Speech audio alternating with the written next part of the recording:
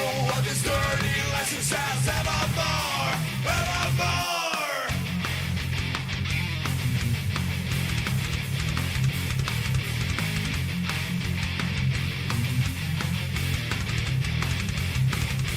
China's now and share the software. China's now and share the software. Hunters can get piles of money, but they cannot help their neighbors. When we have enough free software and a call, what a call. We'll throw out this dirty lesson sounds evermore, evermore. When we have enough free software and a call, what a call. We'll throw out this dirty lesson sounds evermore, evermore.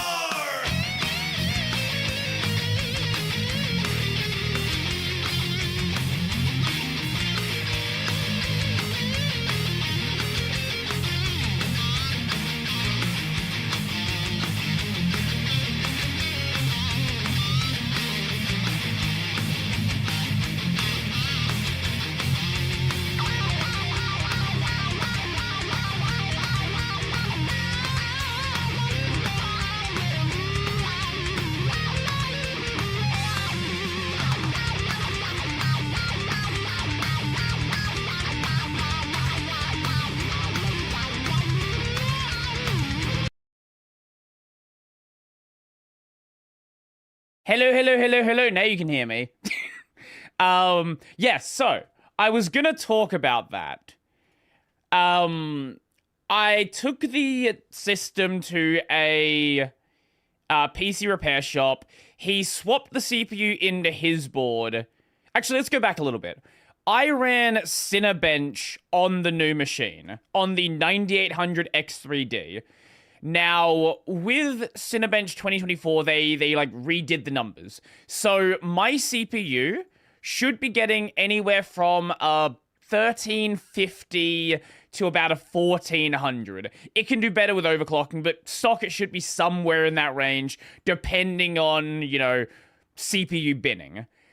When I did the testing myself, I got a 186. When he did the testing, he got a 190. So that's really bad. This literally is unusable, and there's nothing you can do about it.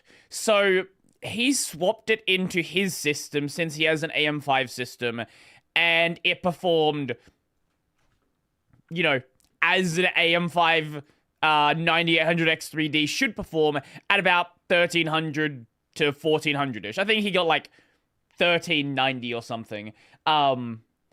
Now, turns out what's most likely the problem here is faulty motherboard chipset. So it is still in warranty, and I will try to RMA it. Yeah, I know, I fixed it now. And I will try to RMA it. Now, I have no idea if they're going to, you know, respect the warranty or anything else like that. But if they do, then that is the plan. If they don't, I'll just buy another motherboard. That is the plan.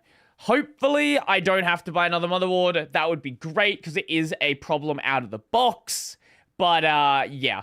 Who knows how long it's going to take to actually fix the problem then? Like, I don't know. I've never RMA'd a motherboard, so I don't know, like, what the, like, time on that's going to be. But once I know, once I have whatever the replacement part is, then we will be on that new system.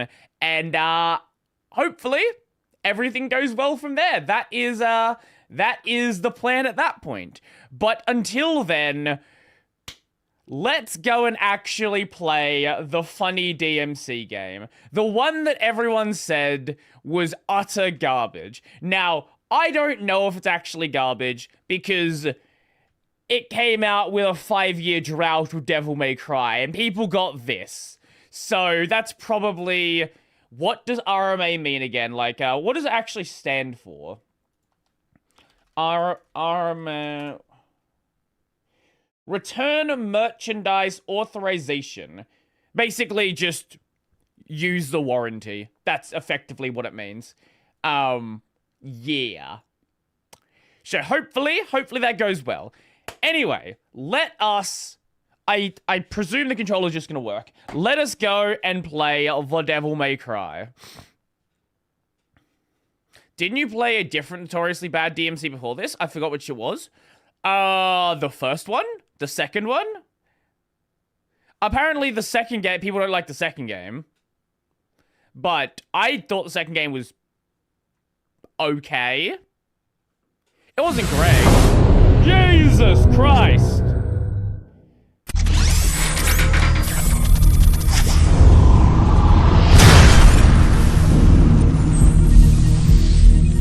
When was the last time you saw one of those? I'm gonna... Okay, let's see if we cannot turn it down like that. Okay, I'll just turn down the desktop audio. Maybe there'll be a settings menu in the actual game. That should be better. Oh, wait. Settings menu here. Options. Amazing. We don't have a master volume. Lovely. Okay, everything should be fine. 120 hertz, ultra, HD textures, HD anti-aliasing, HD shadows. Wow. Everything. Look at this fucking menu though. Look at how fucking just like look at how little effort they put into this. It doesn't look even like it's from, like, it's not even, they're not even consistent between screens. Subtitles on. I think everything should be fine. Show tutorials, yes. I do like simple menus, but not when the rest of the menu is like this very, how would you say? I don't even know the word I would use. Just like graphically exciting. Like, you'd have at least used the same font, for example. So I think we're good to go. New game. Enemies are stronger and more challenging. Select if you played Devil May Cry before and want the full DMC experience. Oh, skins and perks. Wait, there's a classic Dante skin? No, we have to play as Scuffed Dante. Okay. I assume this is stuff that was like added later. Wow, there's an option to beep when you're near hidden stuff. You know what? I'll keep that. Ah, standard. Yes, standard's what we're looking for. That's the one. Okay. Do we... Because this is going to be like Devil May Cry mode from other games. And we've seen how that's gone before. I think we might just leave it on Devil Hunter. So that we're not here until the end of time with me, suffering through this game. Would you like to see tutorial messages as you play? Yes. Okay, let me know how volume's gonna be when the cutscene starts.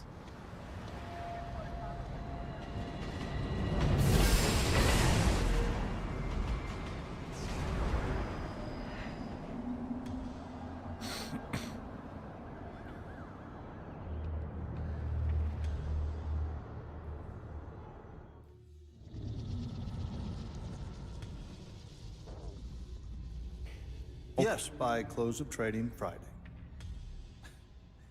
No, you can't have more time. What is that voice? Terms, you know the consequences. That is not the voice I would give this guy. This is not a veiled threat. This is a direct one. Should you fail to comply, that's the crazy. collapse of the economy will be on your head. I will make sure that you are stripped of power, shamed, and hated. Is that clear enough for you? Don't worry, we'll pick hard mode in the next game we play. Friday it is then. You have a good night, Mr. President. How's the volume level, by the way? Did you get it, my darling? Over $1 trillion. Oh, Soon I will own everything worth owning. I will control the world through debt. I have absolute power. the world is at last your bitch, as am I. To grab it by the hair, bend it over, and... What's the matter? What's the matter? A loose end. Hopefully that doesn't break anything. Okay, we're good. A loose end, what? The son of the traitor Sparta, Dante. Is that better? Or a bit more? Him. He's still out there. The hunters will find him. They found Sparta and his whore. And when they do... I will rip open his chest with my bare hands and feast on his beating heart. I think he's supposed to sound intimidating, but I don't know what they were doing with that voice casting.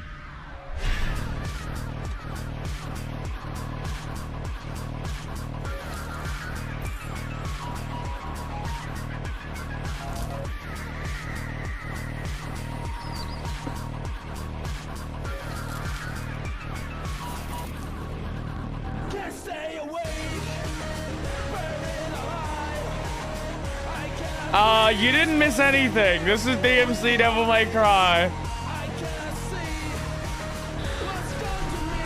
Oh, the demons.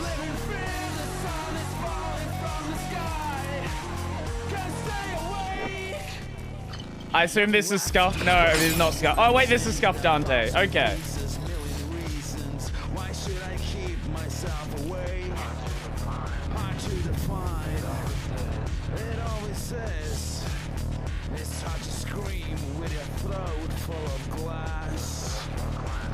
What an opening to a game this is.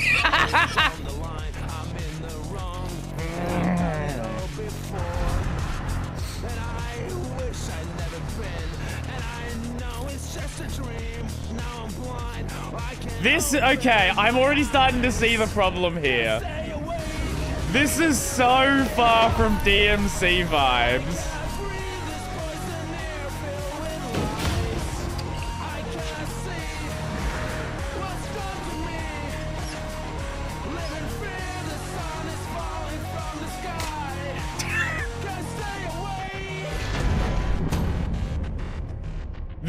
This is not even remotely Devil May Cry. What the fuck? Will this be a good introduction?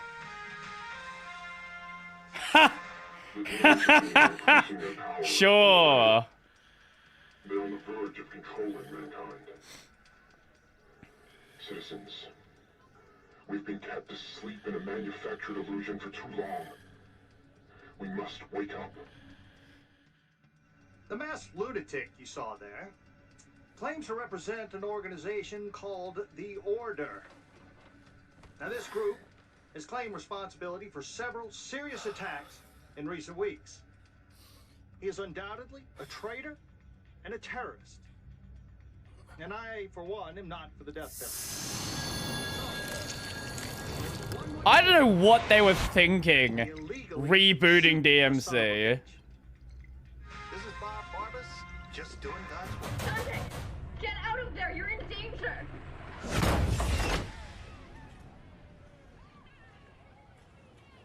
Who are you? What do you want? You were careless. You left a trail. Now he's on to you. What are you talking about? Who's on to me? Oh my god, who The is hunter this? demon. He's here.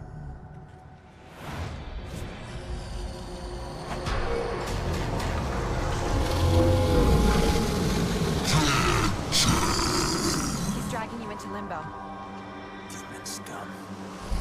You know what's kind of funny? It's too late. This is closer to the vibes of the DMC anime than DMC actually is.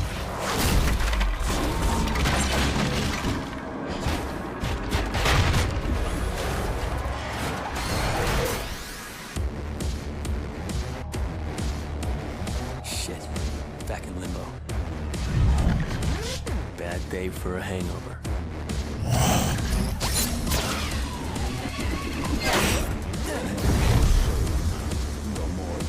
Get your filthy fucking claw off my trailer.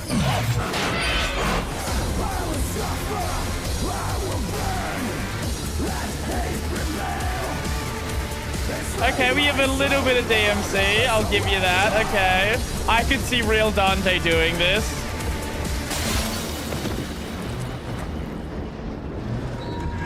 Except, he would wear something that looks fucking cooler than a fucking singlet. A wife beater. Lesser Stygian.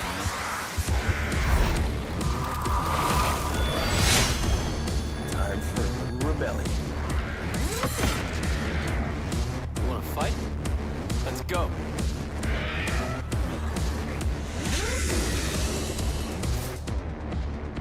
Wife, okay. I will say... I will say at the very least, like, the aesthetic is cool.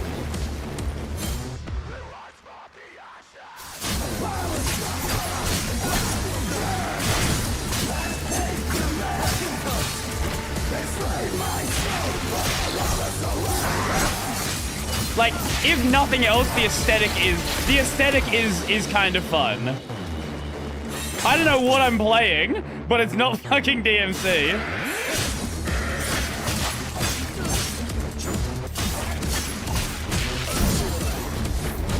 New item found, white orb.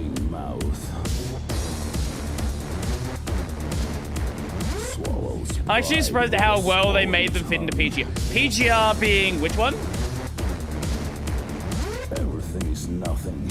Life in a shallow. Punishing Grey Raven is an action gacha game. Oh wait, is that the?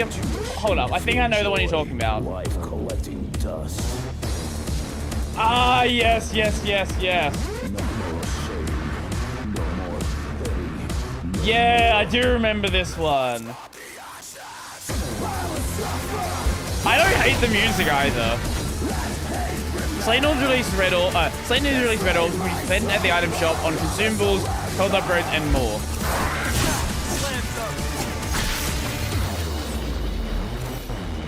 I will say the music is way too fucking loud. Who said that? I would have turned that down because it's like fucking double the volume of the sound effects.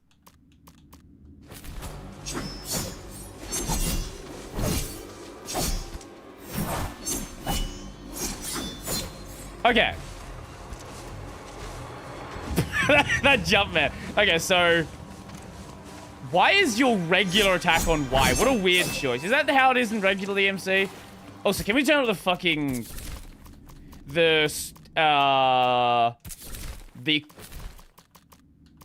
What do you call it? Camera pan speed. Is that gonna affect... the controller? No. Can we change that? Surely we can change that. Surely we're not stuck at... I don't actually know if that's faster. Okay, this is gonna be rough. A2 jump. My guns?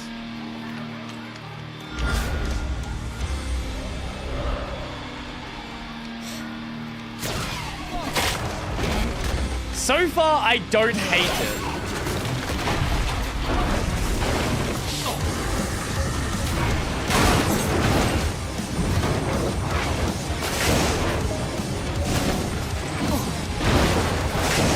I don't think we should be joling.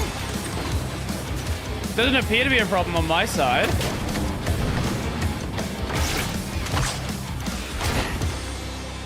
Ebony, Ivory, I miss you girls.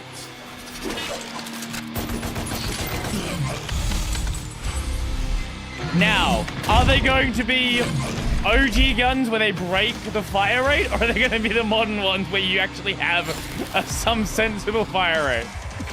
Waffle! Target practice. Right on cue.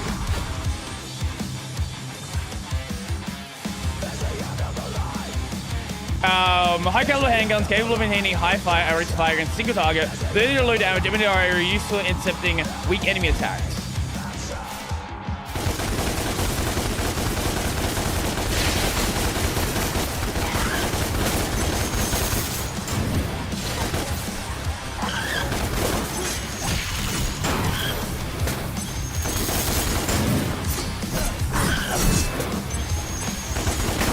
So, you know what? I don't actually hate it. I genuinely don't hate it.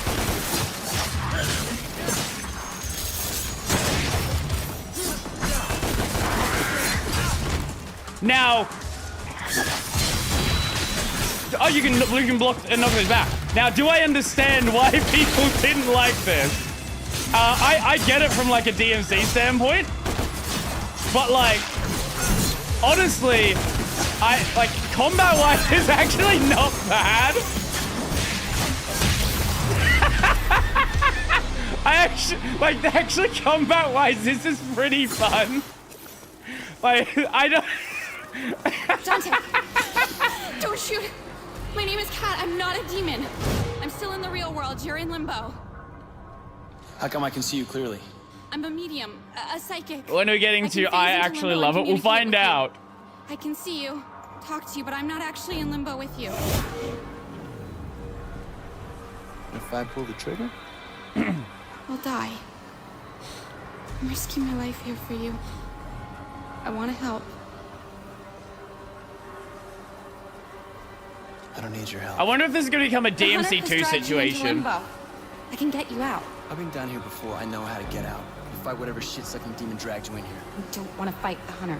He's Where not your DMC2 regular is like demon. actually kind of Follow fun, me. even though it's Now. garbage.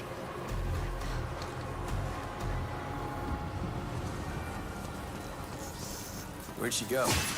Oh, you can kill those as well. That's cool.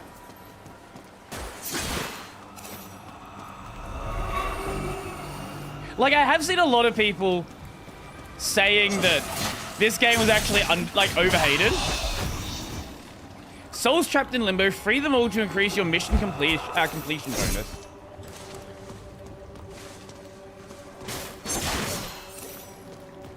Okay, we can go that way.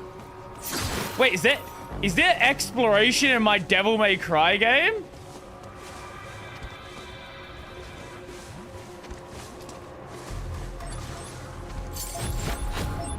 New item found, copper key. Allows Dante to open a copper door. Okay. I don't know where those are. Is it like near where I am? I really fucking hate this camera speed though. If there's anything I don't like, it's the fucking camera speed. I cannot turn it up. Like, you can turn it up for a fucking mouse, but not the controller. I don't know what they were thinking. I assume it's not like this on the console release. But, look, I wouldn't be surprised. The real question is, are boss fights going to be good? Demon tanks in hell were fun. Okay, they weren't fun, but what they were was so bad they were enjoyable.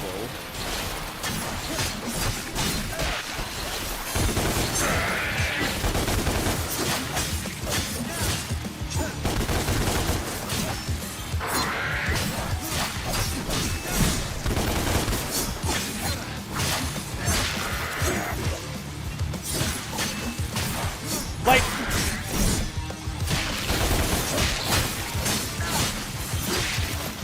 I don't know. Like, combat-wise, I'm actually maybe it's just the early part.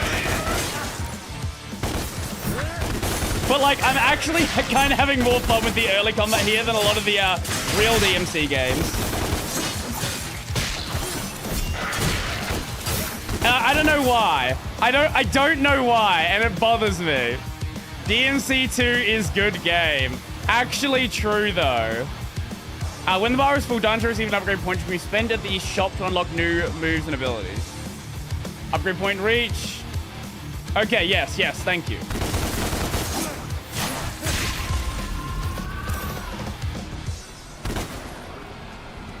Okay. There's gotta come a point where this is just not fun, surely.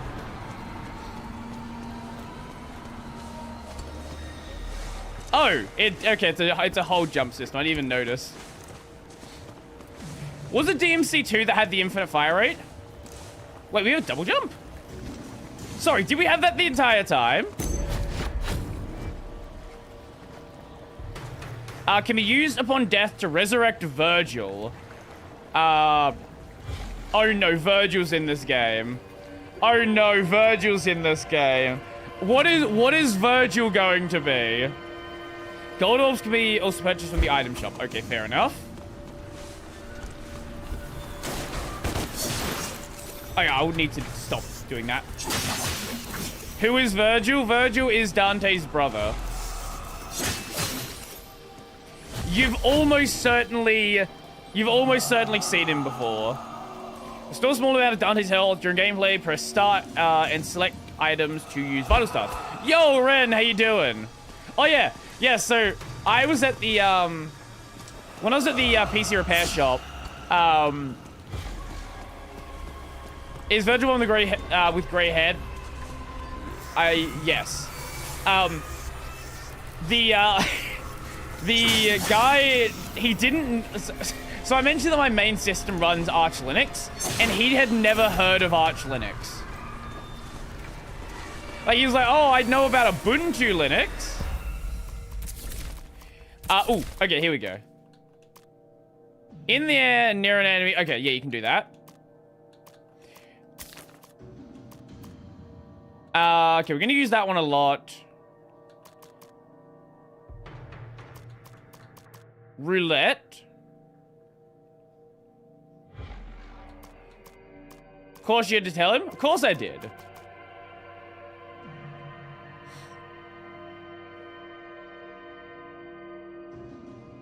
Okay. Oh, yeah, of course we're gonna get Stinger. I guess we upgrade our...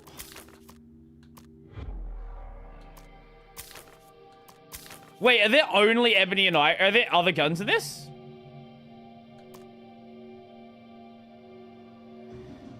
Wait. A, and then... Okay, I don't know if I like that. Maybe it's useful?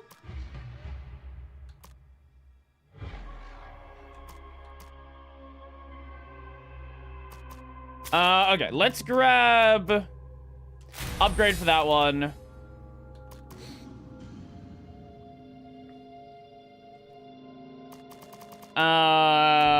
Grab the upgrade for that one. I guess grab the upgrade for that, yeah. Oh, here we go. Actually, what items do we have? Oh, wait, is this all of the items in the game? Wait, does this game not have a voice crack there? Does this game not have a devil trigger? Surely it's got to have one. It's just not showing it to me before it unlocks. Surely.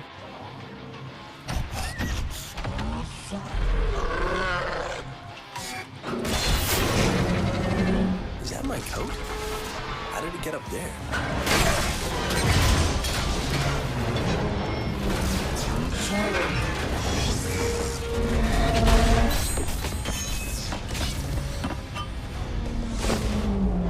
Ah, here we go.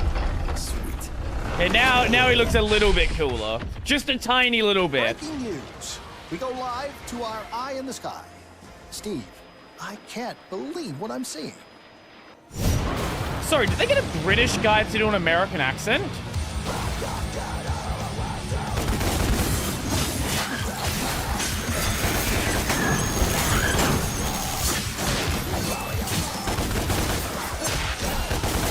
Maybe I was imagining that, but that's what that sounded like.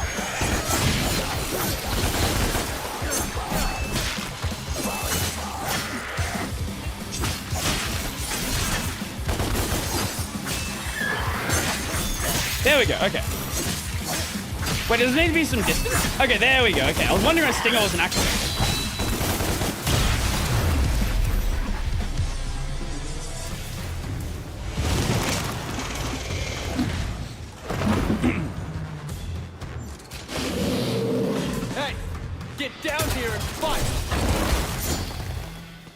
Wait, is he just gonna sit back and do that?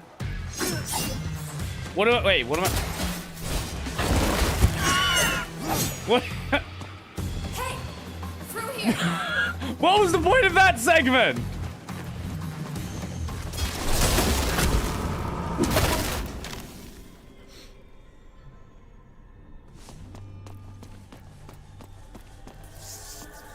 Bonk. Get lost. Ah! Oh, it's just one thing. Oh shit! Wait, how did...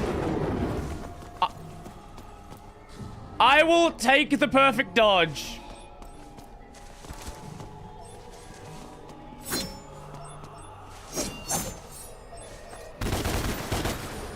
There's supposedly an item through there.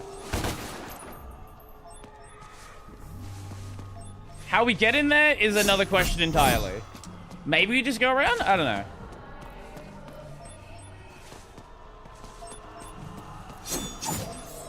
I can definitely hear the ping in there.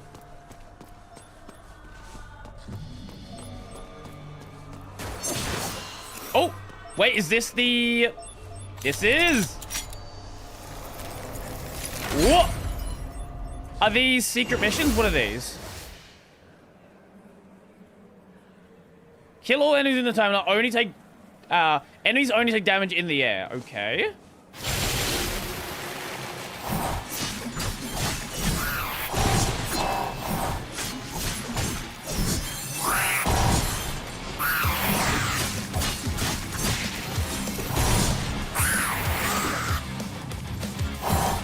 Okay. This shouldn't be crazy. Wait, it's only 5 enemies.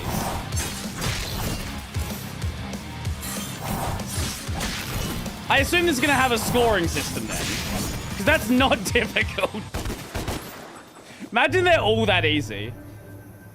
Wait, surely that's not just like, oh, you just did it well enough.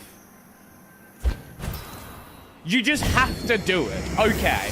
Okay. I guess they're going to be really easy then. At least the first one is. Maybe the other ones get like kind of difficult.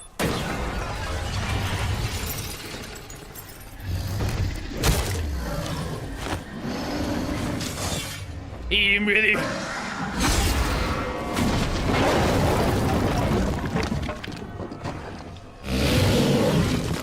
Bye. God, the voice acting is so stiff.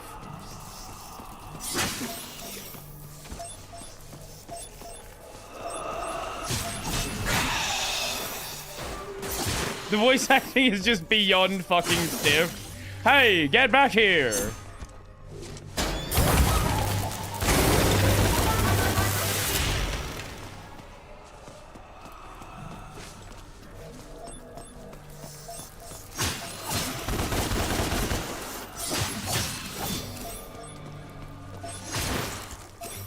Oh, there. Oh, it's for... Ah, okay, okay. So those make noise as well. Can we unlock that? No. Is it going to be a... Oh, God, the camera... Oh, no, the camera. Oh, no. It's one of these cameras which gets stuck on the terrain. Oh, no.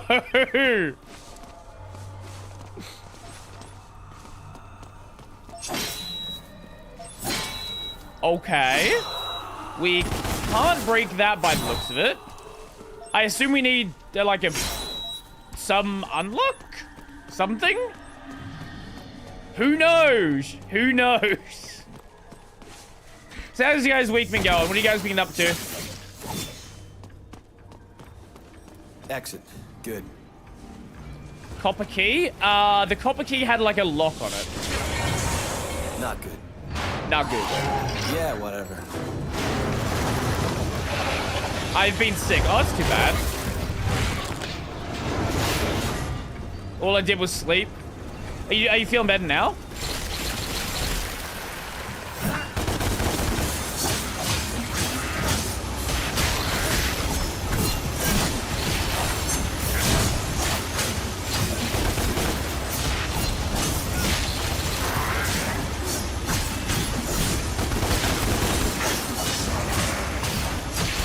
Savage!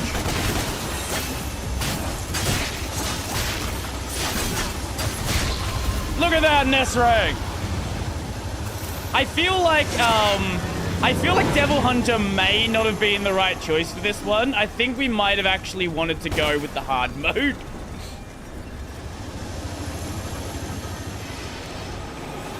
Oh, okay. Okay, we can't just jump that. What is that air dash? Also, sorry, I got hit like 2 times there, and I still basically have full health. Do you just not take damage in this?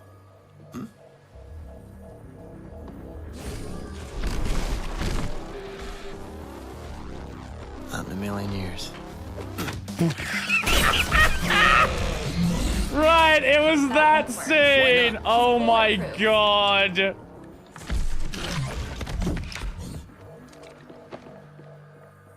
There's a rip up ahead. A what? We'll take you back to the real world. Oh my fucking god.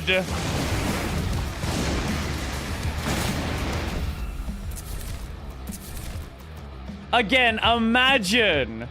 No, that's how he looked in the regular games. So he also had gray hair. So how does Stinger actually work? 2x towards Y. What a...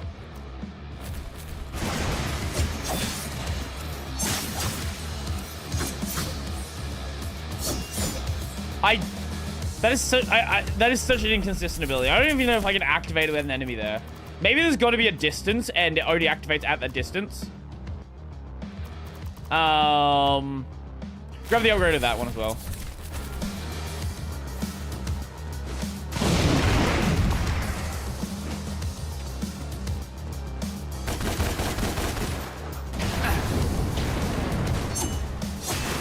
Okay, we're definitely on our way to a boss fight now. Surely. They've made his hair dark. This ruins the game. I think the, him not being even remotely like Dante ruins the game.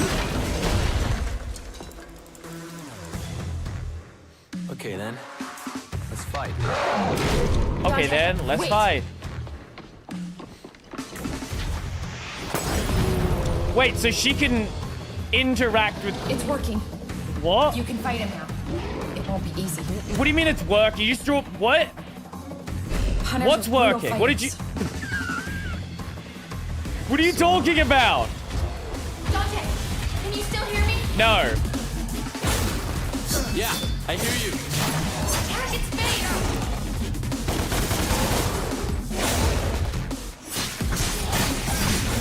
We're playing a fucking dodge game.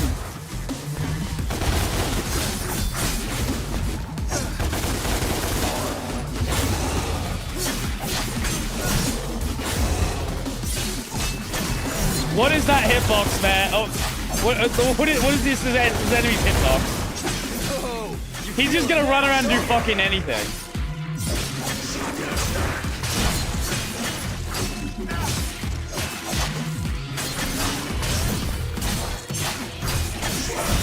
Oh! Got a triple S! Let's go, boys! Get back down here! Now use your guns! Shoot him down! I really should not have gone with the normal mode. This game's actually the easiest Devil May Cry that's ever been fucking made. Like, I know it's the first area, but even so.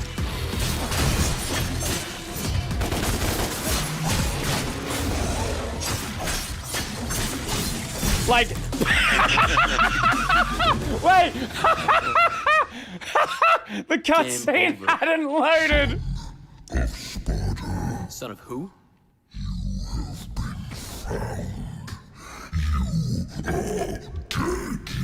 Just like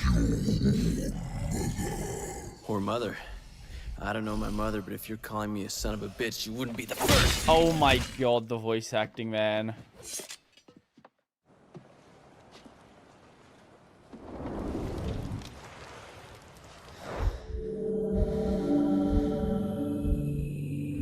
My mother. I barely remember her.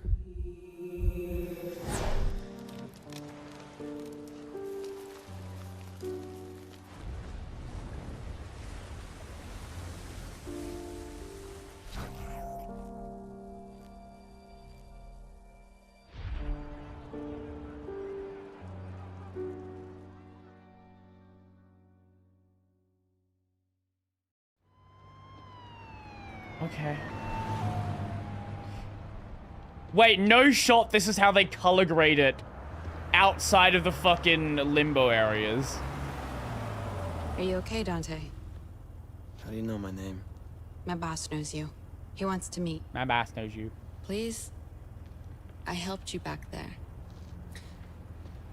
I didn't ask for your help.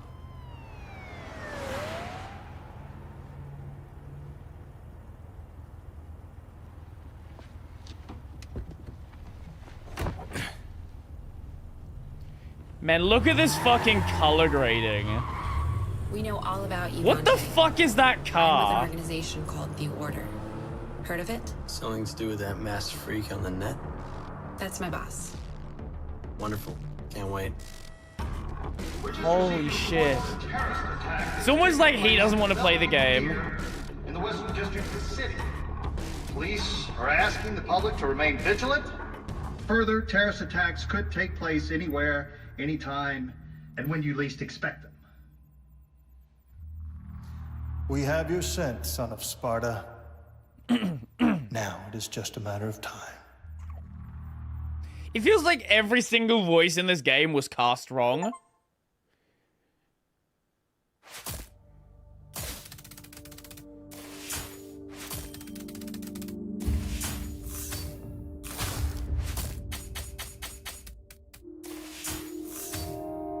Okay, we got half of those. What the fuck do you mean I get an SS rating? What?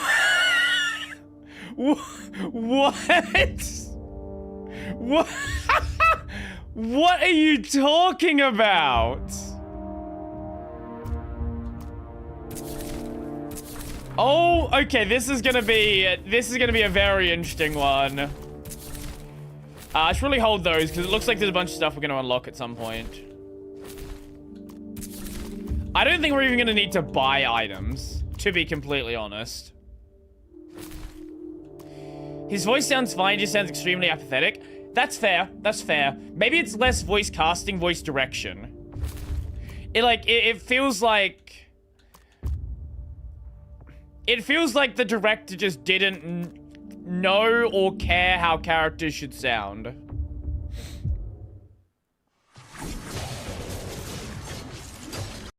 Oh, you can respec. Oh, that's cool.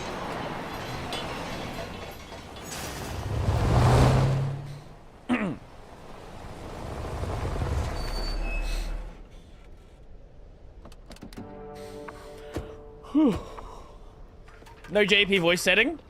Not that I saw. I can check, though. Welcome to the Order. Not what I was expecting. That's the idea. Because it's probably vastly better. The demons are amongst us, Dante.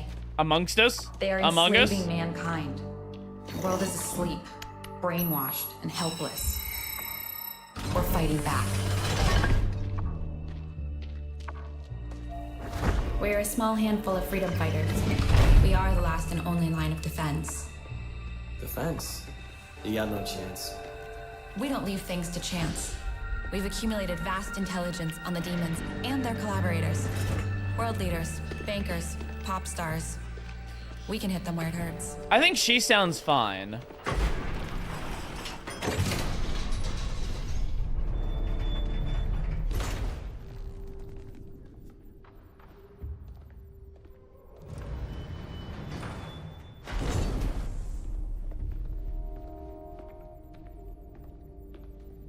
Amazing. No. Dante. No. It really is you. No. You don't remember me. No. No. How much of your childhood do you remember? Oh no, it is. Not much. I had meningitis when I was 7. Wiped my memory. Why? They told me I had a car accident that resulted in total amnesia. Age? 7. Your point? Meningitis is a human affliction. You are not human, Dante. All war is fought with deception, and you have been deceived. Your past has been hidden from you for a reason. Rewind a bit. Who are you again? My name is Virgil. I established the Order to help find a way to fight the demons. Besides swords and bullets, you mean? Such weapons can win battles, but not the war. We use force, yes, but we also use intelligence, politics, propaganda. You really believe you can make a dent? Make a dent? With the two of us working together, I Who believe are that we can defeat them. you? So that's what this is about. You need me to fight the demons, help you save the world. What else were you planning on doing with your life? Oh, you guys do seem really nice, but I'm more of a loner type. Trust issues, work alone, that kind of thing. Dante, I don't think you understand what is at stake. Is this You Mr. wanna Virgil? That's who Turn he your back on me, I'm claims to powerless be. stop it. But you'll be making a grave mistake. Not just for yourself, but for mankind. What is this, Mankind. like, Yes. sympathetic, give a shit? nice Virgil? Who the fuck are you? Please give me a chance to show you. Oh, I me need your help. you Ooh, really are. please help me.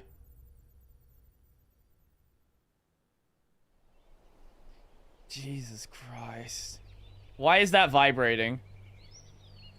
Why are the leaves vibrating?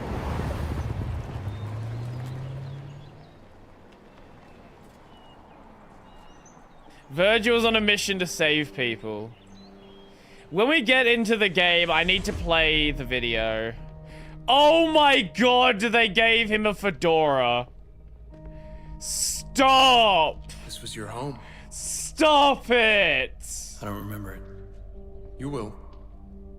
Cat, open the gateway. This is so insulting.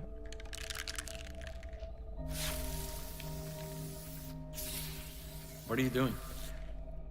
Our world and Limbo are very closely superpositioned. They collide in places spray causing randomly. what we call rifts. It's here, in the rifts, that we can create gateways to and from Limbo.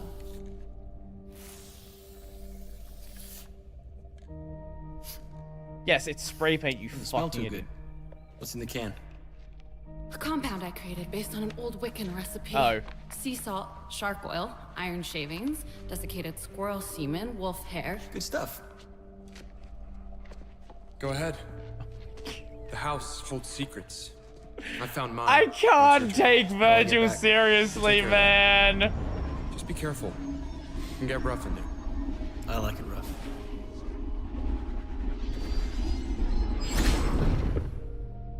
Is this really going to work? He doesn't seem to care. He's raw. Just like you were when I first found you. I hate him so much. I hate him. Like, I don't mind new Dante, but Virgil, I can't.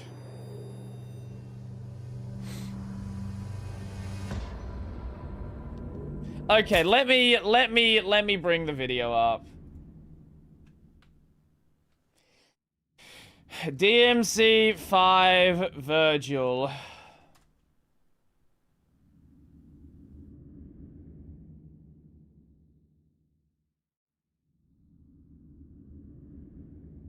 What's the video called? If I just look up Eye in the Storm that's approaching.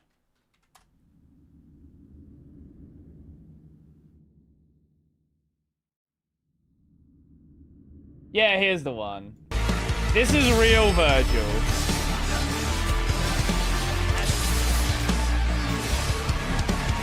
I need to cleanse myself.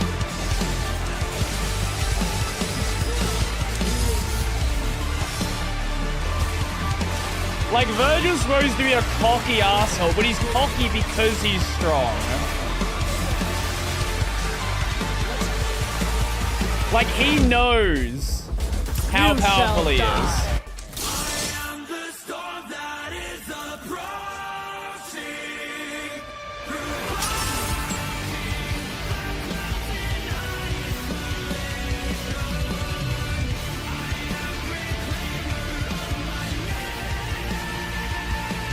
This is more like it. This is Virgil.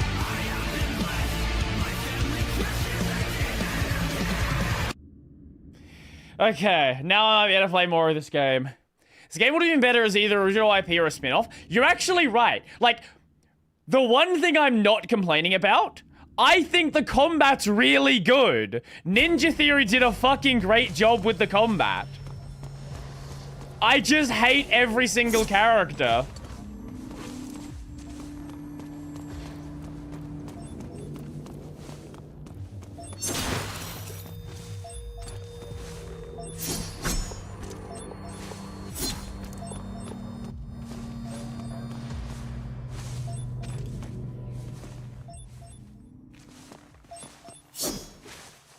Oh, I love the pings behind walls. That's great. Is there an invisible wall up here or something? Something I can grab onto? No. I'm not going to try to find every secret, but the ones I can get to, we'll get to.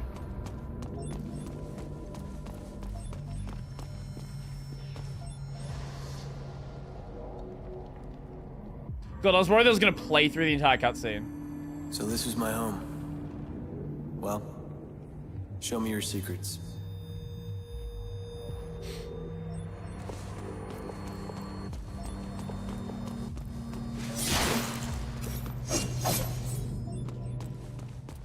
Oh god. The one thing I will say about the gameplay though is the why can't we hear that from here? The camera is rough. But to be fair, the camera is kind of rough in every DMC game.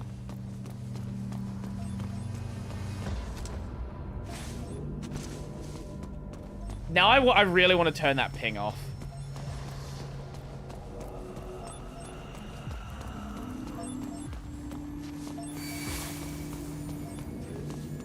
Oh, this camera!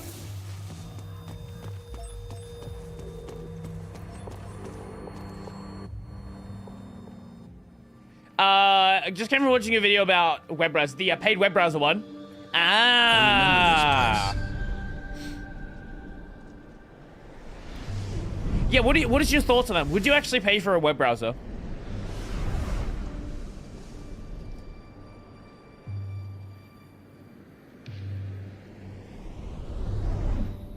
It's like new thumbnails, not seen a funny one in a while. I made a new style. And I haven't really... Actually, wait, no, I did one yesterday. Sparta. My dad? Not like a really stupid one in a while.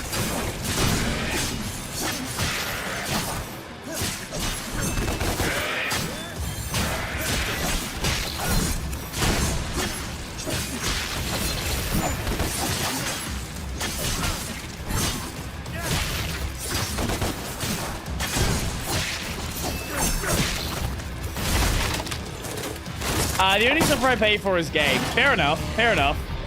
Death Knight. You're up next. Let's go, brother! Oh god, maybe I should... Ah, tough guy. Now how do you work? I assume we launch you? No?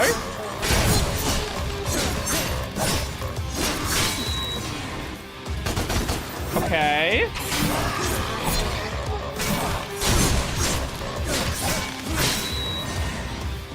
How do you work? Oh, we do. Okay, we just have to hit the shield.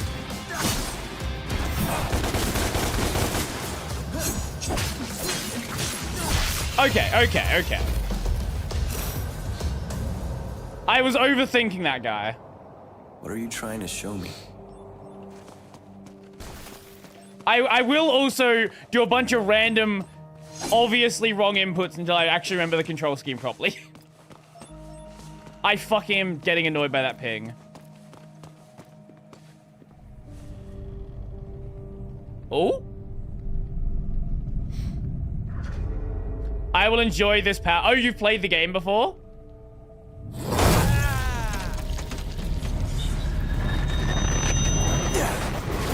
Ah, hell yeah!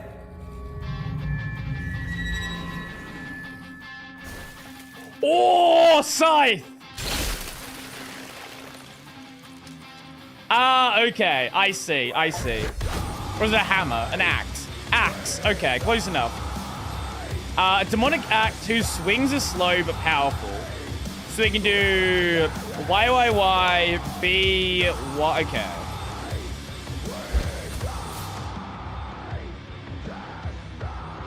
Right trigger Y. Okay.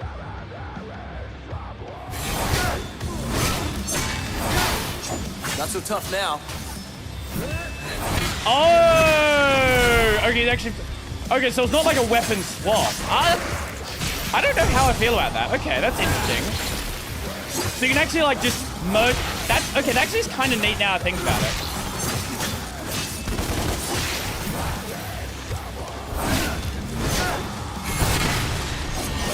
Okay, okay. Oh, God, okay.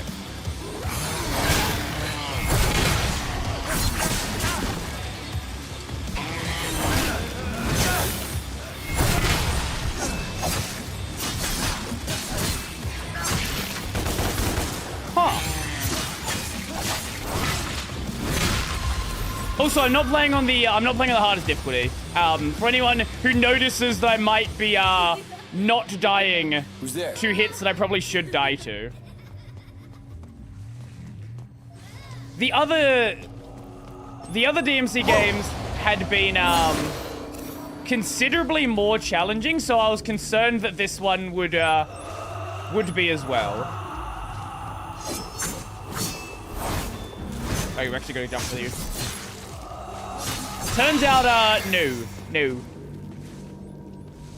I feel like for this one, playing on the hardest difficulty on Nephilim, whatever it was, I feel like that's kind of the default mode you probably should play on. Like, at the rate we're going, I don't think we're going to die to, like, a regular enemy. And I'm not good at DMC games. But I can see what you mean by if this wasn't a DMC game, it would, like, DMC 5 would have taken a lot from it. Maybe except that.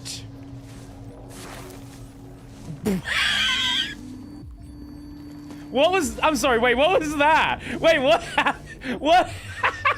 happened there? Sorry, what was that?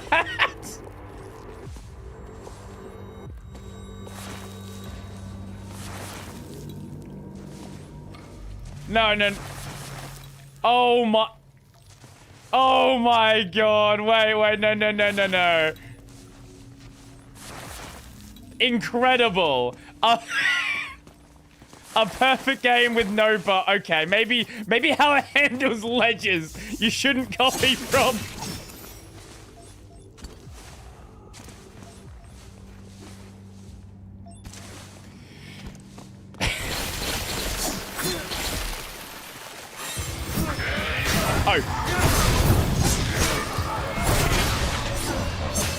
Actually, we probably should juggle with that, and then we can jump up. Yeah, okay.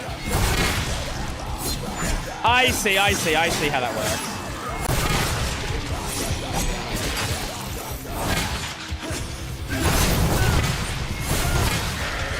Okay, yeah.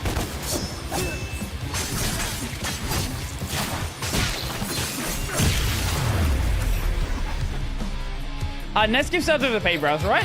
Did it? This way, Dante. Okay. Can't catch me. Oh, that's the thing we couldn't open in the first area. Did I hear that right?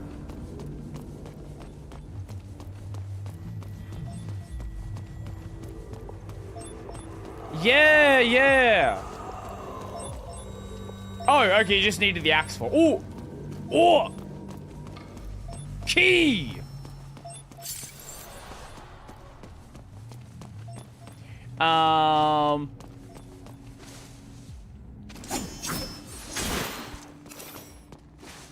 One thing I will say is I do kind of appreciate the, like, semi-exploration. Because this was something that I feel like DMC 4 didn't really have.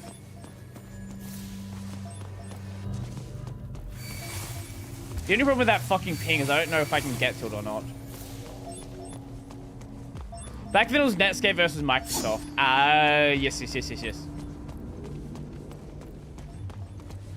Like, would there be a non-absorbs component if that were the case?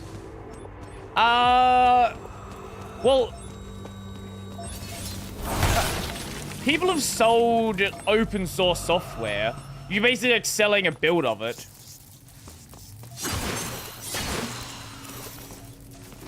But it's less common, right? Like Critter, for example. Critter you can buy. It's kind of less of a purchase, more of a donation in the form of a purchase. Because like Critter is on Steam. You can buy Critter on Steam. But like, is it a donation then, or is it like, what would you call it? Oh, I assume there's gonna be another weapon we get. Okay, cool. It kind of depends on how you want to frame it.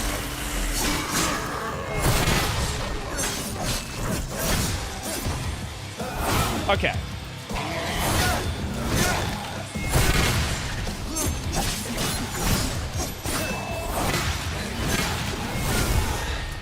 Usually I'm not a big fan of like slow weapons.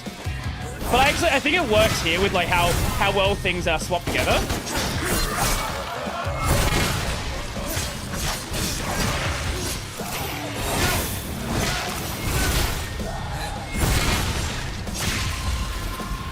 Yo, Yogi, how's it going? What's my system packing? Right now, I'm running a 3600X and a 6750 XT. Critter, the drawing application.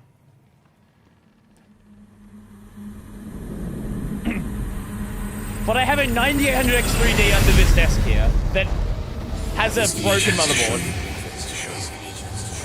That's a lot louder than everything else was. What the fuck, where are we now? Wait, how do you say it?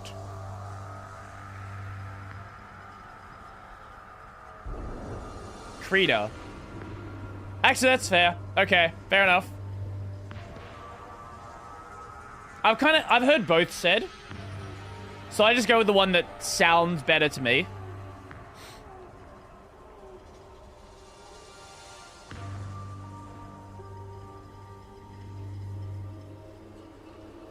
Oh yeah, someone's asking about voices. No, that would be a no on whether it includes the JP voices. We have voice or no voice. Am I dreaming? You're close to China and Oz. What's your take on them building out their architecture to scale? Do you know what the most selling electric car company is in Australia?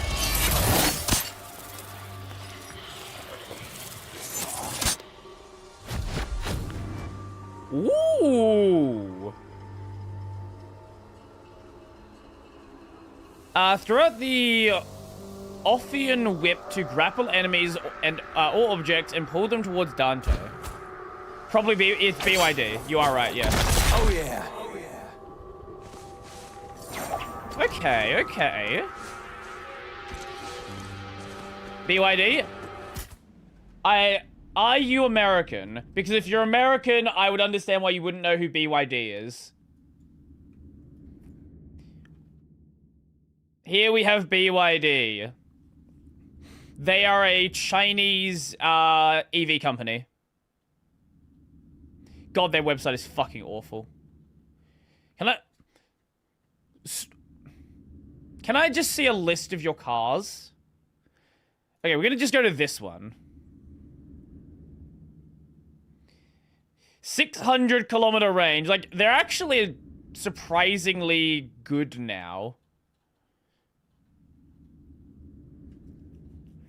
I don't know how much... Oh, yeah. Also, I wonder if I have a video on this. China, their battery tech, they were like, okay, so we can't compete with America for, like, high-end batteries. So what they ended up doing was just making smaller batteries and then having more of them.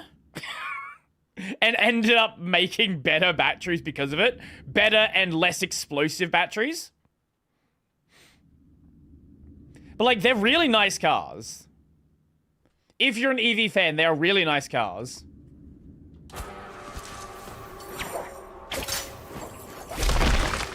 I think as of last quarter, they started out selling Tesla.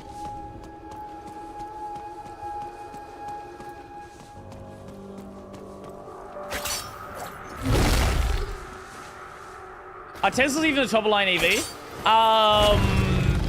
See, this is the problem that America has. Nothing that America produces is a top-of-line car. And Europe has this problem as well. They are terrified of China. Get over here. Ah, yes, yes, yes.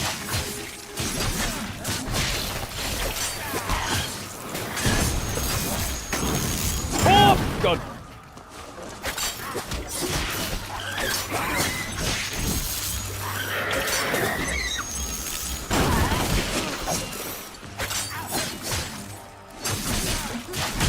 Okay.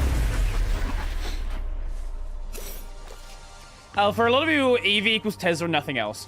To some extent, because if you, for a lot of people, if they think EV and don't think Tesla, they think things like the Nissan Leaf.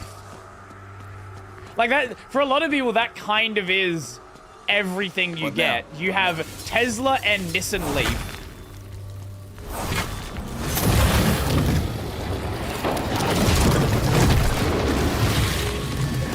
And the Leaf is not a good car.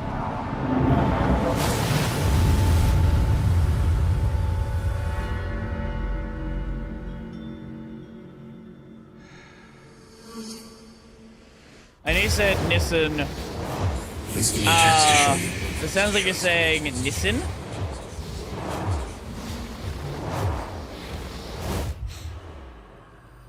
Nissan. We'll say it like that. Gotta get me a Nissan so what Leaf. Else have you got?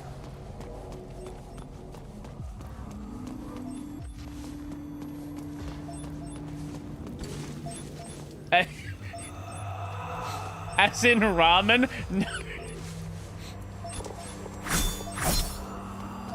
Can we break that?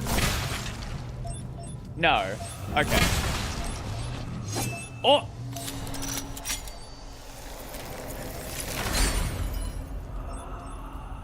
Doesn't Japanese not have a word for stress? I feel like I've heard this before.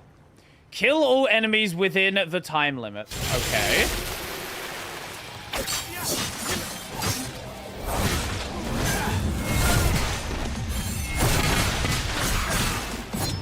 Okay, this is...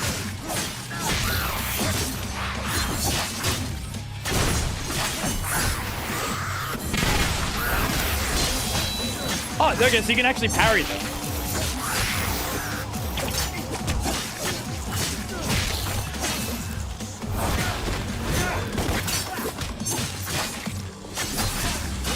There we go.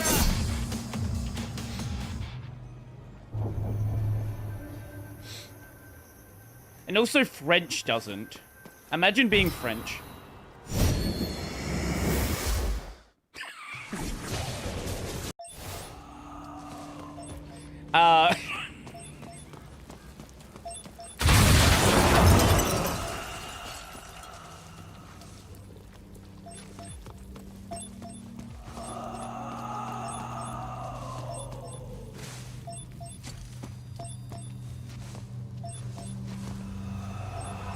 Okay, where the fuck is that noise coming from? Wait, is it here? Yes.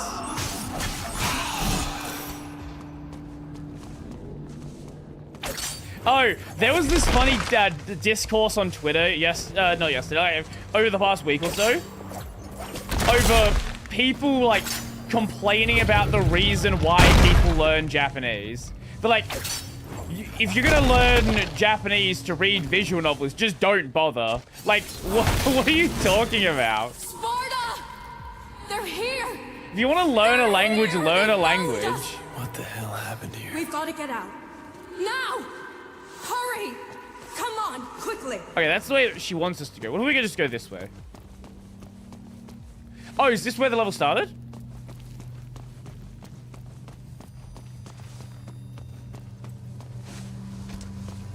Yes, yes it is. Okay.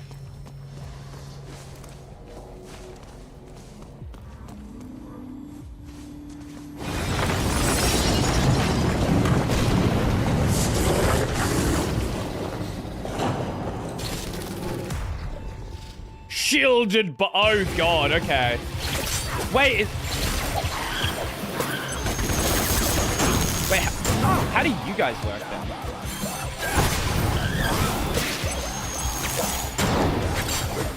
Oh, okay, so you gotta just grab them twice. Okay, that's fine.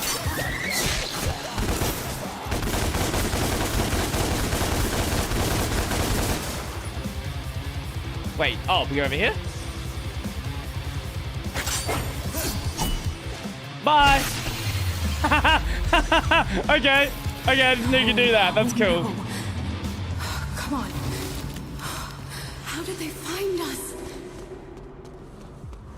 I know that voice. Okay. That's where we go. Do we die if we go over here? I feel like, yeah, we're not supposed to be here. Okay. Yeah, we're definitely not supposed to be here. I know somebody speaks Japanese and likes a lot of Japanese content, so it's the only language I had any use for I had been learning, like, I learned Japanese on and off. I need to, like, actually sit down and seriously focus. Oh, what is this?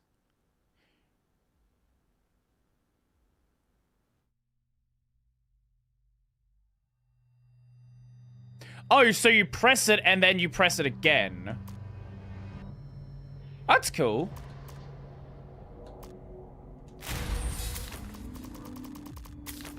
The Arbiter. Oh, so that's basically, Stinger, but for that. Okay. We'll upgrade that one, and we'll upgrade that one. Because I was talking about language earlier in a totally separate topic to this one. It's one of those things that comes up because, you know, I'm a weeb and all that.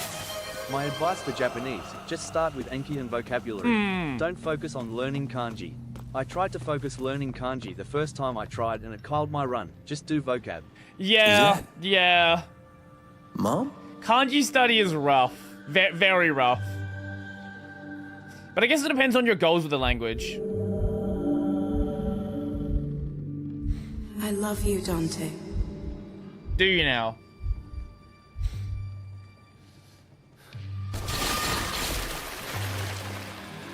Fucking demons.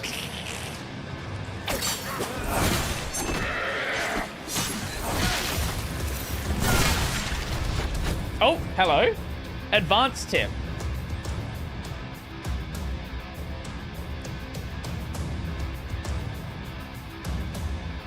Ah!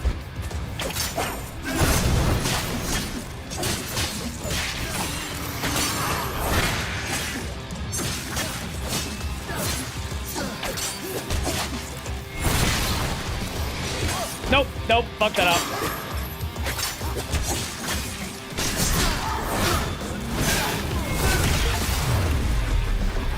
Why do we just unlock some concept art? Oh, from the achievement, that's why. Just learn katakana, it's totally enough for sure.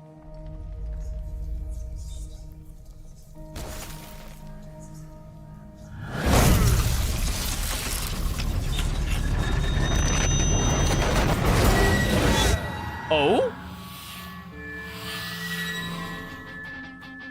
Oh, wait, this is a scythe.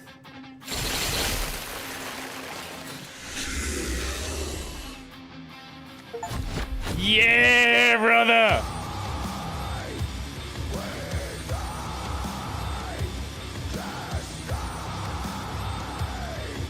An angelic scythe, particularly used for dealing with large crowds of enemies.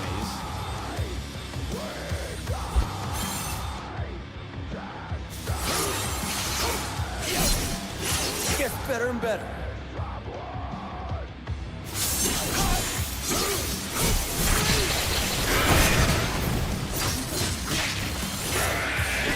Oh god, okay. one thing I do like is how well attacks chain together. Like, you can very easily just chain, like, no need to worry about, like, weapon swapping or anything. Everything just beautifully chains together.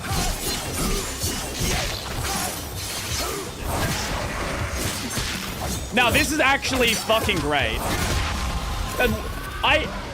This is actually a really fucking good action game. What the fuck? Like, you can go from this, like, with no issue at all. Why is the combat in this actually really fucking good? Like, the early DMC games, they're kind of rough with their mode switching. Oh, you do that? Yes, okay. Get away from me! Get away! Like, my understanding is DMC 4 and DMC 5 do it pretty well. But like early DMC, swapping is rough. Isn't there like a mod for DMC 3 that makes things actually better? Or is it DMC 4? Repeating for Brody so we're more likely to read it.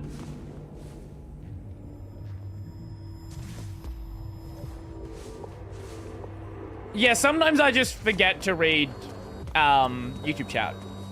That happens. My apologies. Hiragana Katakana is easy if you spend time with Aiba. Yeah, they're not difficult at all. I do appreciate that, like, all the weapons share the same basic combo set. I can see why for some people maybe that's not a good thing. But for someone who's not great at combo-based action games, I actually really appreciate it.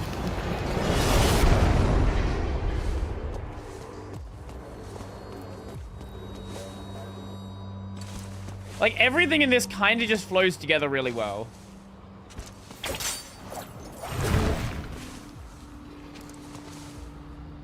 Oh, okay. Yeah, okay, there we go. Hey, devil, cry about it. Oh, is that what you wanted me to read? Cool. Yeah, Hiragana and Katakana is easy. Well, if you learn Hiragana, you've basically learned Katakana. Obviously, not exactly, but like, effectively. It's just a different character set for the same sounds. Can you make that jump? It feels like you should better make that jump.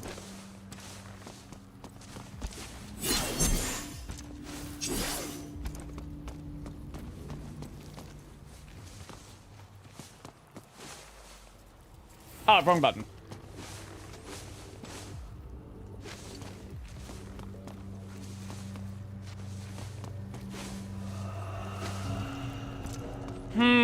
I don't know if I need, like, an upgrade to an air dash or something, or that you can't do that? Huh.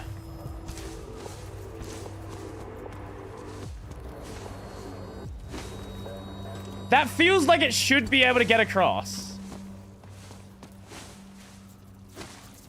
Like, it feels like that should be doable. I'm literally touching the edge. There we go. Okay, I was dashing too late.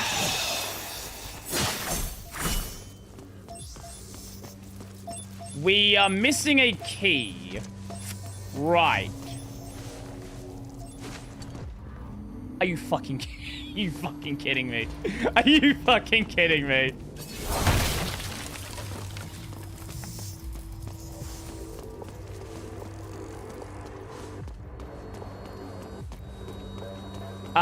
Hello, fellow DM Brodies. Hello, hello, hello. Welcome to Devils Sometimes Cry. A blue rose.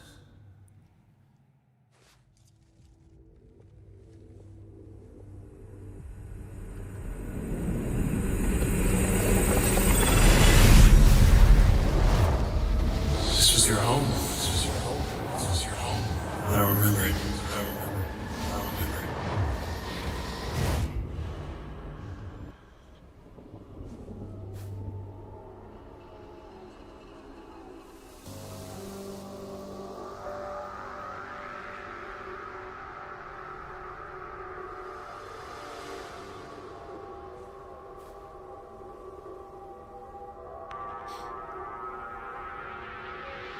We're unlocking the chains on a thing. YouTube is such a virgin, I swear. Wait, what happened? What did you try to say?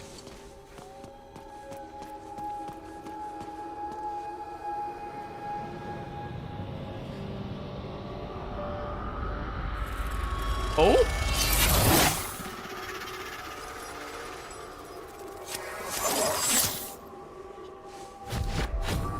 Ophian Angel Lift. Okay.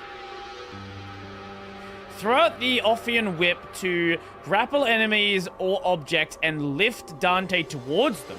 Oh! Okay. Ah! So sometimes you might want to pull a single enemy out of a group, or you might want to pull yourself to a group. Ah! Okay.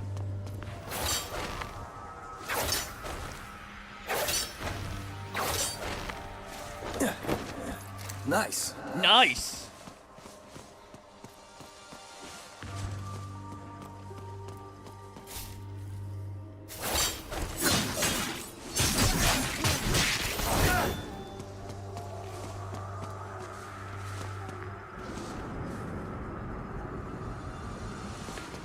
He needs an internet disconnect solution more than chat solution.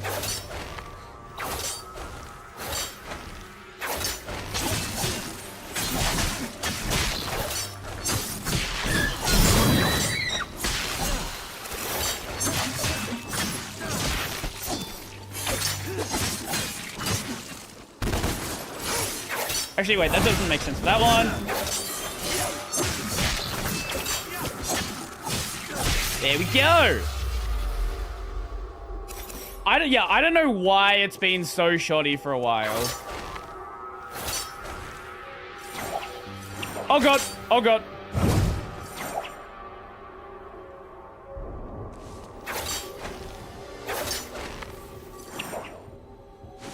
Wait.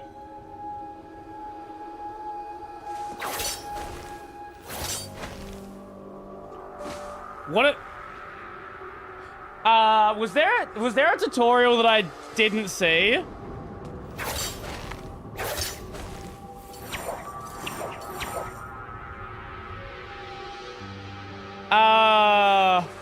Wait, what the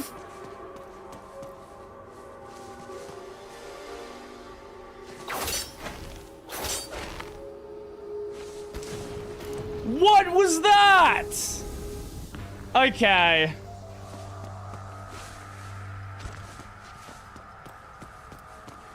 Oh my fucking god.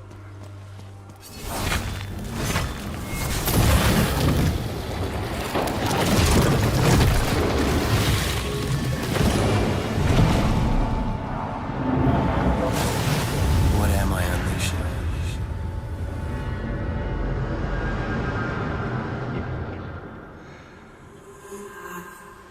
That was so fucking stupid, man. So fucking stupid.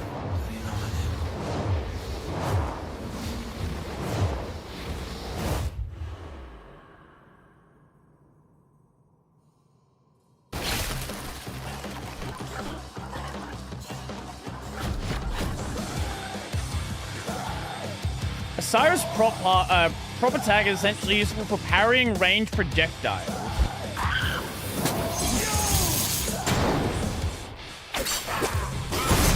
Okay, wait, let's... Ah!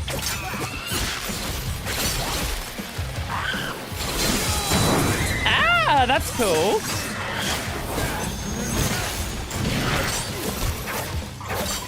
What am I doing?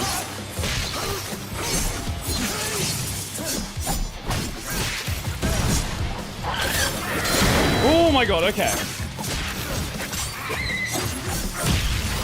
Okay, that was that was a little scalp.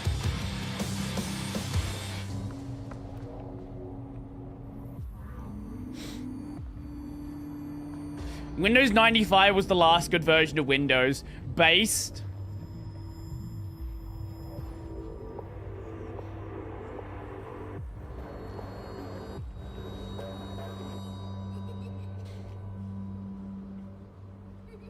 I remember. I remember my mother. Her name was Eva. Evangelion? She gave this to me. Evangelion? I had a brother too. Your brother was... he already had gray hair as a child. We were a family. I had no idea of the danger we were in.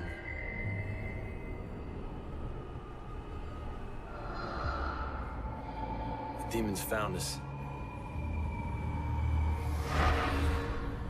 The more I see this game, the more I think the game looks surprisingly good. I expect to hate this game. I hate the story. The story's garbage. The characters are garbage. Gameplay, actually good.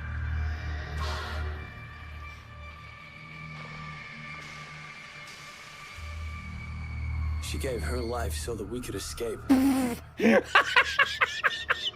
will never forget what he did to her. Our father, Sparta, took my brother and I away. He separated us. Is Sparta just a dude? Hid us safely amongst the humans. Wiped our memories to protect us. That's why it all went black. Until now.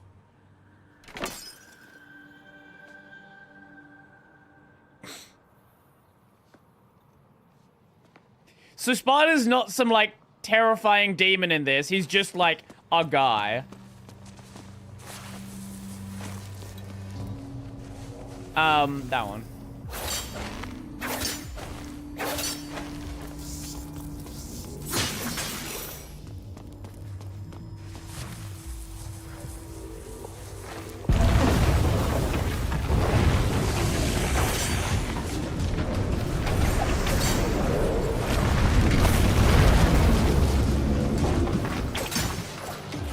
Sparta works at McDonald's. I'm getting out of here.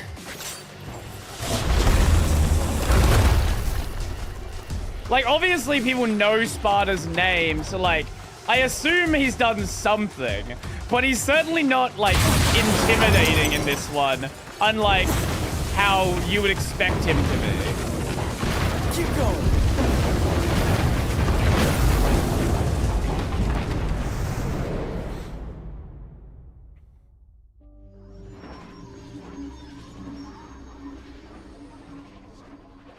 Oh my god, I forgot about Fedora Virgil. Yo, Vinny, welcome. My brother. Your twin brother.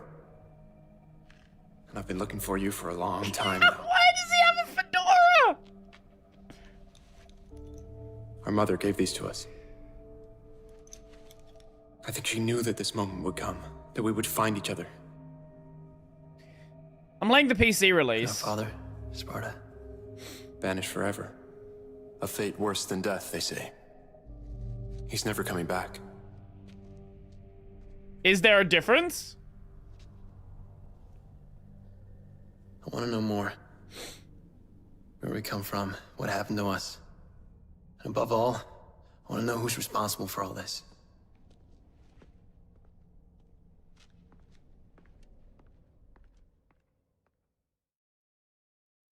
That is the original release. The definitive version fixes mostly everything.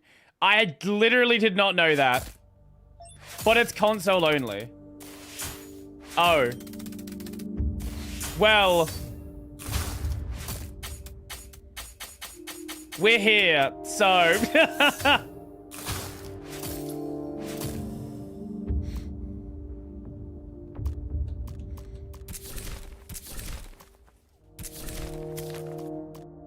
If I knew that, I would have tried to acquire that version.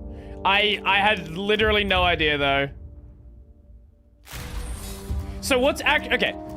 You say it fixes everything. What's wrong with the game? Because so far, the only things wrong with the game are the characters and the story. The combat is fantastic.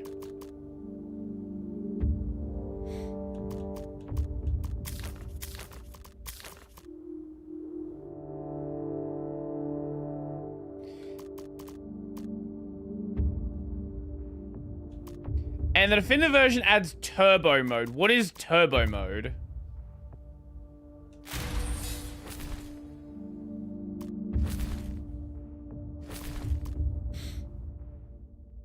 The only thing wrong with the game is the game. No, the game part of the game is fine. The story part of the game, not so much. Do you remember this place? Yeah, I remember coming here. Mother used to bring us here. No? Yeah, I'm Tell not. What me is turbo everything. mode? Some things have always been. There have always been angels. There have always been demons. And they've always been at war. 9 millennia ago, one demon rose through the ranks to take power over the Dark Hordes. The strongest, the cruelest. Mundus. But Mundus did not rise alone. At his right hand was his most trusted lieutenant. The McDonald's his blood manager. brother. Sparta. Sparta. That's what I said. But Sparta betrayed him. He fell in love with an angel, Eva. Uh-huh. The secret union between angel and demon was It gives Dante the inconceivable. zoomies. But it happened. It's what And DMC with it players came new play by life. default. I see. I Twin didn't even boys. know that was a thing. You and I. A hybrid of the warring angel and demon races. Uh-huh. When Mundus learned of Sparta's betrayal, his fury knew no limit. He hunted the lovers down. Eva was murdered by his own hand. And for Sparta, he demanded a more brutal fate. Endless punishment and pain. But even as Eva was destroyed, and Sparta was imprisoned for eternity, each knew that the seed for their revenge had already been sown. Because according to legend, the only beings that can slay a demon king are Nephilim, a hybrid of angel and demon. I tend to be like a one Those playthrough hybrids person now with exist. DMC. You and I.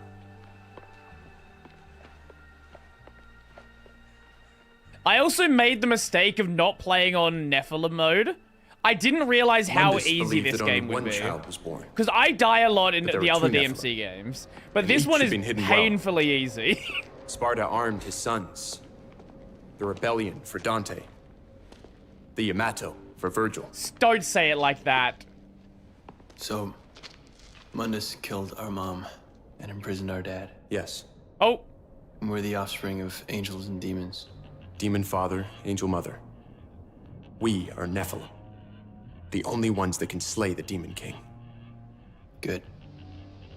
How? Spotter. Fucking demon collaborators. You're being dragged into limbo. I'll find Kat. She'll get you out. Stand firm. Very Twilight coded. Wait. When did the Twilight movies come out? When did this come out? Oh, what am I doing?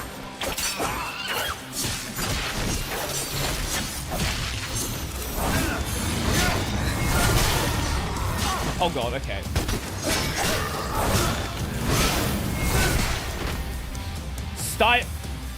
With 3 missions in, I know that style rank exists. Yes, I know how style works. Yep, thank you.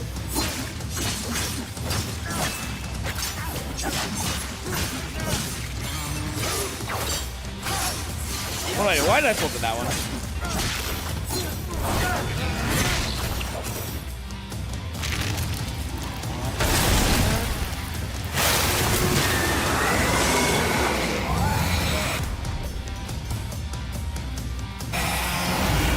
Ah, okay. Wait, this game doesn't have a lock. I didn't even notice that. I guess it does have like a lock-on, but it's not like a lock-on that you personally control. Like, clearly I'm locking onto an enemy, but it's not like an obvious, like, controllable lock-on. Dante, the gateway's ready. Come on. Was there any secret here? Yeah, I streamed all of AC6 on stream. Only 6. I've not played the other game. Okay. I've technically played AC4. I've played Metal Wolf Chaos XD, which is the same game, but if they just decided to make the story fucking insane. But no, I've not played any others. Any tips? That is a good question. I would experiment with the kinds of... What the fuck is this camera? I would... Oh god, okay. AC1 camera. The DMC1 camera, fucking hell. So I would experiment with speed mechs and like slow mechs and just see what you kind of vibe with. Because like I mainly played the game with a speed mech focusing on like a dodge build. But it's entirely viable to like just fucking tank everything. Like half the game I was dodging with a sword. I'll have to find another way.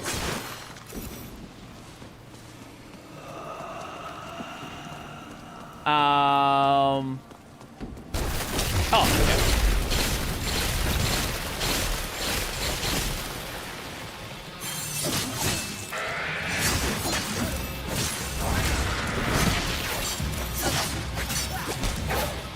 What am I doing? Fucking... I was pressing X to attack.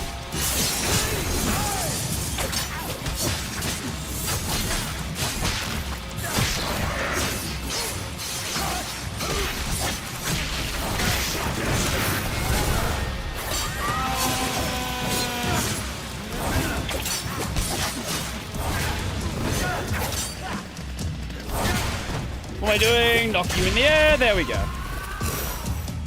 I was testing it with melee weapons, only do charge attacks and no hit. Wait.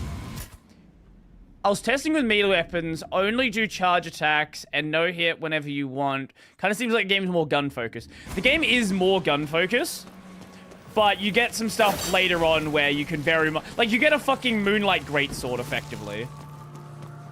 Like, you can absolutely play the game, like that if you want to.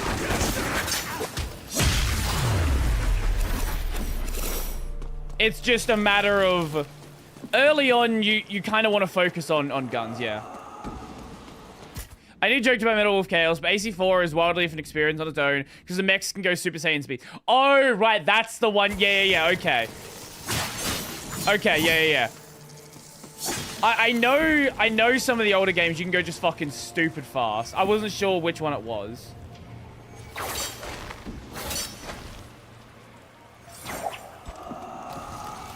Wait, can we launch ourselves up here? Yes. Yeah, there's a training room.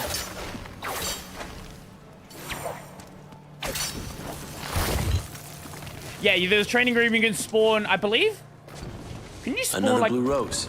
Old bosses in it? No, you could spawn different types of mechs, though. How do we get that copper door?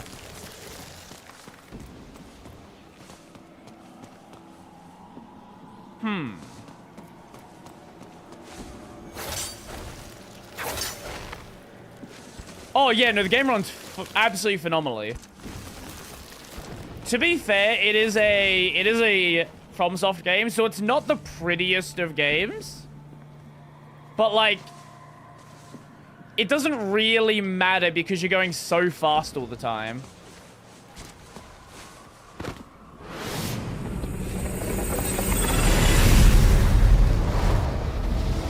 This was your home. I don't remember it.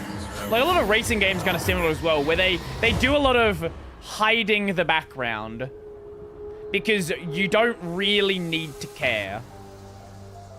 Gets the vibrator, gets the spectral, right? Exactly. Do you know anything about AC6 and, like, some of the fun cutscenes that happen later on? Oh.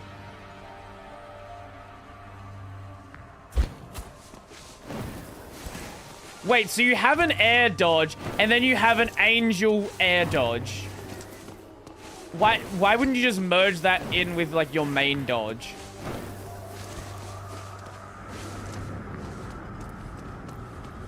Woo!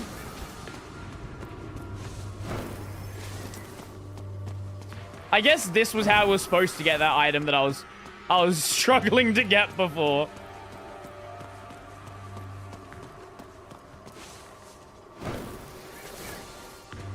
I know some of the boss fights are very similar vibes to Ace Combat, which is a series you could absolutely get into.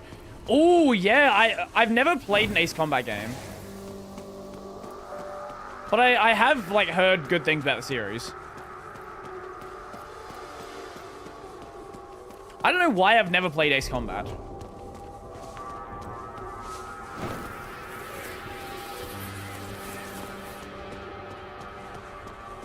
Yeah, I actually have no idea why I've never played it now that I think about it. Yeah. I would recommend 4, 5, 0, and 7. Those are essential. 3 is... Oh, you have to fucking do the angel thing. Okay. 3 is good too, but it's really weird. I see. Oh. Okay, now we're getting into the... Let's do some annoying shit. Okay, so... Getting the hang of this. There's gonna be some... What the fuck was I just stuck on there?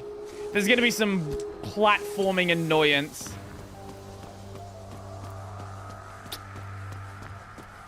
I knew I saw an invisible wall. Why is this here? Oh no, it increases your speed. Oh no. I am sure that can cause some breakages. Okay, so we do that. Then we... Wrong one. Wrong one. Then we're supposed to do that one. Okay, okay.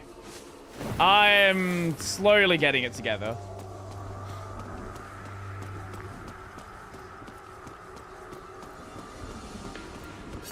Bonk, bonk, bonk.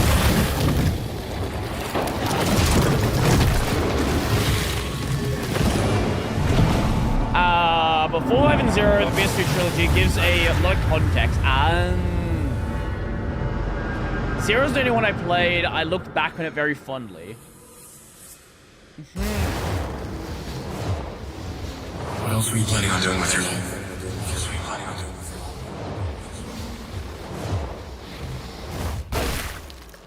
If I remember correctly, I think I saw the...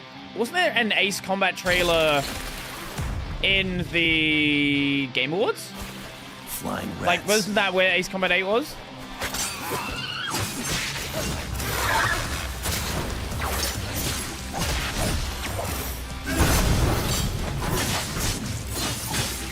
Yeah, okay. Okay.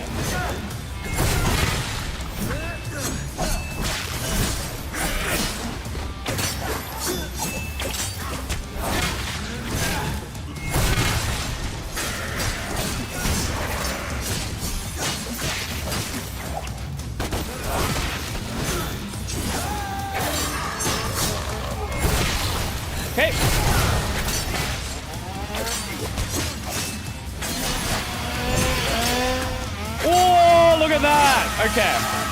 Nope, that's, yep.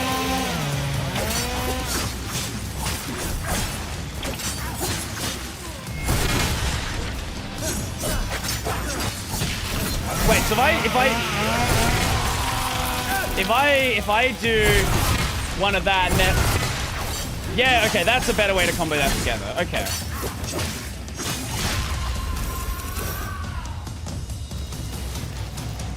I have a clip of me freaking the fuck out over that now. On my way. So I here?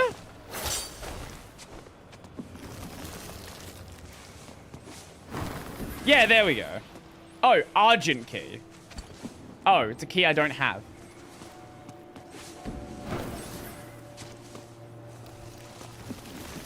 I hear a sound. The one thing I will say about that is kind of scuffed with this, I've said it a couple of times already, but the fucking camera. The camera is, yeah.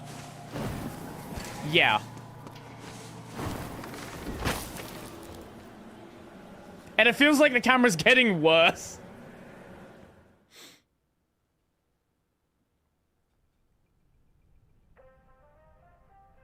I feel like they fixed that in Silver Sachs definitive. Tower. Okay. The world's most powerful investment bank. And who runs it? CEO, Kyle Ryder.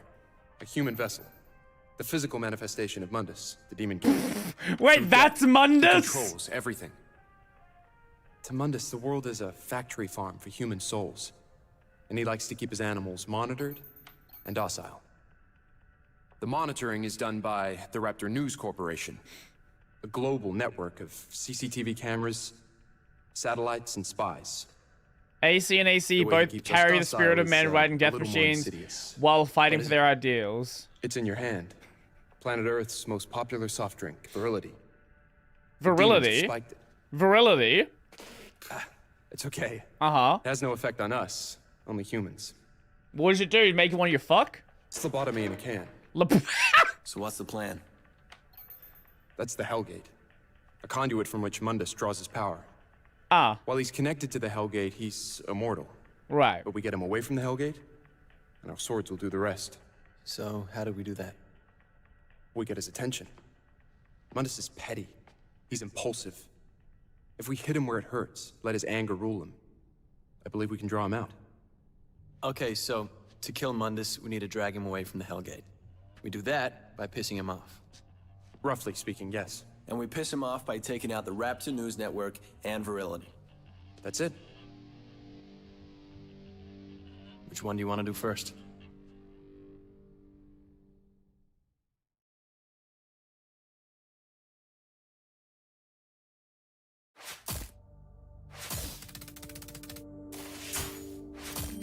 Maybe it's not the case on the higher difficulties, but it really does feel like getting S's is really fucking easy. Besides, obviously, completion. Like, I really feel like getting these S's is a little too easy.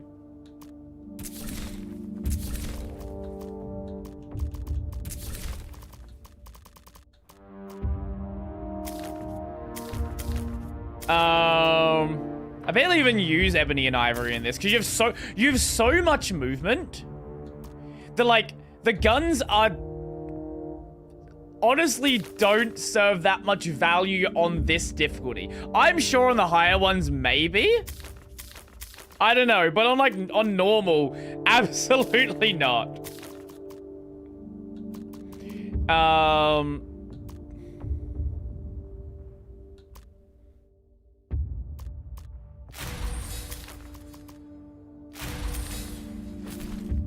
Oh, I think we can buy... We can.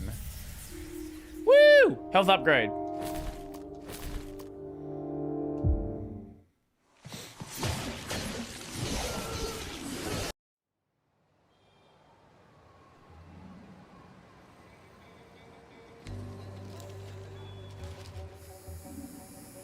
They're aware of you now, Dante, so stay low.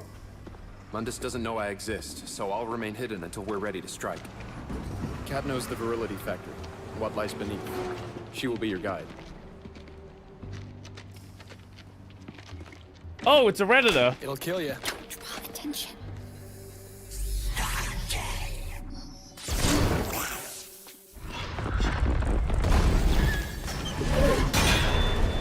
Oh, come on. Cat, you dragged me into limbo. What? How? Maybe it's also a transition from the old and more realistic games to the modern, trying to make themselves more accessible. Maybe, I don't know. This one also just might be a weird exception. Looking out for you. You'll have to take it out. I know. Here comes trouble. Stygian. I like how they show that as if they're new enemies every single time. Like, as if I haven't been fighting them the entire fucking game.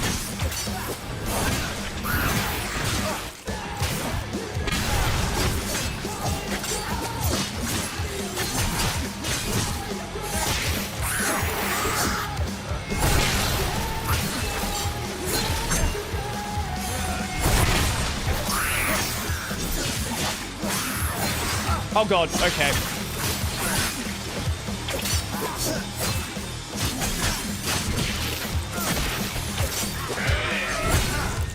I'm actually making more mistakes in this one. Advanced tip. Enrage Breaker. Using a fully charged rebellion move breaks the Ravager's uninterruptible attacks. Hold then release wide form rebellion drive. Oh, must be unlocked. Don't tell me a fucking tip for a thing I don't have yet.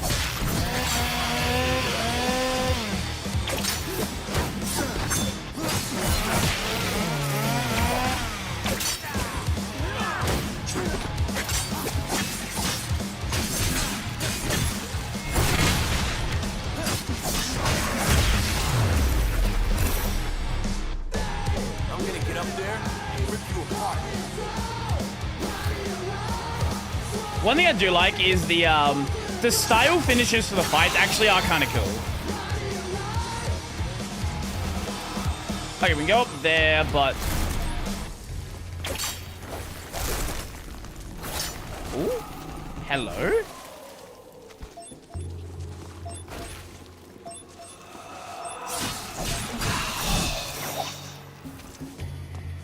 Can I... No. Game's art style is so good. If it wasn't a DMC, like someone was saying this before, if this wasn't DMC, I don't think anyone would have hated this.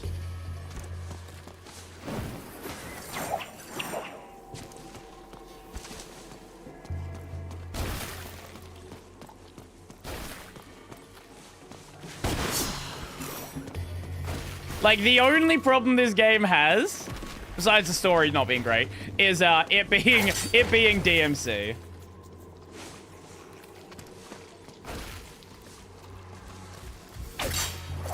Okay, that's what we wanted to do. Okay, okay.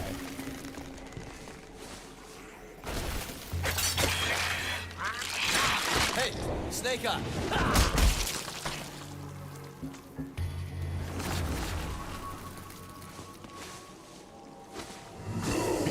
No!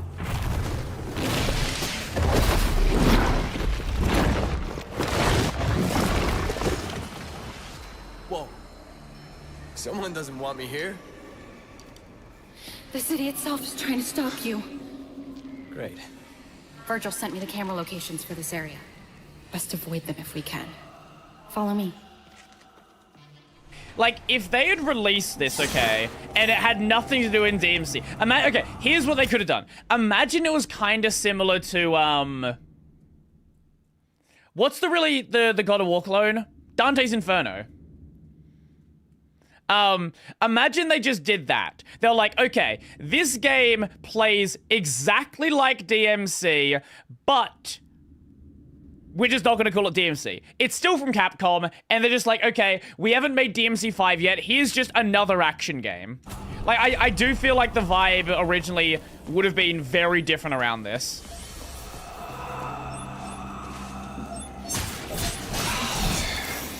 Like, this release clearly has problems still. But, like, not as much as I'd been led to believe.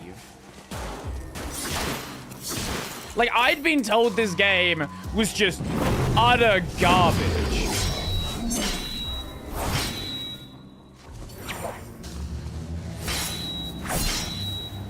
El Shaddai. I've not heard of that one. El Shaddai.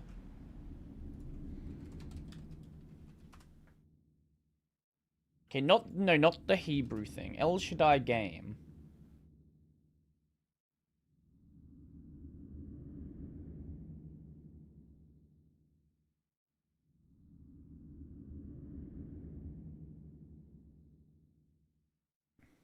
Oh, it's an indie game.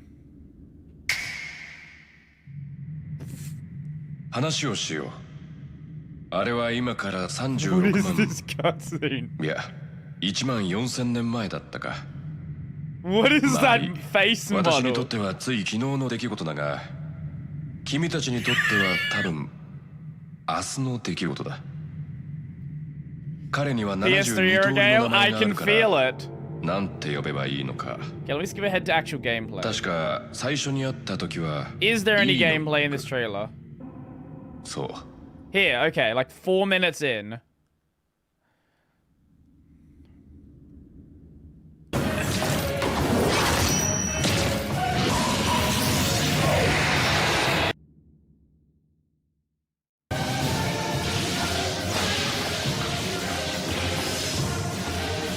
It has some crunchy graphics.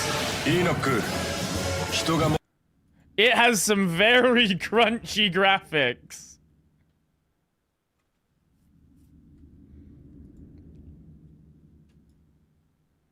Ah, yes. Okay. Maybe okay, we're gonna go onto YouTube for that one.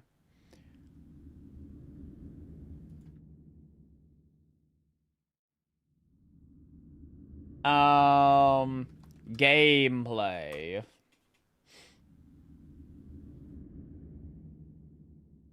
Okay, here we go. Here we go.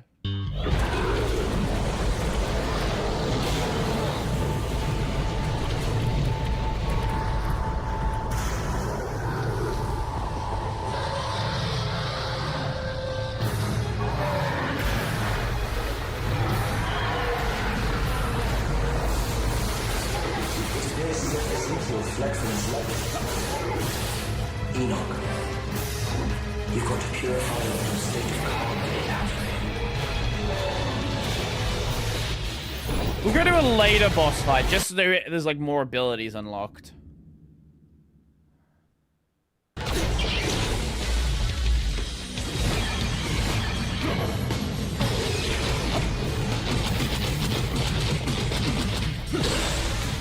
This is a very crunchy game, man.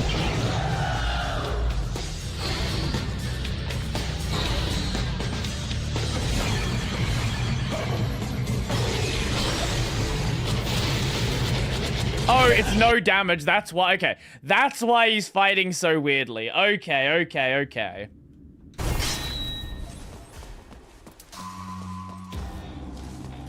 I assume we're gonna work out how to be able to break those into this mission. What the hell?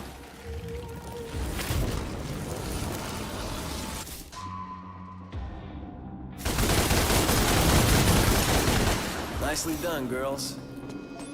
All right. Oh, key. Right there. You can't break that with your guns, can you?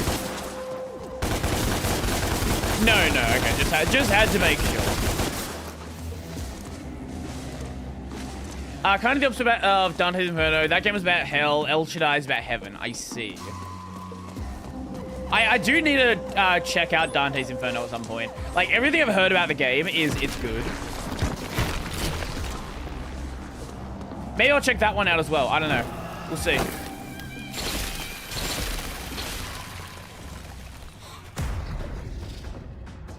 Again, we've fought these guys, like, a bunch of times already. You don't need to keep telling me about them.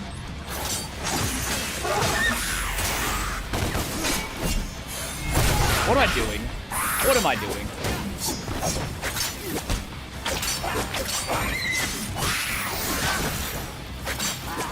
Maybe it was for the best that I'm not playing on the harder difficulty. Oh, we actually parried with that. I did not think that would happen.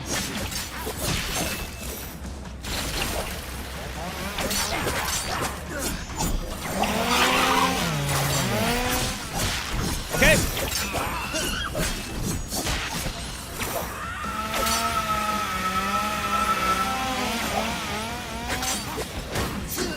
Okay.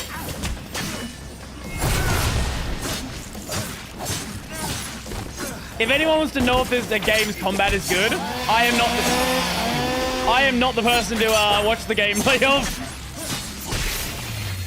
Like, I will competently play the game, but like, it's not gonna go great. You have to emulate PS3? Well, luckily for me, that should be a lot more doable soon, because I know what's wrong with my new system. Oh.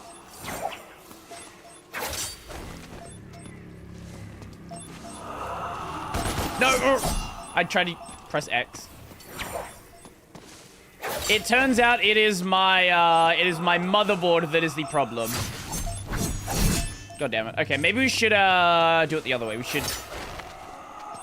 should. Yeah, there we go.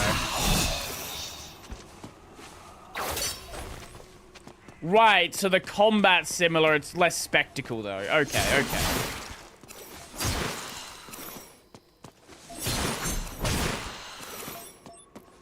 Oh, is this gonna be the key? It is!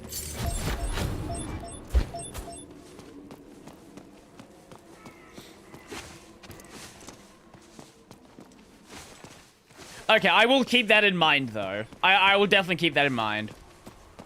Wait. Oh, I thought there was a layer above the ground and it was clipping through my foot. No, it just glows for some reason. Oh, there it is. That's what's making the noise. Can we... Huh. Oh, wait, here. Here? Yeah! Haha, okay.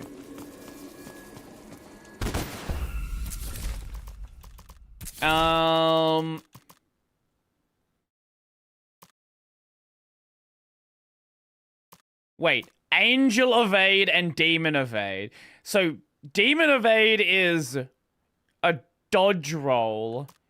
Angel Evade is a dodge roll.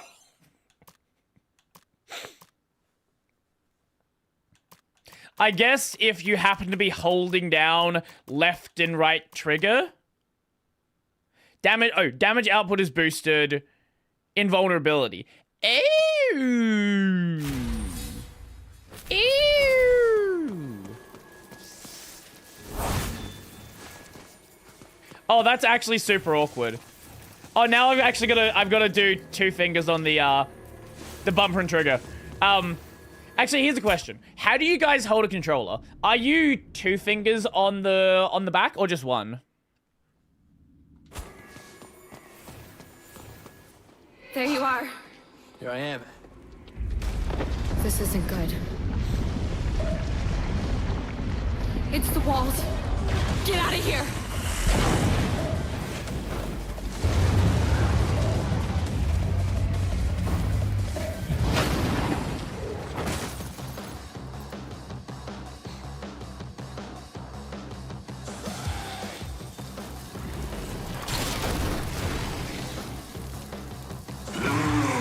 Really? Frost Knight. Come on! Wait, oh, we can't grab him. Ew! Oh, and then I assume he can only be hurt with this.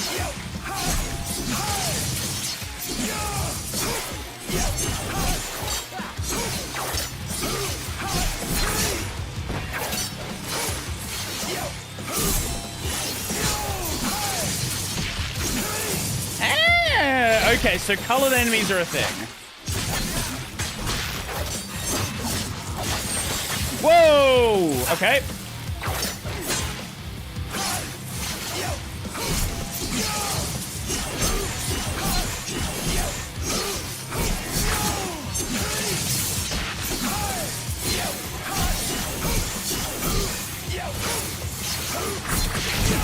Okay, okay. Oh. I assume that means there's going to be colored bosses as well then. Where's the enemy? Oh, here. Hello.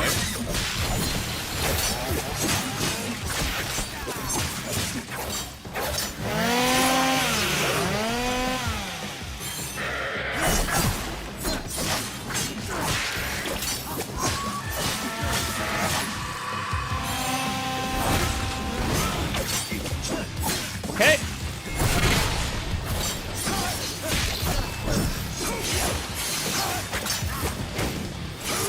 Okay.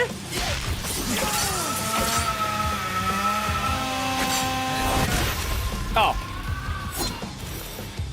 So you can't grab them when they're charged. Okay, okay, I'll keep that in mind as well.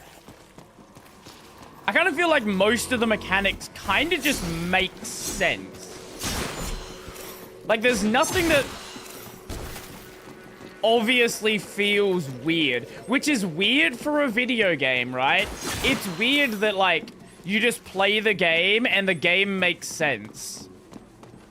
What a strange world that is, where the game actually explains itself through mechanics. That's not how video games are supposed to be made.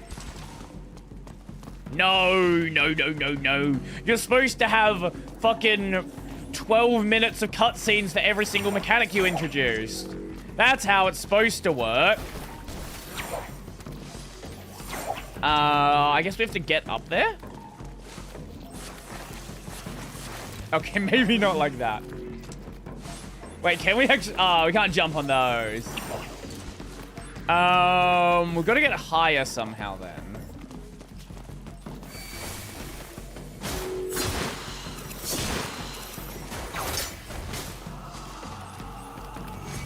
Ah, yes.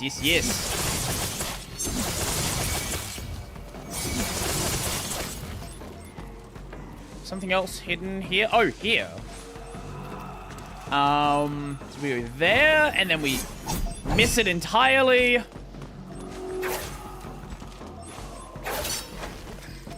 Okay, let's try that again. Okay, let's try that again. And I pressed the wrong button that time. 4th time's the charm.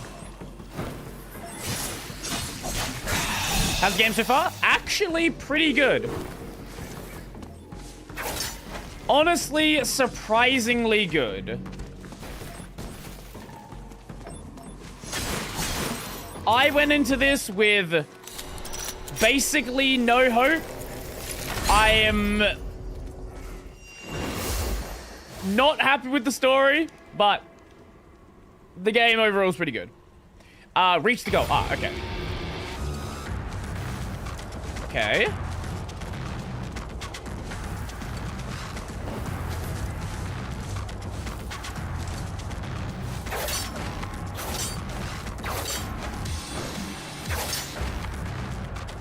Okay. Is it just gonna be...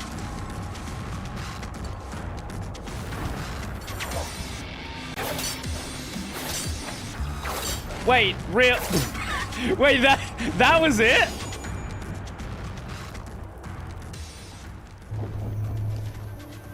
Really? That was... Right.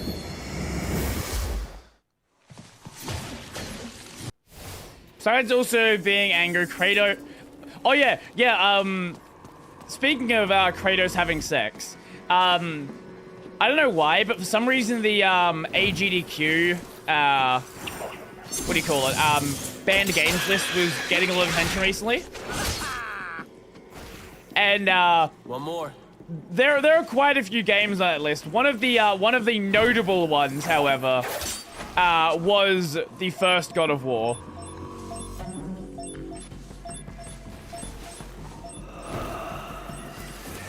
Over here, Dante. Oh.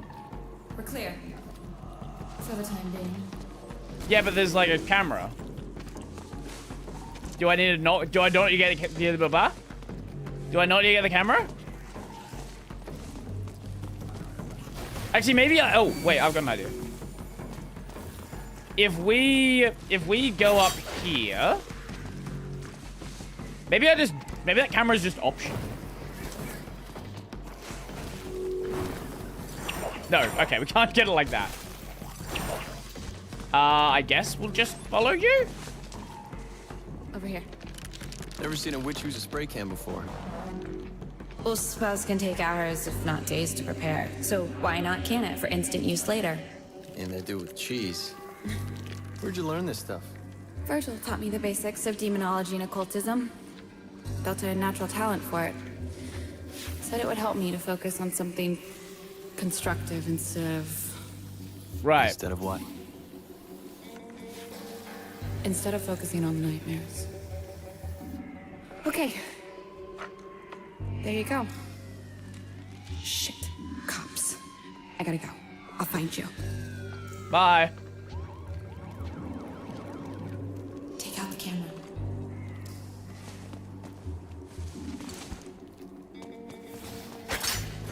Oh! Eh? Oh, okay, not at all how I thought that was going to work.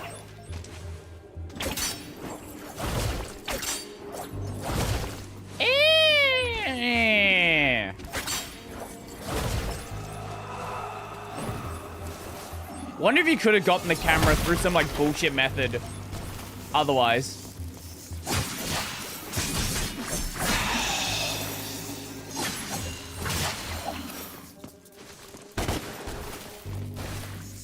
Thank you.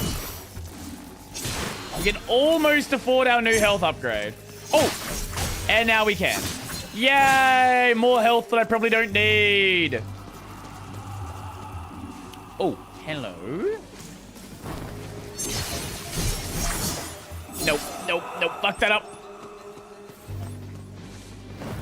No, overall, I think this game so far is actually pretty good.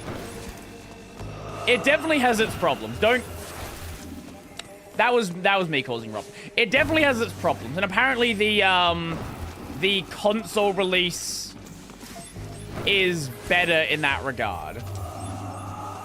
But I didn't know that, so we're not playing that one. If I did, I would have probably bought it. This was in that era where PC games were still kind of, like, they were kind of second-class citizens. Like, there was this period where PC games were pretty good, right? And now we're back to PC games being kind of a mess. But there was this nice period, probably from, like, I reckon, like, 2015 or so onwards.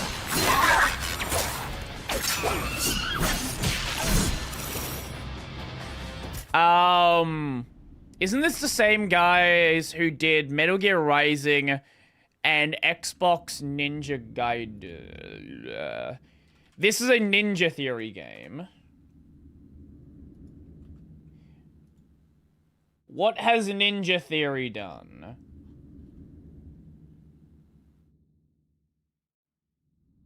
Wait, who are you thinking of? That's not Ninja Theory. What are you... Ninja...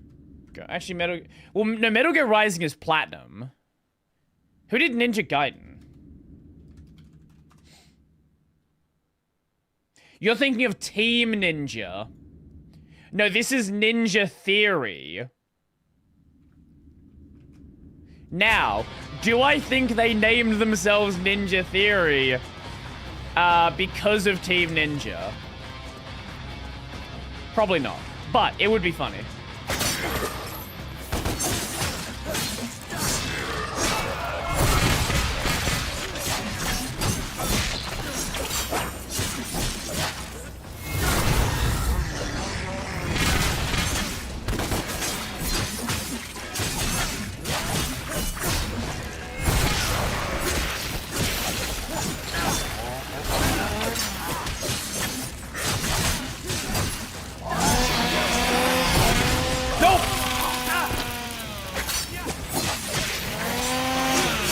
Okay, there we go.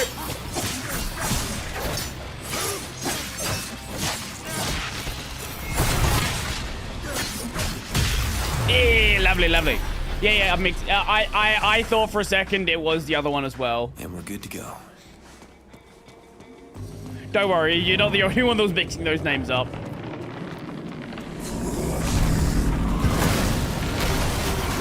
They haven't actually done that much. Like, I'll show you Ninja Theory's games. At least the ones they're directly credited for. Kung Fu Chaos, Heavenly Sword, Enslaved Odyssey to the West. Then their fourth game was DMC Devil May Cry. Fight Back on iOS. Disney Infinity Marvel Superheroes.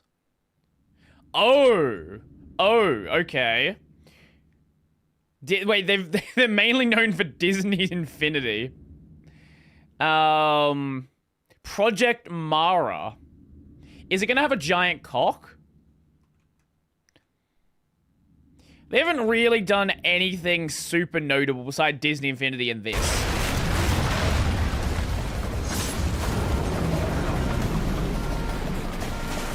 Which makes it very... I don't know why I don't know why the fuck they were allowed to make a DMC game then.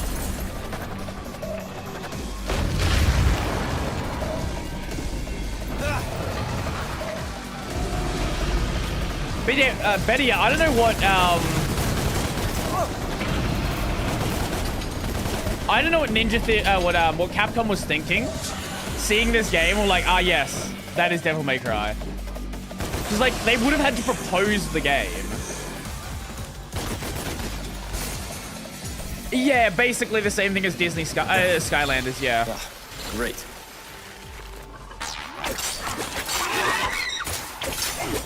Man, you don't know how much I fucking hated both Skylanders and,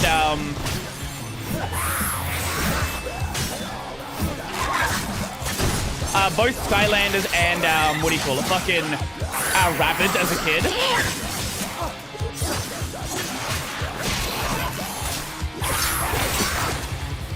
Because to me, like, it kind of is that way. Like, those games were responsible for killing franchises I absolutely fucking loved.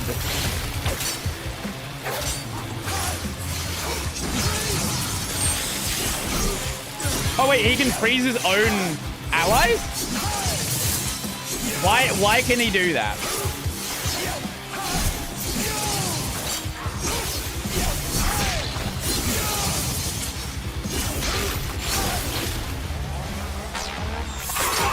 Oh god, okay.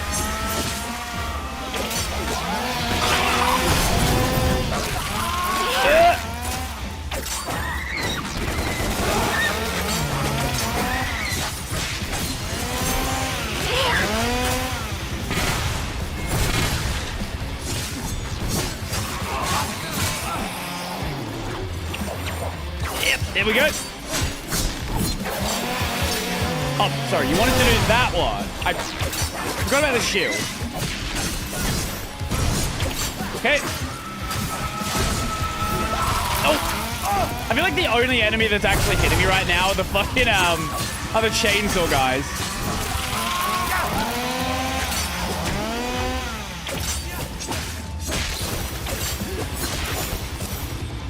Cat, you there? Can you hear me? Yeah, that happens in the first area. Who invited you, fat ass? Can you explain Skylanders? I never understood what that game was supposed to be. Let me show you. I'll give you a good answer.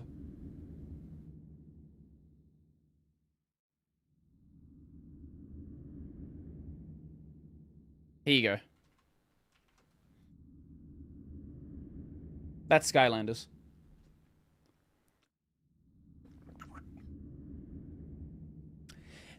It was... They managed to, like, capitalize on... Okay, it wasn't a gacha, but it kind of capitalized on that same... Like, it was before selling characters became really overdone. Like, what year was Skylanders? Because I feel like League was still pretty new at the time. Maybe it wasn't even out at the time. When was the first Skylanders? 2011. When was League? League of Legends was 2009. So it came out at a point where people weren't... They weren't really done with buying characters constantly. It wasn't like a really overdone thing. Yeah, it was basically an amiibo game. Yeah, it was an amiibo game before amiibos. They really wanted to... I don't even know what an amiibo is. It's basically a little plastic toy Nintendo sells you. Oh my god! Whoa! Hello!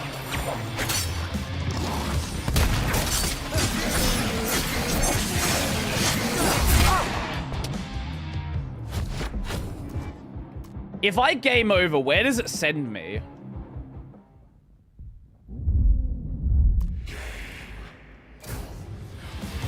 Okay, that's actually, we can work with that. Can you hear me? Who invited you, fat ass?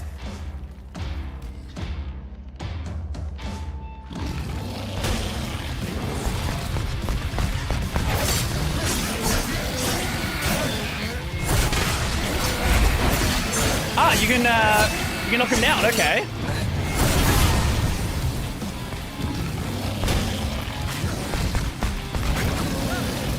Come on. Come on, you foot.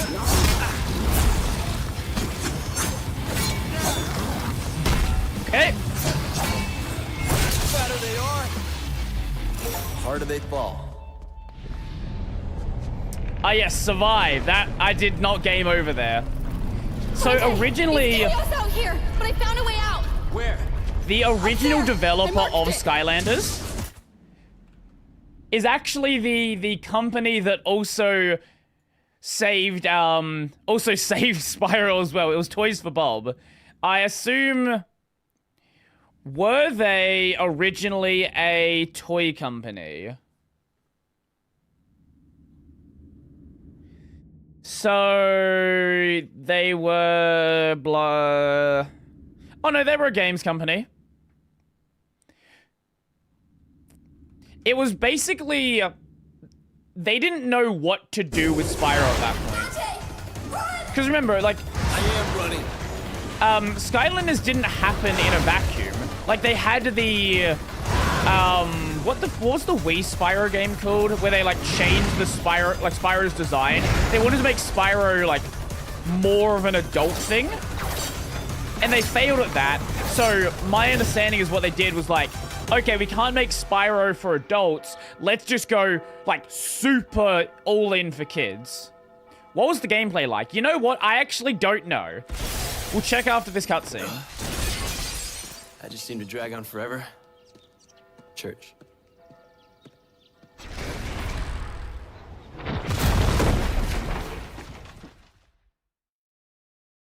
The police have released footage of the terrorist responsible What for the a recent haircut. attacks at St. Agrias' church.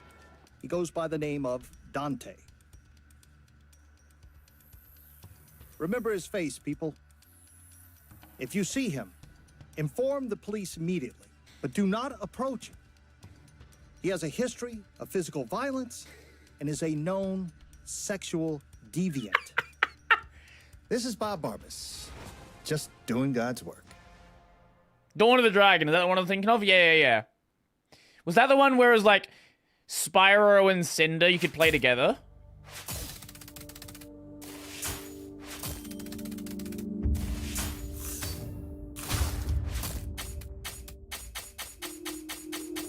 Oh, we got all of them. Rip. Still got an S. Yeah, let us go find out what was Skylanders gameplay like. Skylanders 1 gameplay.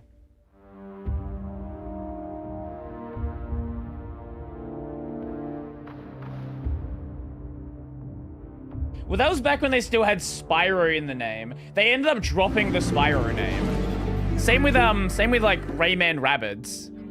Eventually that just became Rabbids.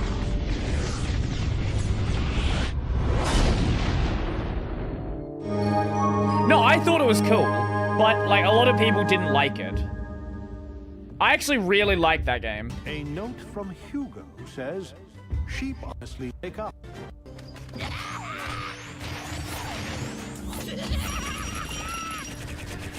So it's a twin stick shooter?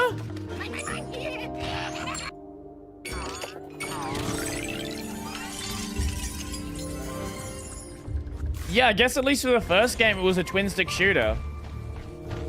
Skylanders of the tech element are stronger in this zone.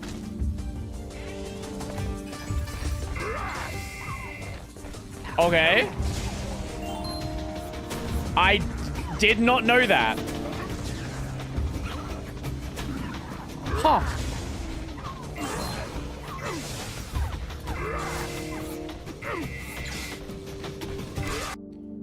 That's cool. Let's look at Dawn of the Dragon gameplay.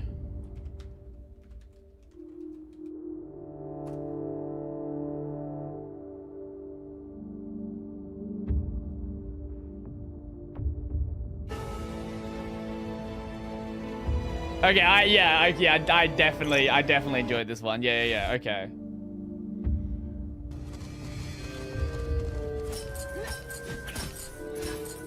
Yeah, they made it like a lot more action-heavy game.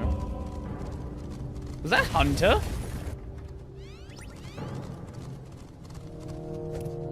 Let me see gameplay. Or combat. Oh, here we go. Here we go. Okay, this is like crunchy quality, but...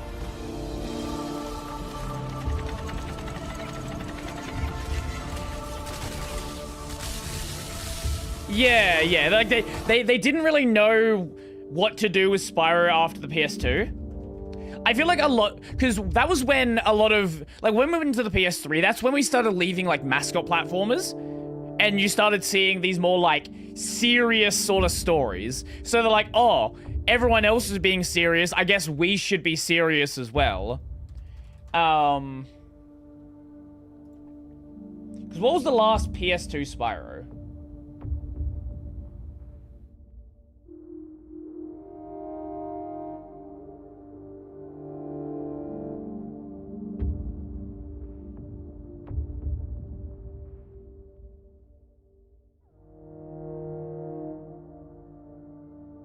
Oh yeah, there was a New Beginning as well. Yeah, okay. A New Beginning, I think, was the start of this. Spyro, A New Beginning. Oh, no, A New Beginning, I think, was still... Yeah, no, A New Beginning was still, like, classic Spyro. Okay. Well, classic-ish. You thought I was saying Conker's Bad Fur Day. No, that probably would have worked. You know what the only game that managed to escape, like, the mess that was becoming this, like, entirely different genre? The only series that I think managed to escape that, like, from, obviously Nintendo stuff's different, Ratchet. Ratchet and Clank somehow managed to escape and is still just Ratchet and Clank.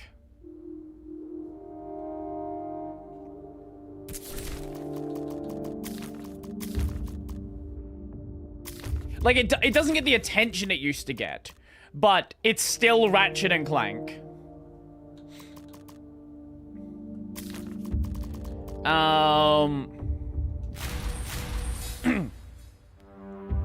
It's completely a departure despite being in the same universe. If we compare it to this game, still has the DMC combat source in it, but everything else is fucked. Yeah. Like, again, a lot of companies wanted to make gaming more serious, and a lot of things just didn't fit that vibe. A lot of things just were not going to work in a more serious story. At least the way they're handling it, right? I'm sure that somebody could have done it better, but at least the way it was done, it just wasn't going to work. Again, and then there's Ratchet and Clank, where they're like, you know what? Let's just keep making Ratchet and Clank until the latest one. For some reason, they're like, hey, guys, you know how we have this formula that's working for Ratchet and Clank? What if we said, let's not keep doing that, and, let's go and make a multiplayer arena shooter on mobile? What if we don't do that? What if we actually don't go and do that, and we, like, you know, they had the reboot, they had Rift Apart. What if we just go back to doing this?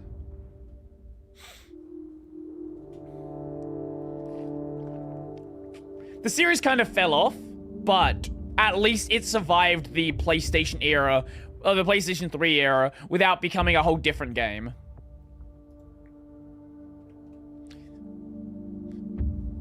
And then DMC5 came out with Dante as a goofy motherfucker again. I really want to know, like, surely DMC5 is not the last DMC they're going to make. I really want to know what they do with the next DMC. Like, are they going to continue from where they are? Because Dante's pretty old now. Are they going to, like, jump back in time? Like, what, I wonder what their plan is. Because they also established new characters, obviously. So I don't know. We'll see, I guess. Maybe they give Dante a haircut. And he just looks like the way he used to look. I don't know, we'll see. I'll be back in just a moment, though.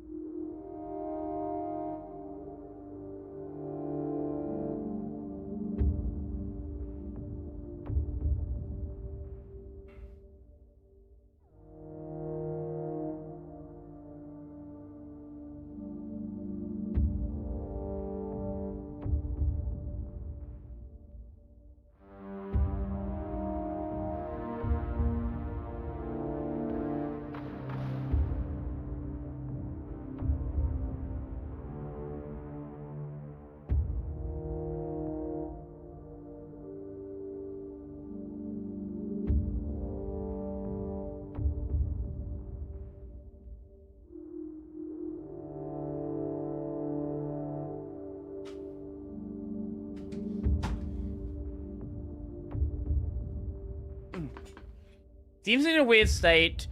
Yakuza is in where they now... Oh, DMC is in the same weird state where Yakuza is in now his successor.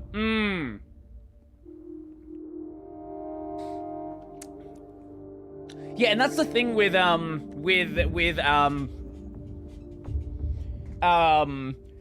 as well. Like, if you phase out Kiryu, do you also phase out Majima?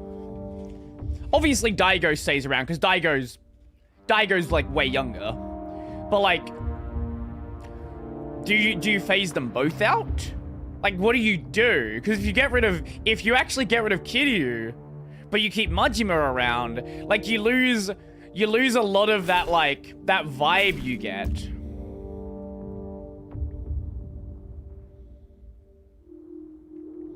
Exactly, yeah. Yeah, he's like a few years older. And then the same thing with this, like you have what's his name? I'm forgetting his name. Virgil's kid. I was here years ago as a child. I explored the whole facility unseen. I sensed a demon under the factory. Succubus. I believe it's the source of I think I'm on experimental. Narrow, yes. They used to control us. If you were to phase out Dante, do you also phase out Virgil? Right? Like, you can't get rid of one and not the other. Soft drink in the world. And best of all, it has been scientifically proven to improve weight loss by 21%. Oh, it's Ozempic. Sexual performance by 63%. How do people actually fall for this crap? If you're told something's true... Mate, you were drinking it like 5 minutes ago. They told me I was crazy for seeing demons. Yeah. They tried telling me I was a basket case too. Like they kind of come in a group together. It would make me better. They lied. They just wanted to keep me weak, docile. I think what they need to do with Kiryu is basically what they did with Virgil Haruka. pulled me out of the nightmare. Which is just like... You?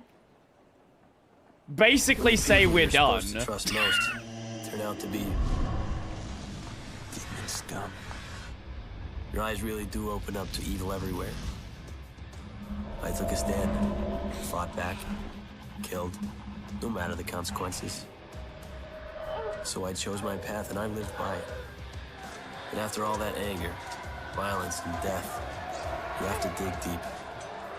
Deep into your own heart. To see if you're still sane. Or if you can still call yourself. What the fuck? I just knew in my heart I wasn't crazy. Mate, you cut a hole in your chest and you're just chilling. Yeah, I think you're not human.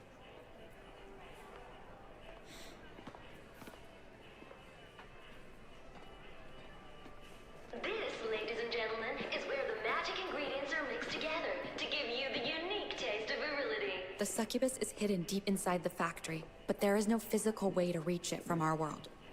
only from Limbo. There's a rift inside. Rest assured that it has been deemed both safe and beneficial by our trustworthy and ethical scientists.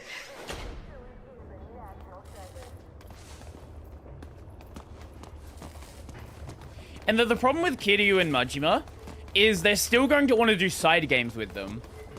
Like, basically until the voice actors... This way, I think. You said you'd been here before. Basically until the voice actors during an can't out-of-body do it anymore, they're going to experience keep years doing so. Flying around in spirit form. Yeah, in Limbo. Virgil says it could be an effective intelligence gathering tool, but I can't do it at will. So, how did you do it before? It was triggered by extreme psychosomatic trauma. Oh, okay, they link back together. Nightmares. What are the nightmares? It's in the past now. Or, yes.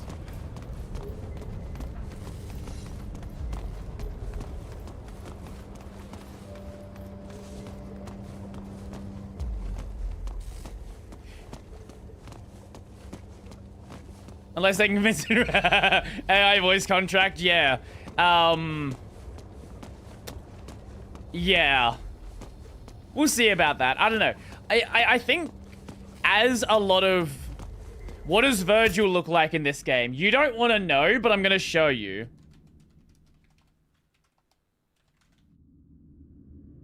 Yukikaji has one. Oh.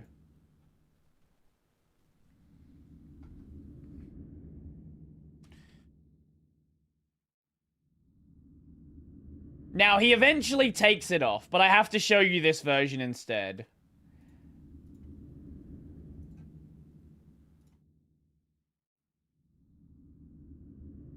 Virgil.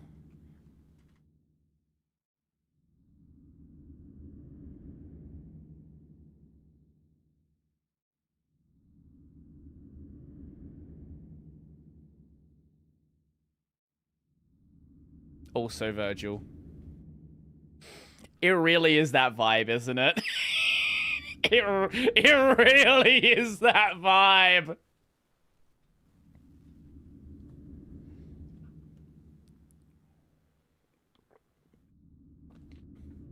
Jack Garland if he had drip. Oh my god. I kind of wish more people had played this game because the Virgil in this game is just so fucking stupid. I wish more people knew how dumb it was.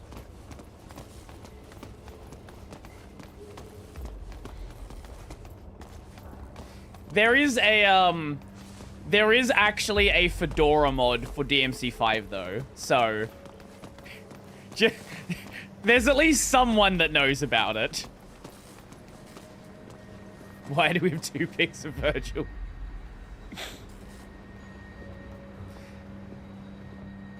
This is where they store the merchandise ready for export. It's funny. What is?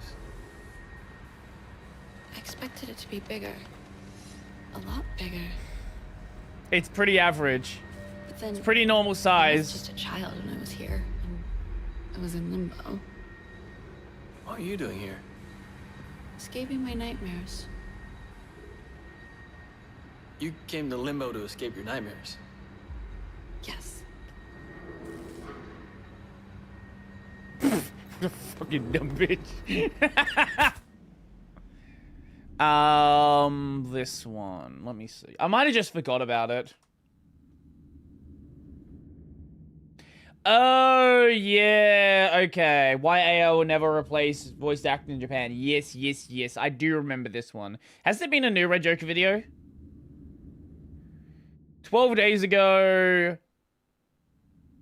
Oh, is this about Comiket? I think the new video is Comiket. I might have to check that one out. Anyway.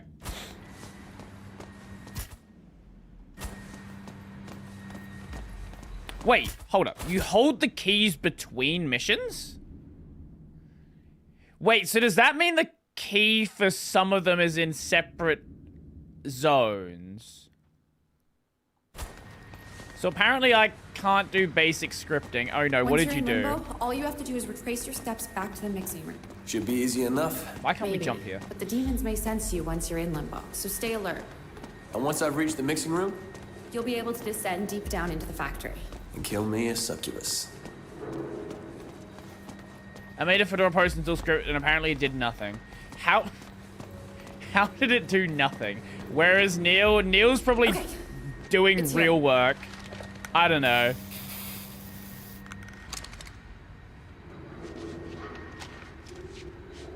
All right, see you on the other side.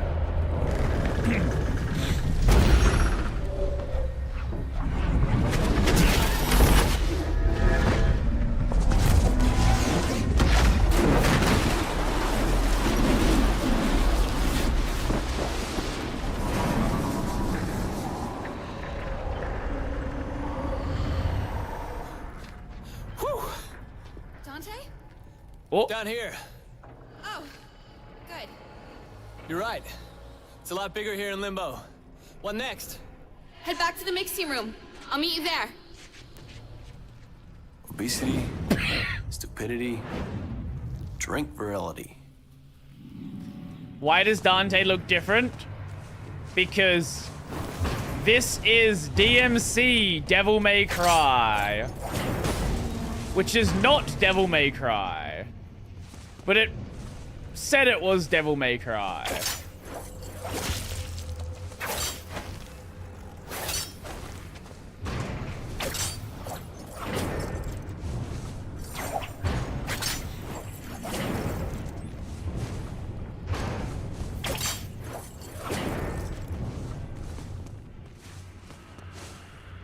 Wait, did you... Oh, it's in the... What? It's in the releases tab. What took you so long?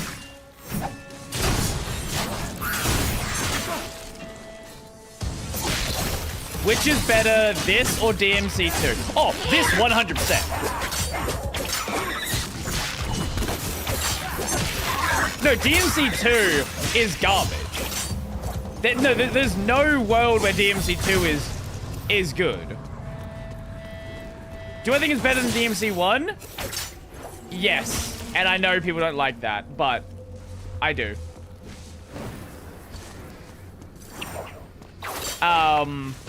Yeah. Oh, God. But, like, this actually has good gameplay. DMC 2 has demon tanks.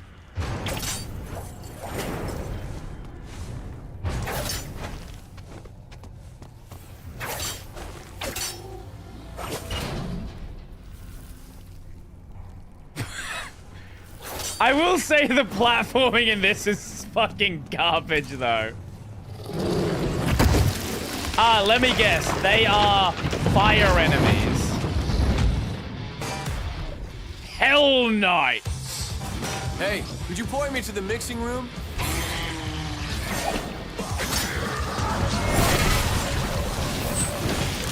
Woo!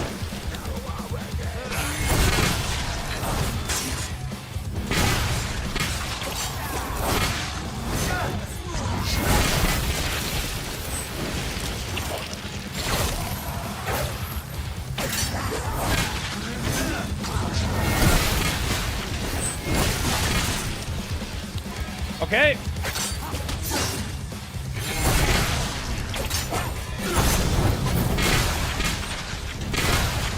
Okay. I will say dealing with the color swapped enemies is going to kind of scuff. What is this band? That is a good question. Oh no! Oh no, we have to deal with those now with regular enemies.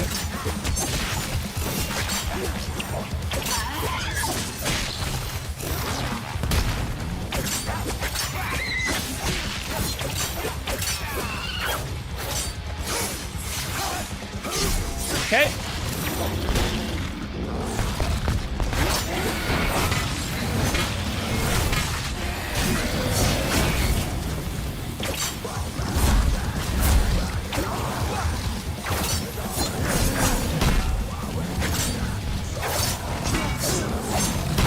Okay.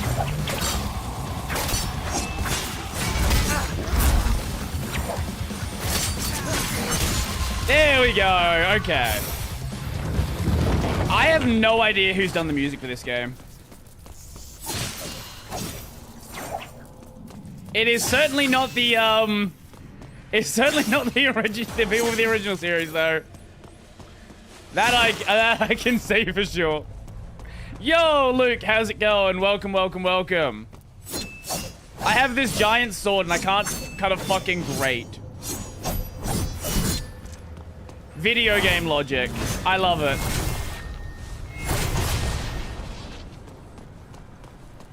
That will never, never stop being fucking dumb to me.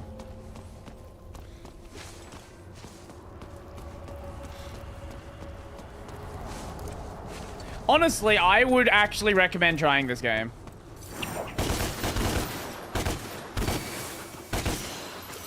Probably, apparently, again, the console version is better, so maybe try out that version. But I would very much recommend actually trying this game out. Do I? Not enough keys. Okay.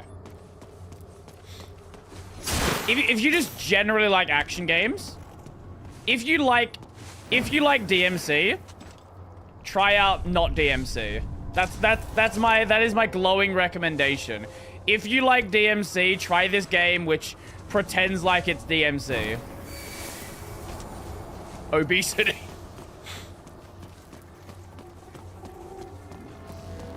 As I said earlier, I do think it kind of has a lot of the vibe of the anime. Which is not a good thing, by the way. This is not a good thing.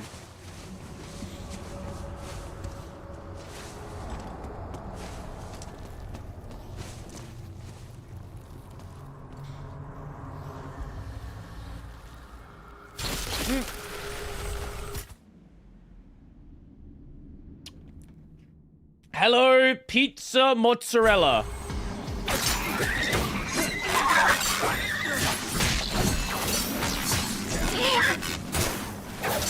No! Oh, I do not want to do that.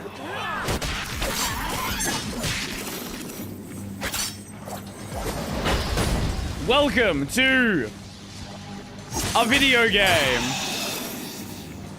that does exist. We do seem to have a lot more paths I can go, which means a lot more shit that I can get lost in and not find.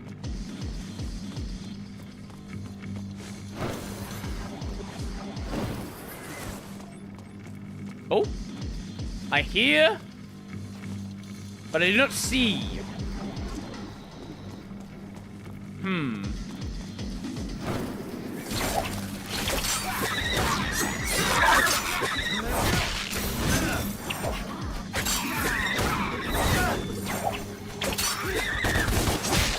Okay.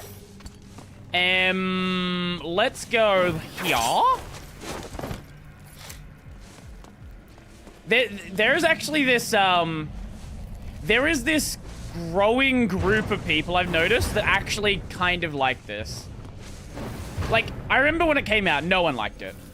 But, like, I feel like Vibe has kind of... I think with there not being a DMC game in so long... Like, when did DMC 5 come out? Wasn't it, like, 2019?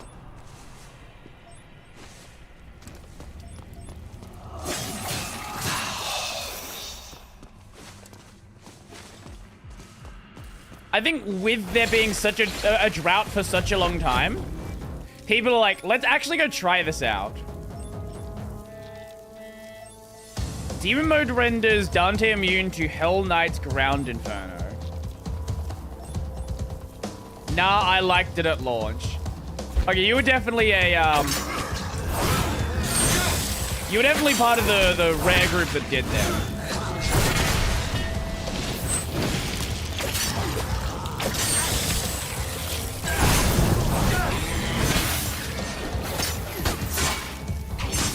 Right, gotta fucking use...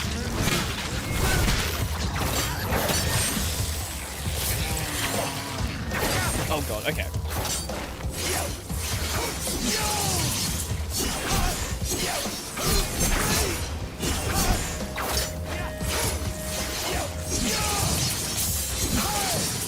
I am happy that I have given it a shot though. Is this good as a standalone game or as part of Devil May Cry franchise? If you're just gonna play this and never play Devil May Cry, like, yeah, it's not a Devil May Cry game. Is this good as part of the DMC franchise? Not even remotely. No, no. This is not a DMC game. At least story-wise, but gameplay-wise, yeah. This is a very good DMC clone. This is Dante's Inferno to God of War.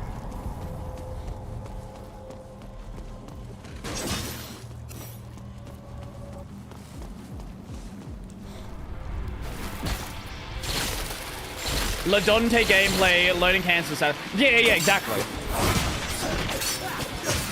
Like learning what has a knockback, what you can chain together.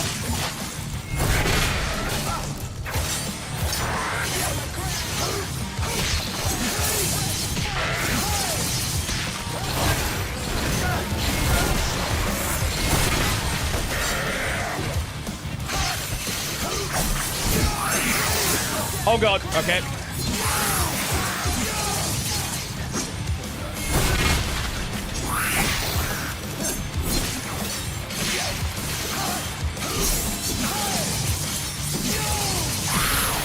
One thing I could understand why someone who's a big DMC guy doesn't like it for is it does feel like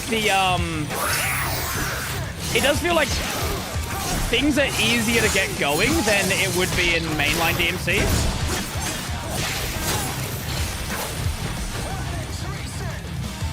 Many enemies affect each other with their attacks. This can also be used to Dante's advantage. Like, I feel like I have more trouble chaining things together in this than I do...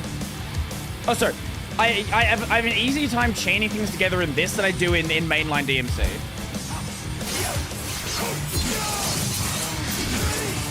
And to me, that's a good thing.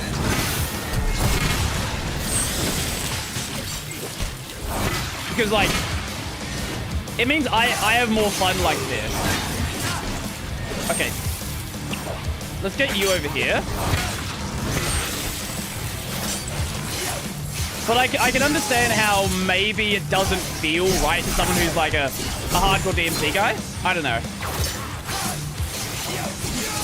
But I haven't played like 300 hours of DMC.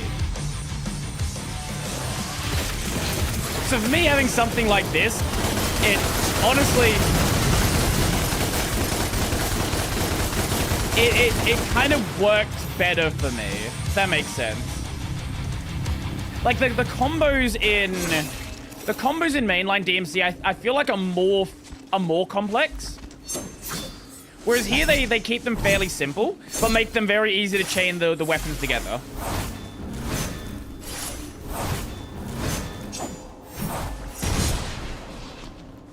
I don't know. As someone who's not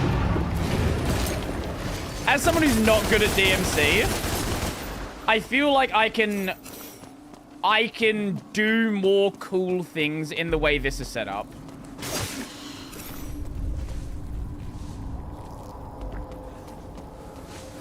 Kill demons fun. Yeah. Again, I'm not playing on the hardest difficulty, so maybe things are different there. But that's kind of just the vibe I'm getting.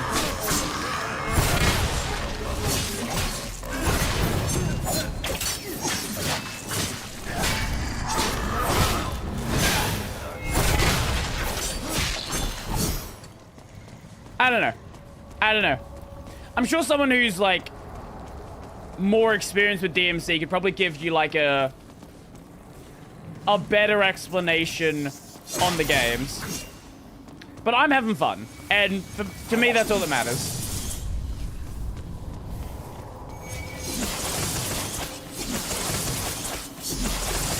It will be interesting to try this after or try DMC 5 after this though. And sort of like, because obviously DMC 4 is still, it's not a crazy old game, but it's still like not the latest in the series. Dead end. You have a little bit of a fighting game brain to work advanced combat in DMC. Where the hell is that mixing room? Yeah. And here, like, the combos are Y, or Y. Yeah. Okay, you got it. Or here it's like Y. Or we can do Y. Or you have B, you have a launch B, or launch and launch yourself, and then you can launch downwards. Or when you're in the air, you have Y. Okay, actually, I don't think I have that one equipped, actually. It's just like, it kind of feels like, you know what a good way to look at it is? Simplified modern fighting game controls. So you know how, like, a lot of is it a lot of games now? I know, wasn't like Mortal Kombat introduced, or was it Street Fighter? Introduced, like, simplified combos. That's what it kind of feels like to me here. And for someone that's not, like, big on those kinds of games, like, it kind of makes it a lot of them are introducing it. Was it Street Fighter that was the first one? As someone who's not, like, super big on fighting games, it does make it... Obviously, you don't get the full extent of the combat system like that, but it does make it more approachable. Did I just do a loop? I just did a fucking loop. Yeah, I don't know who first introduced it, but whoever did, I think it was a good way to, like, it was a good way to bring new people into the genre, because it lets you experience the game, and then once you feel more comfortable with it, then you can branch out into the more advanced combos and, like, really learn the game. But it lets the casuals actually, you know, play the game, and you don't get, like, advanced players without casuals.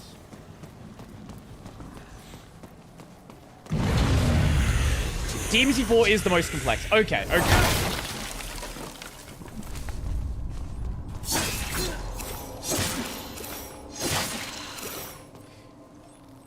Not available during combat? I'm not in combat. The fuck do you mean?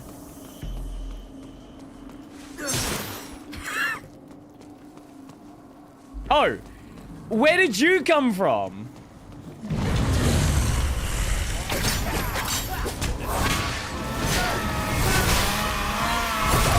Oh god, okay, I did not see you there.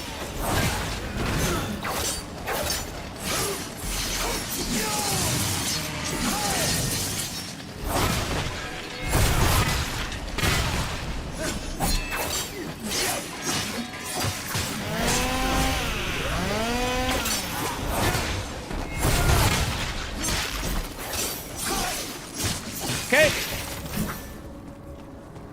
Comic complexity has always been a major pain point and topic of discussion. Like, obviously, those games need it to be what they are.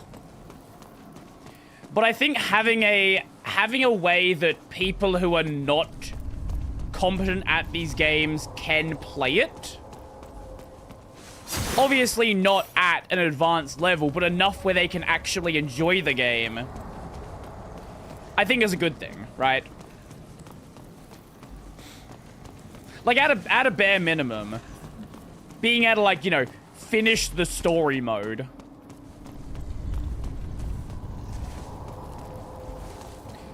I've watched many videos discussing how to make fighting games more approachable without killing high-level gameplay. Because you don't want to make it so the only option is, like, you know, basic combos. Or, like, basic button presses. I guess same thing. Yeah. But at the same time, like, how do you get people involved in it? Like, I think a good way to put it is, like, how do you make a player feel like they're powerful without making the game brain dead?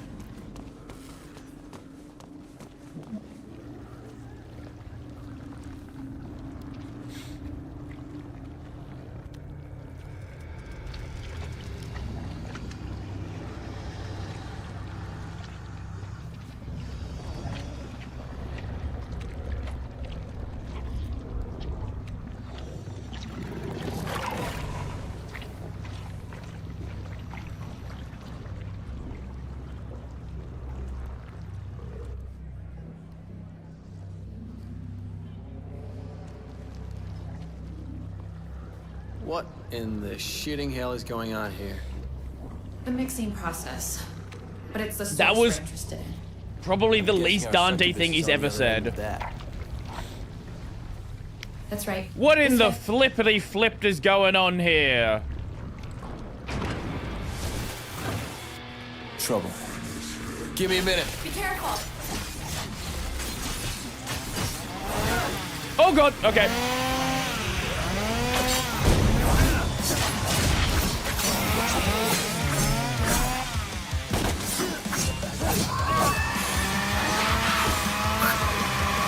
Okay, how do I do Stinger? I've done it accidentally so many fucking times.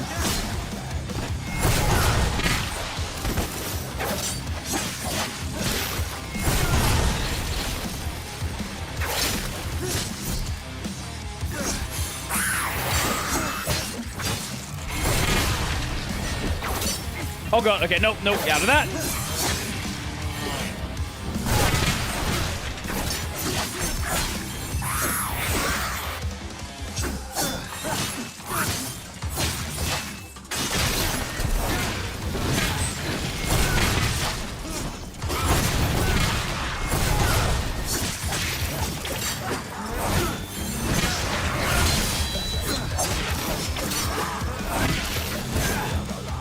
Depends on the direction you're facing to do Stinger. Oh, you have to press for... Oh!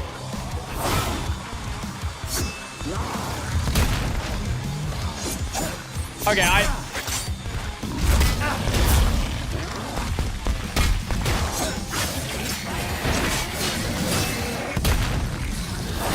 I will say the dodge window is fucking big in this game.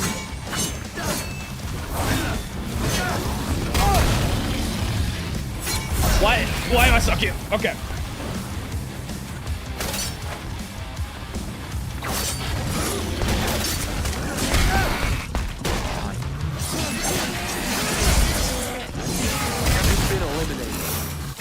Okay. I think there was health. Okay, yes, health. I need that. Please, thank you.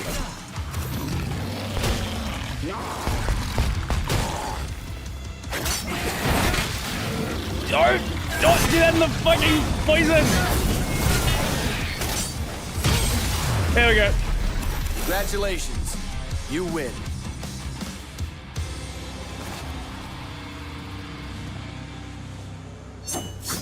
Okay, so what does it actually say for Stinger? 2x toward and then Y. I see. Yeah, I didn't realize that the console release was different. Dante, I am actually you playing okay? the That PC looked pretty version. nasty. That? Nah. That was just a big fat joke. Come on, let's go get this succubus.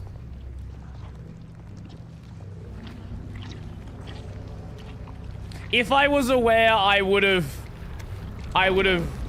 played that version. I was not aware.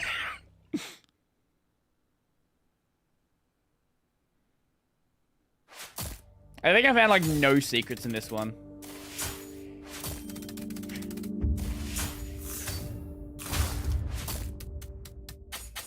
Yeah, I found basically nothing. Okay, completion maybe we're not doing great on. Still an S. Still an S. Is it even possible to score less than an S in this game? Like, honestly.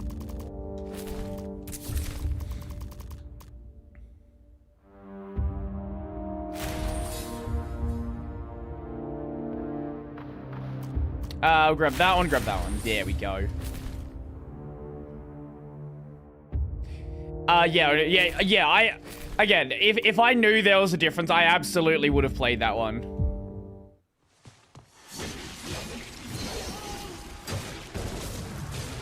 Assuming I could get my hands on a copy. I know I could, like, buy it from the PlayStation store, but I don't want to pay. It's probably fucking full price because nothing goes on sale on the PlayStation store.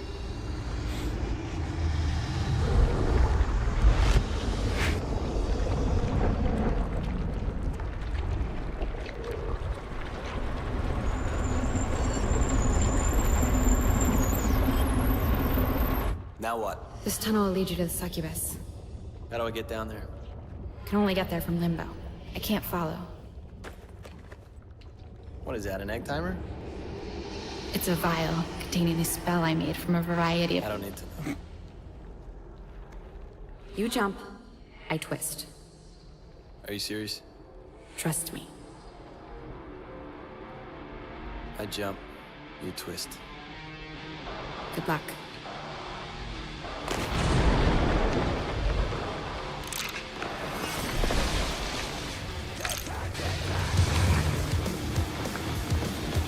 Oh, you want to know what other simplification I just realized this game has? You only have one gun. Hurry! You only have Ebony and Ivory.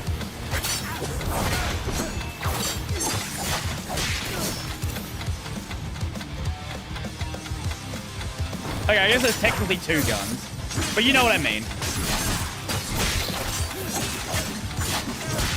Like, you don't have a bunch of gun options.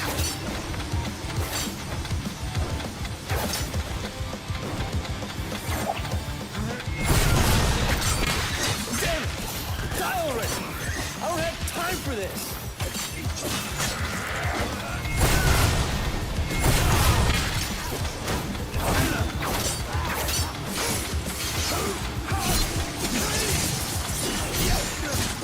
Get out of my way.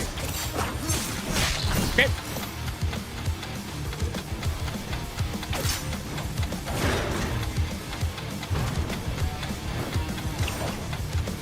Are you...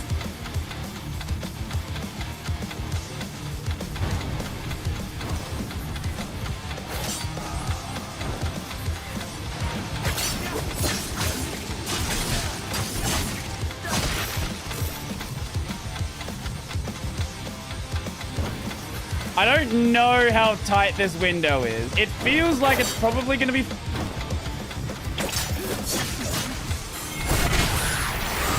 I don't like the sound of that. Better hurry up. I'm in a hurry. Yes, we got that. Okay, the time's not that crazy. You get, like, a little bit of time to make a mistake. Ooh.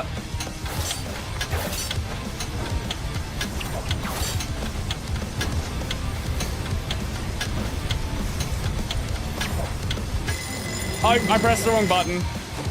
Okay. Okay. Okay. Oh, it sets you back to the start? God fucking damn it. Okay. Okay. Don't make a mistake, I guess.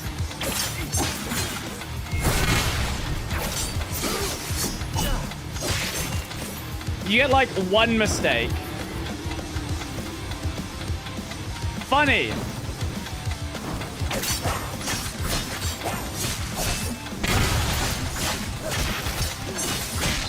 Okay.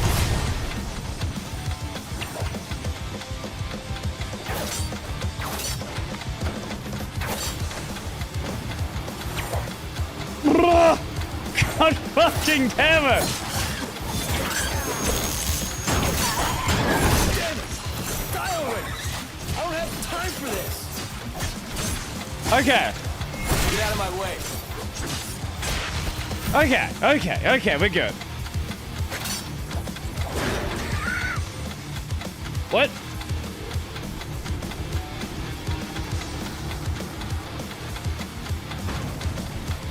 That's not how that worked before! Don't change the platform! What the fuck do you mean?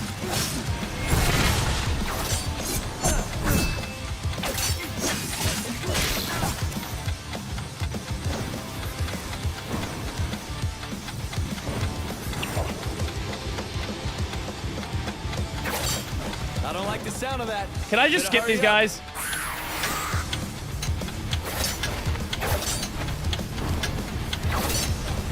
The answer is yes. Okay.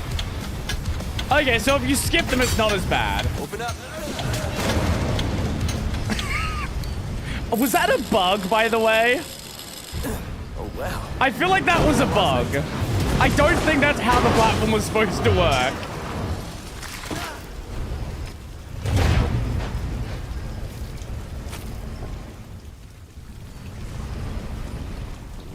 Oh, what a stink.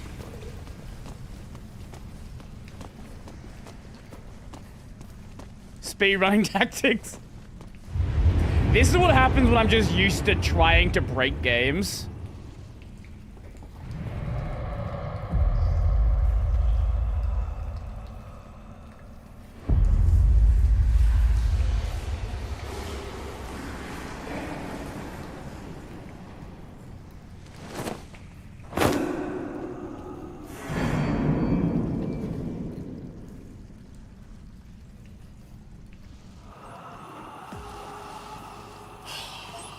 There was probably a secret in that area that I missed as well.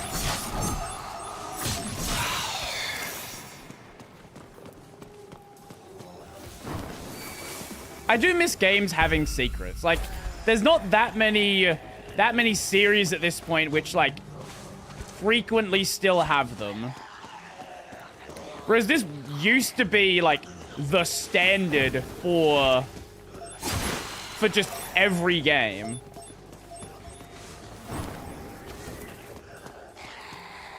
Ugh, smells of sick.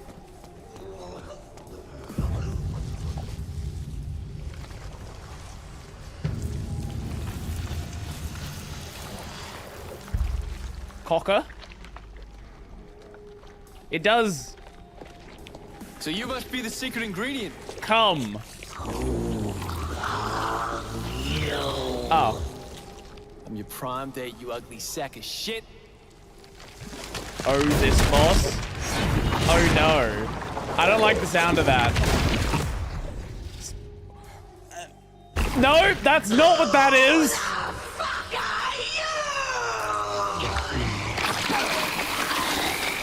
You missed. My name, by the way, is Dante. That's not a succubus. Dante, son of Sparda and Eva, the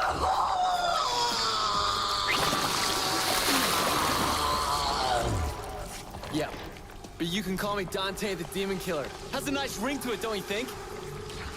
You want to kill me? You can't kill me. I'm 1,200 years old.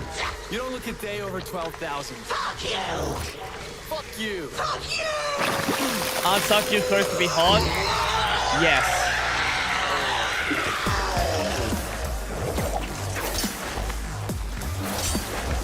That was an accidental button press. I didn't know what that was going to do. Oh, okay.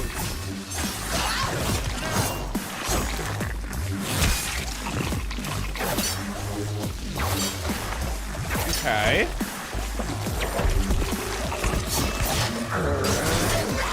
You're gonna be pulled to pieces, just like your mother. Okay, so that's why that's there, so we can dodge that one.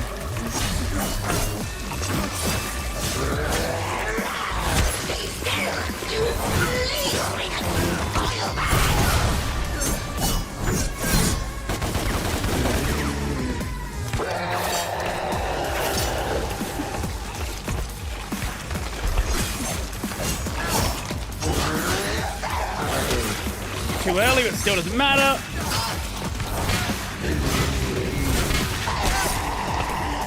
Ah, okay, yeah. So when she does that, I should dodge backwards.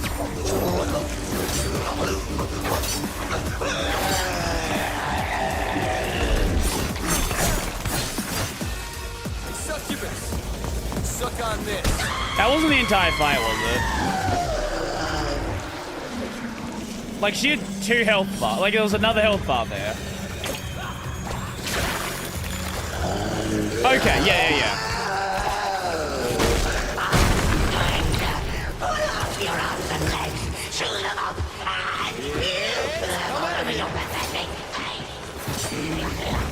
Fuck you!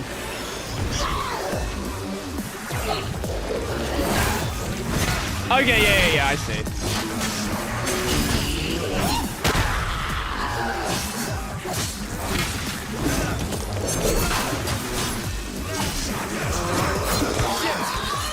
Can't reach you. Go over here.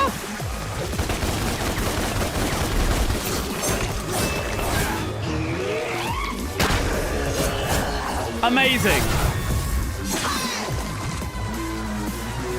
I really should not have played on normal mode, man.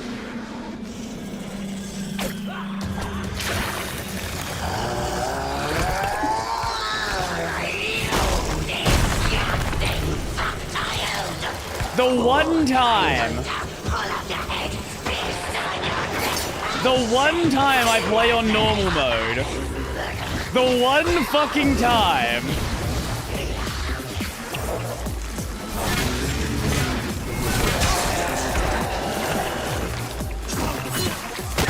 Oh, okay. Shit. I can't reach it.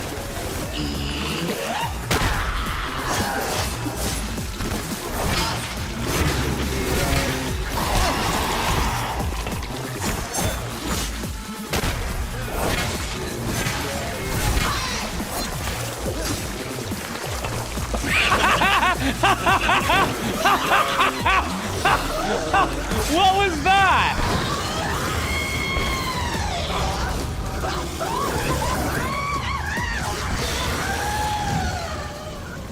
You're dumped.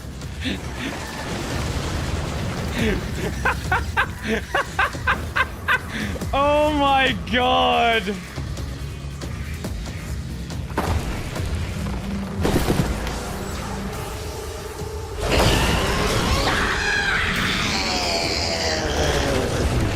Yeah, normal is very easy.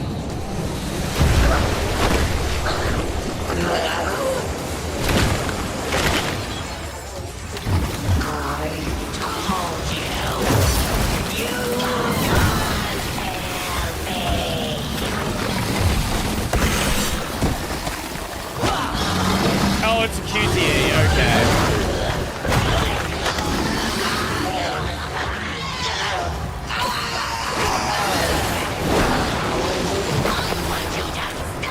Can I try with Spanish voice? Sadly, the voices aren't on the Steam release. Otherwise, I would love to.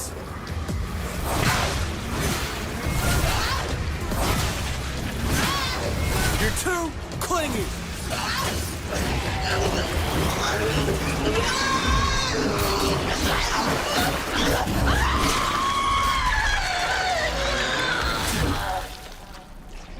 I think you're all mixed up. With mariachi music in the background. Now you're talking. Oh, hello?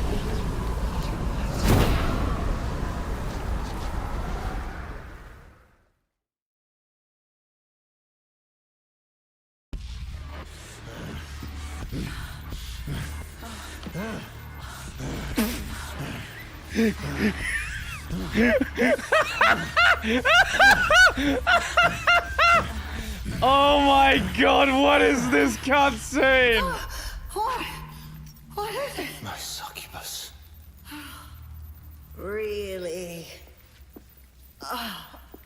Oh my god. We talk about her? Oh my god. My succubus is dead. Oh, Sparta. the traitor. What of him?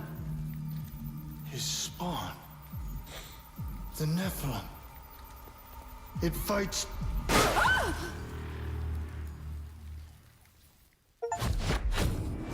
Ooh! All Eric's attacks can gain damage or effect when charged.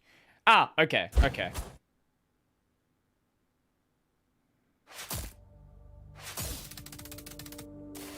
Triple S!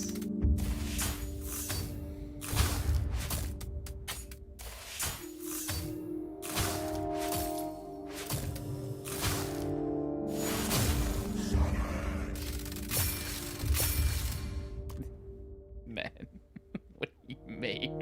What do you fucking mean?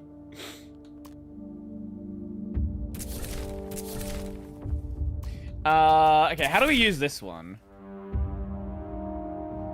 Wait. Right trigger. Isn't that also that one? Eh?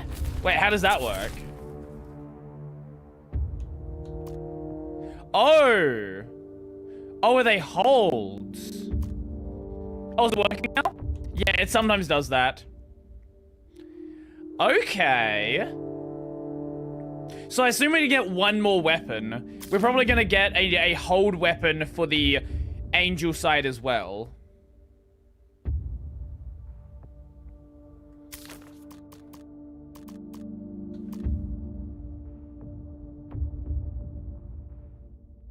Honestly, like, with it not having, like, a devil trigger in this game, I feel like that's the one, like, maybe you get one later, but I feel, at least right now, that feels like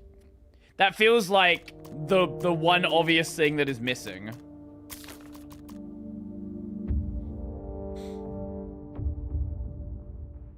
Wait, isn't that just Virgil's knife spin?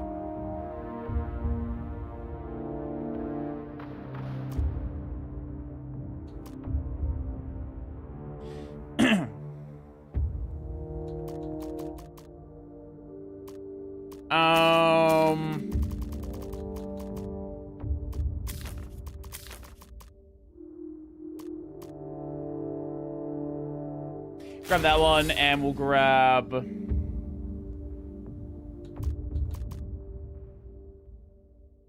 Wait, on the ground... Okay.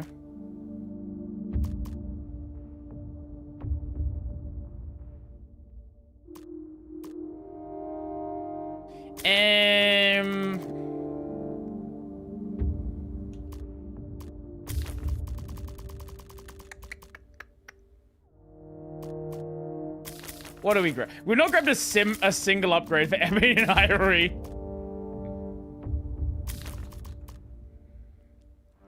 Let's grab that one. I did a YouTube short about Japan. People are mad that Japan banned some indigenous people from making face tattoos on kids protected from bad spirits. Allegedly, Japan did it for nationalism and not to protect children. Guess did the right thing or the wrong.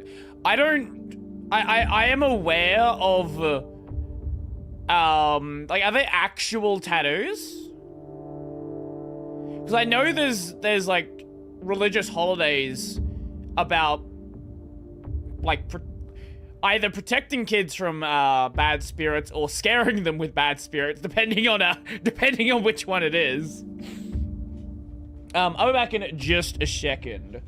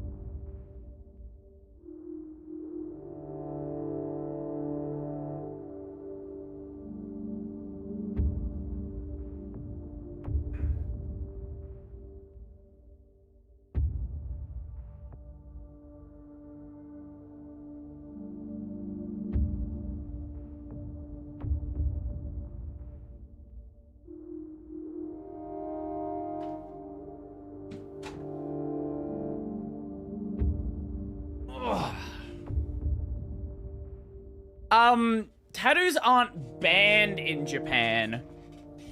It's kind of, it's one of these things where it's like, my understanding is older generations have more of a problem with tattoos.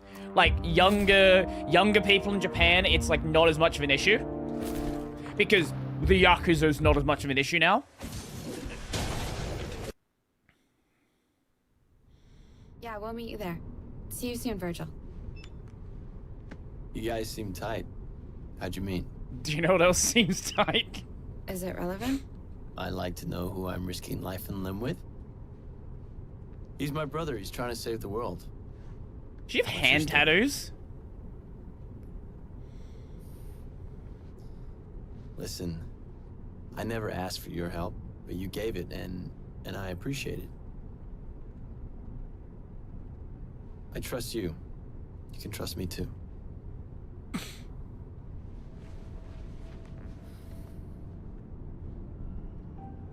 He rescued me.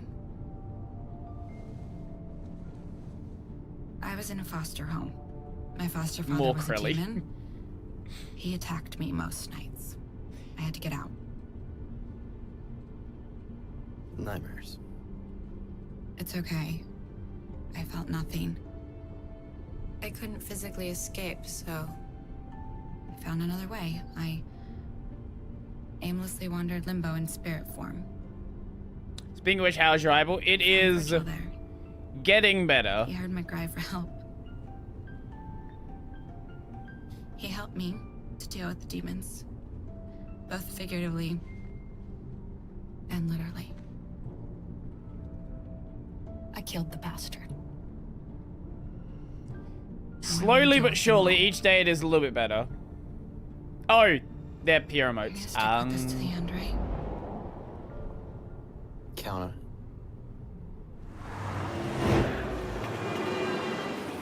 Wait, do you want to know something? Actually, we'll wait till the cutscenes over. I can't fucking pause cutscenes. Okay. Hello, Brody Robertson. Hello, Ahmed. How you doing? You've done well.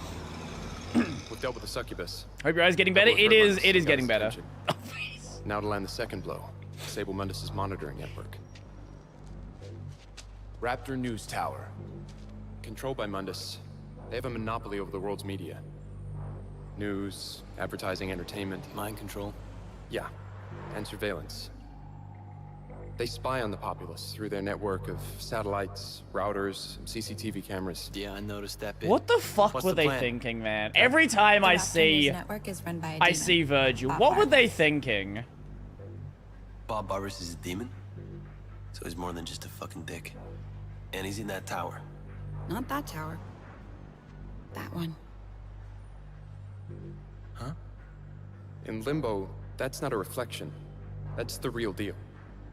It's a prison, and Barbas rules it cruelly. There's no mercy, and no escape.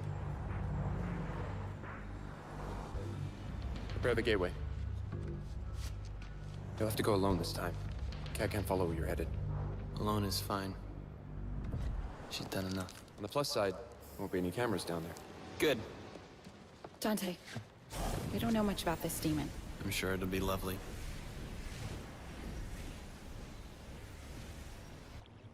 Also, why the fuck does he have a Union Jack on his arm?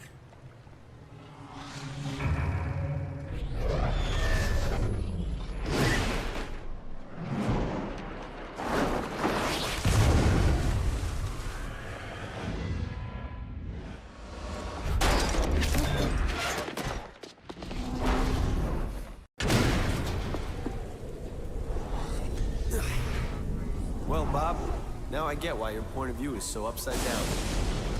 Funny. That's gonna hurt me.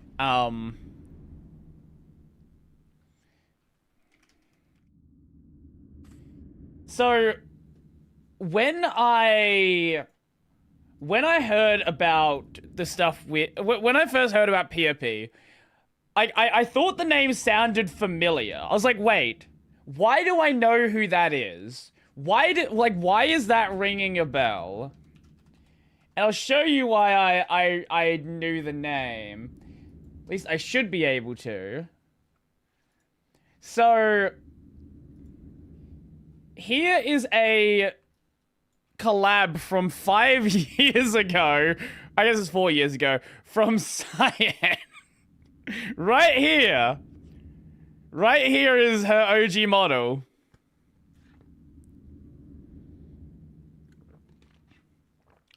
I knew that name sounded familiar when I first heard it. And we go to the thing. There you go. Here's her account.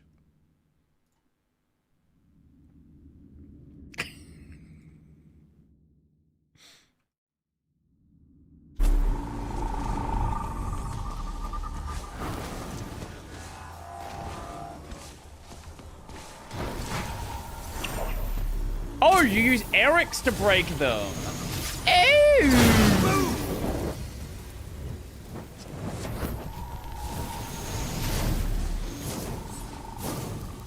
Wait.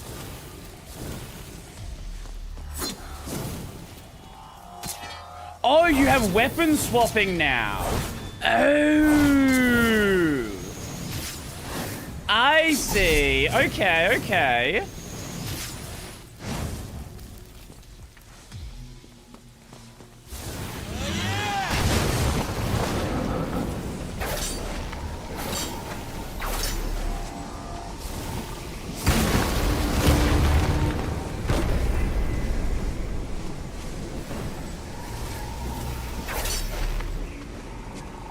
Hey, we at least Gumrun didn't scam her as a member of the show.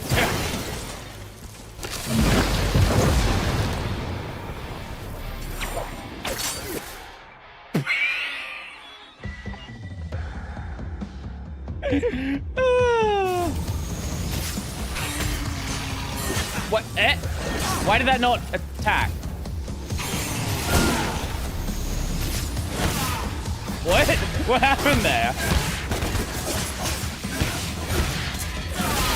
Oh, so okay, you can't.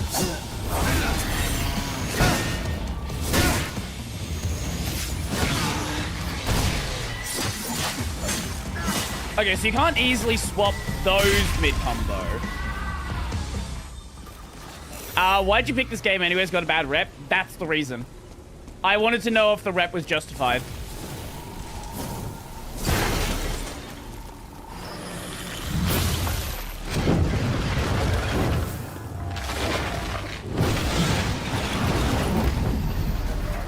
Like, I wanted to know if people hated it because it called itself DMC, or it was actually just bad.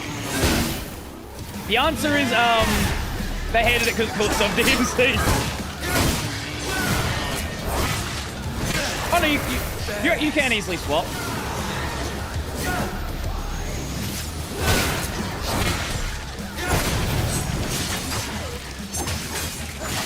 Smack that.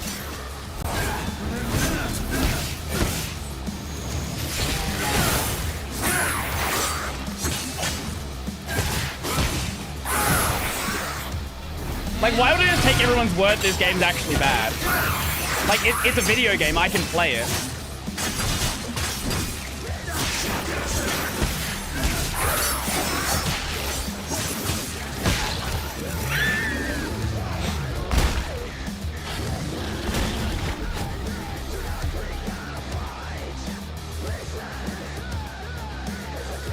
The fully charged Eric's uppercut can interrupt a tyrant and launch you into the air.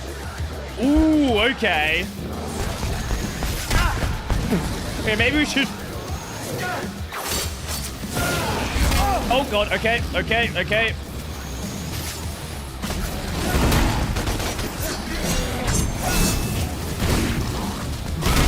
Okay.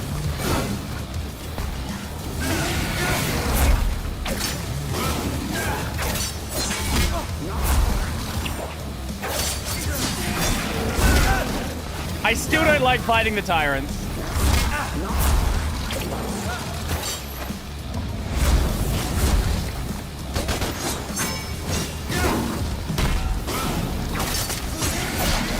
There we go. Okay, the camera is definitely getting worse the longer I play. I'm fully certain now the camera is getting worse.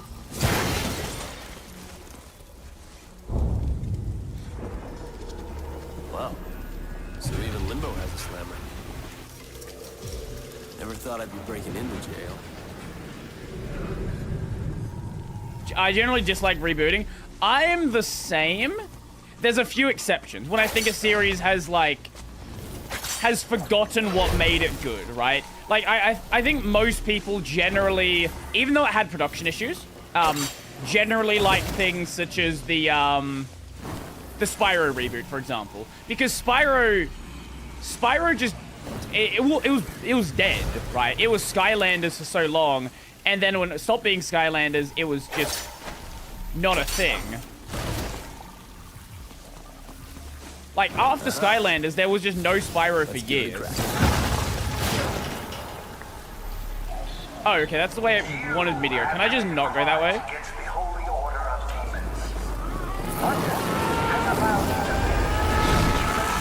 Just doing God's work, are you, Bob? Can I go back? Please. There was a secret back there. Okay, not that way, apparently. Fuck. God damn it. Okay, we're not getting our secret now. Fine.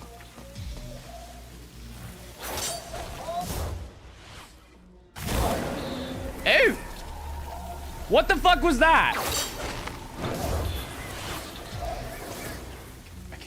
Okay. Why can you fail the platforming that all it involves is holding the button? Just do it God's way. Your thought patterns are being monitored. Illegal thought patterns are punishable by death.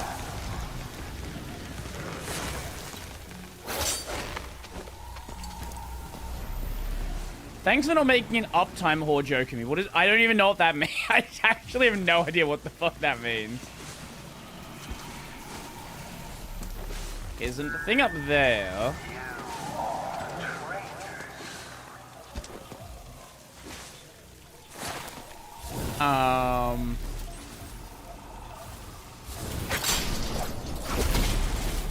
What the? What was that?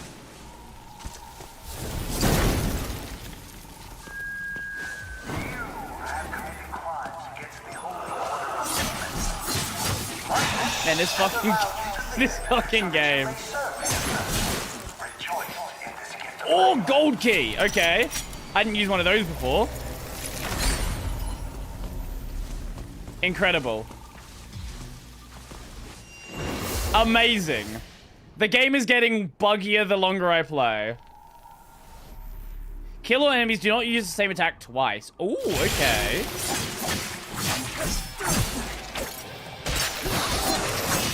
What?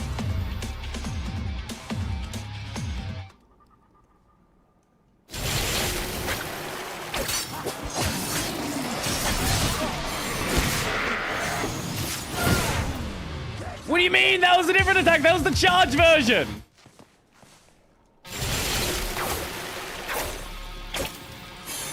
What?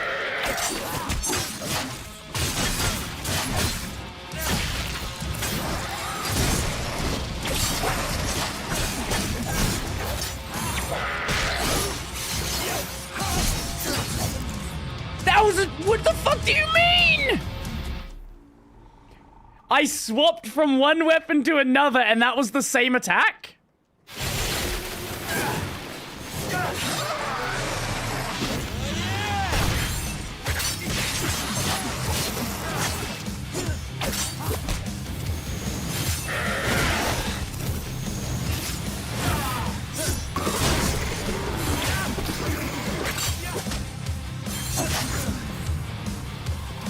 Those are obviously different attacks. Those are What the fuck do you mean? What are you... What are you talking about?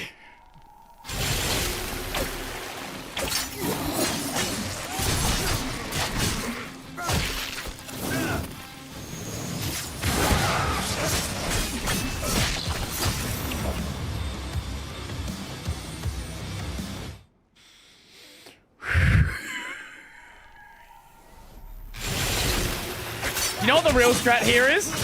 Knock them off the edge.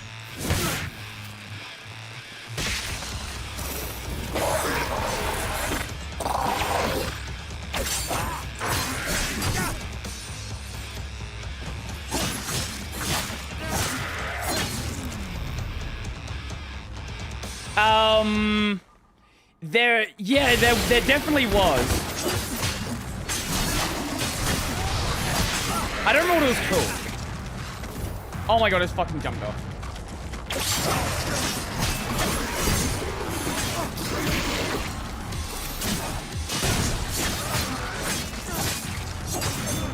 Wait, did it say twice or twice in a row? Sorry. Oh, same attack twice. Oh.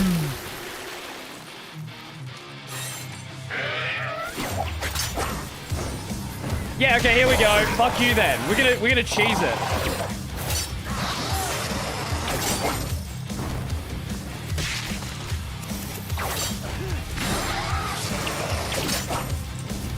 Fuck.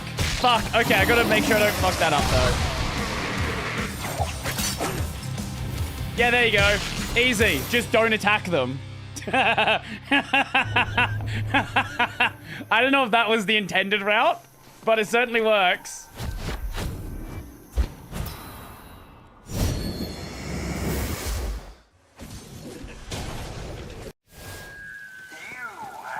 That feels like one of the ones you're supposed to do when you unlock every attack, and you can like easily cycle between them. Or you can just cheese it.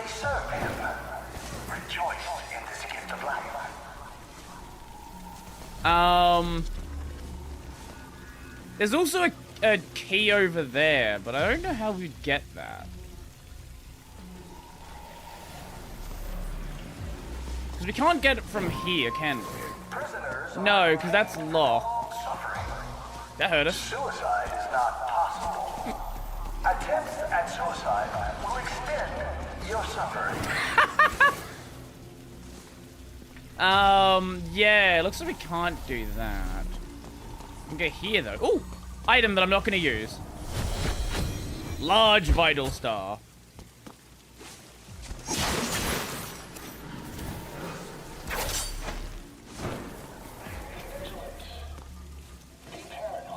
Okay, so that takes us... Oh, this is just another way around. Okay, I see.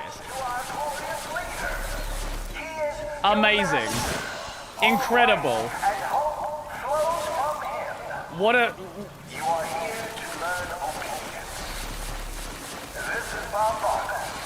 Video games.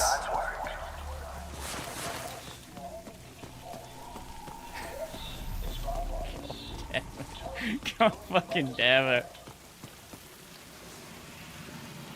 It's cheesing, but it's clever cheesing. If it works, it works. Okay. There's the tower. Back on track. Oh, God.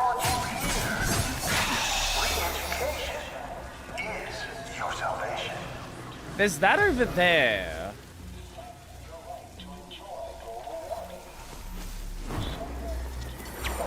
Oh, God. Okay. I am not sure how you would get that one, then.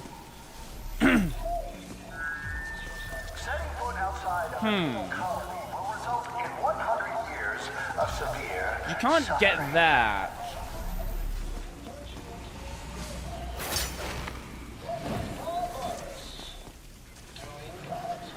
Huh. I'm not sure. I also don't care enough to, like, try to 100% the game to find everything. Whatever you are, get the hell out of here. DMC reminds you of Dante's Inferno. This is what I've been saying the entire time. If this game wasn't called DMC, it would be popular. Or at least not like, it wouldn't have been hated, that's for sure.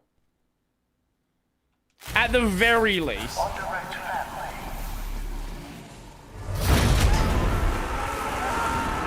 Like I said earlier, if Capcom released this game and was like, hey, here's an action game that's kind of like DMC. It's not DMC though. Like, imagine.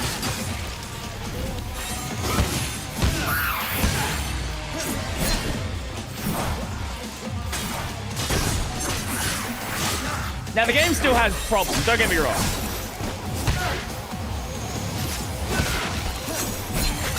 Do not be mistaken to think this game is perfect.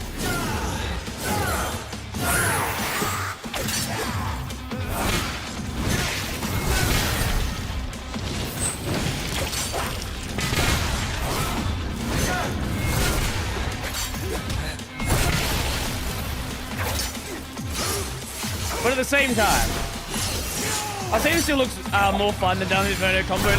Combat looks cooler. Okay, that's fair.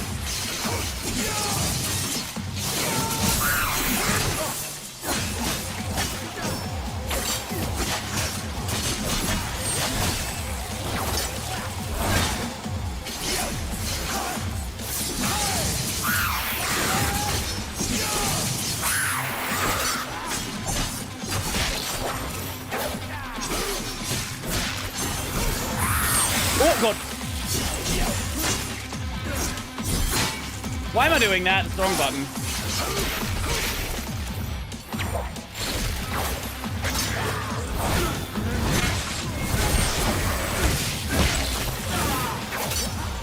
Okay.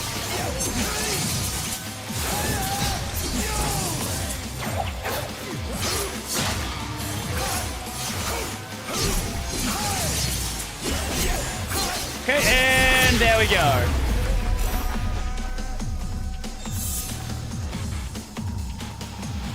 You call it glorious shit house? Glorious shit house. Sure, that works. Considering there's a gun swap there, does that mean there is actually other guns in the game? Wait, how long is this game? Because it seemed like the story was beginning to like get into like the main part.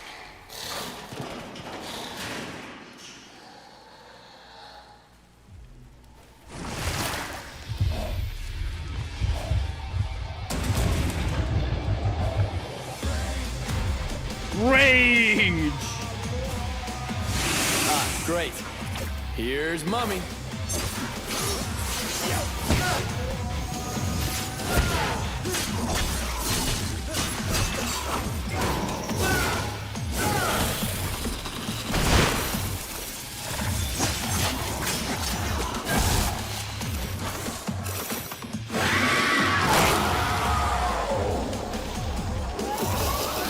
Oh god! Okay, I did not.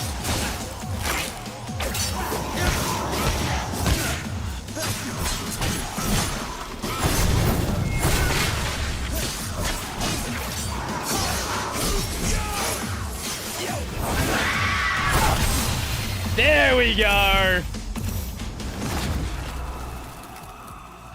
It took me a little bit. I feel like things are like really clicking together now.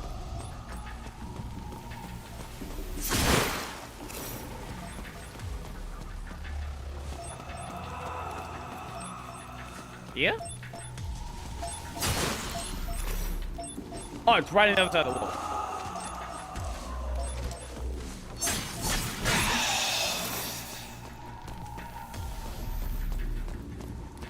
I know I've been saying it a lot, but like this actually is a good game. Besides the bugs, which apparently don't exist on the better version of the game.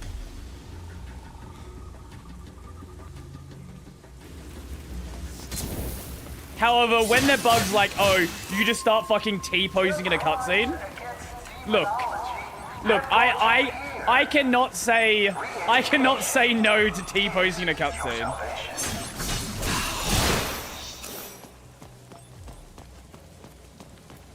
Considering how many of those we've collected, I would assume we are past the halfway point.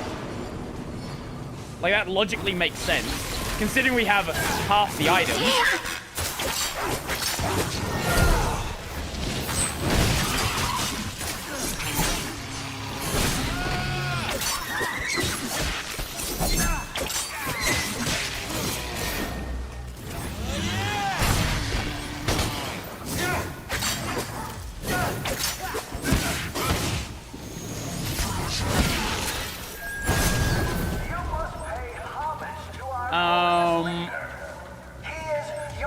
I don't remember if Dante's Inferno has any cutscenes.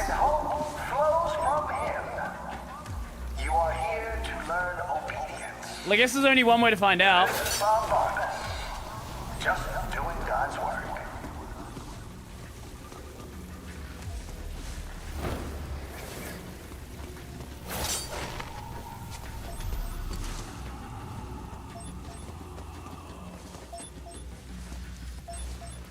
Wait. Protest is treason of the mind. You must be cleansed of all thought and submit to your glorious God and Master. Wait, that is very scuffed.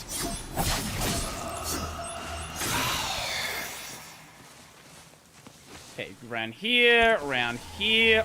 What? We're good, okay. Oh, you played on the PSP. I see, okay. You have committed crimes against the holy order of demons. I've never actually played... Oh, okay, I guess we did... We did like a little bit of BBS on PSP. I've never actually played a game... I don't think I've ever actually played a game besides that tiny bit of BBS on PSP.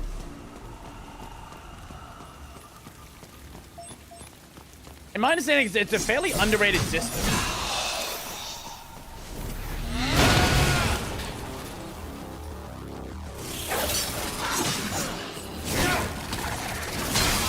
Eventually try PSP God of War.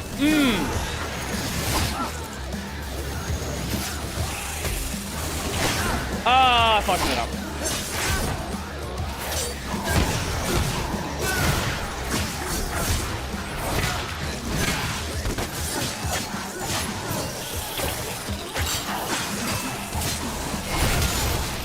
Bye.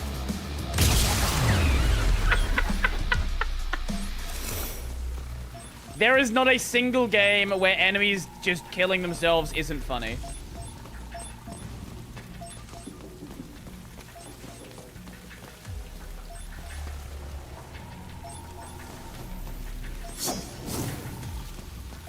Like, I know that's a secret. I can literally see it.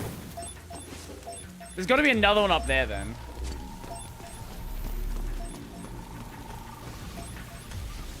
Where do we go?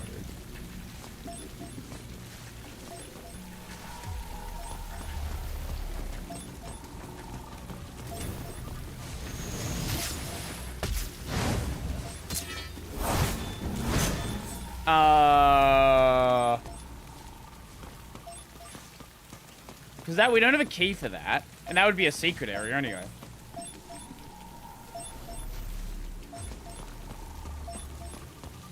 Oh, up there. I cannot fucking see apparently. Oh, that's where Abandoned Child comes from.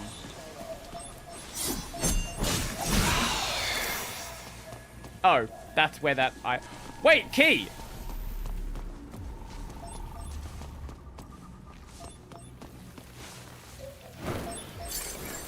Haha, okay.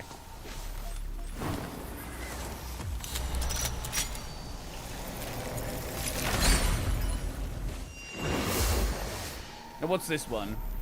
Kill all enemies within time limit. Enemies only take damage from angel weapons. Oh, it's easy. Okay. I feel like I've shown we've looked at that before, like on stream. I don't know if it was on stream or you sent it to me. God of War, abandon your daughter QTE.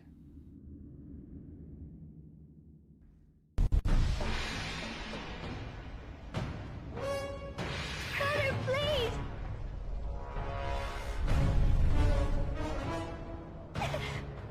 Please!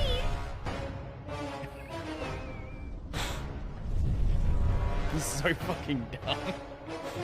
Father! Father, no! Whoa! What happened there?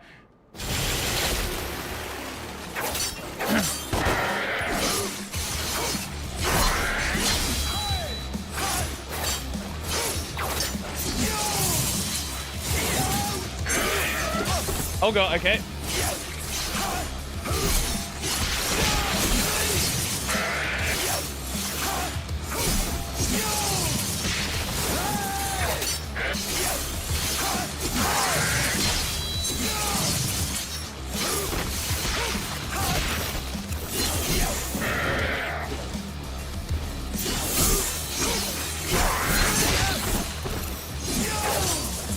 Really? Did you see graphical line just randomly appear there? There we go.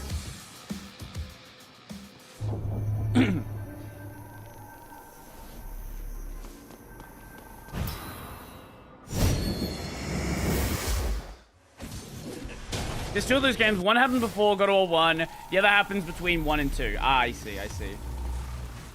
Oh, I didn't want to act. Can I leave? No, we actually have to do it again. Unless I quit secret mission. Here we go. Okay, cool.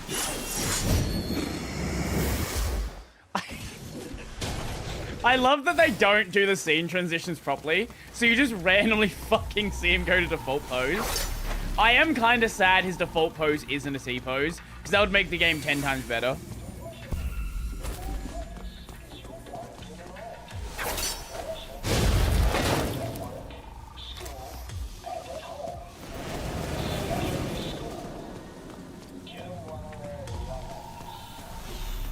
Once we finish this mission, that'll be the end of the game for today.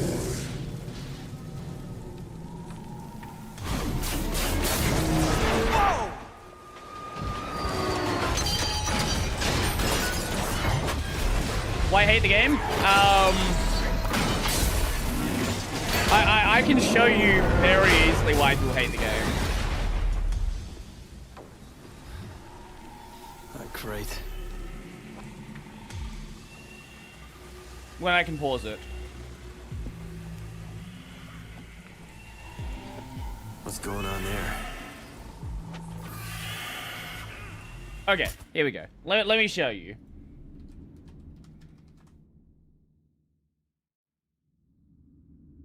So this is the Devil May Cry Wikipedia page. So you had these DMC games, then DMC 4, and then 5 years later, DMC Devil May Cry. Yes, you had the HD collection, but if you'd already played the older games, or you're still playing them on PS2, you're still playing them on PS2. So you had 5 years, a new DMC game gets announced, and it's this. That's why. That is the entire reason people don't like this game.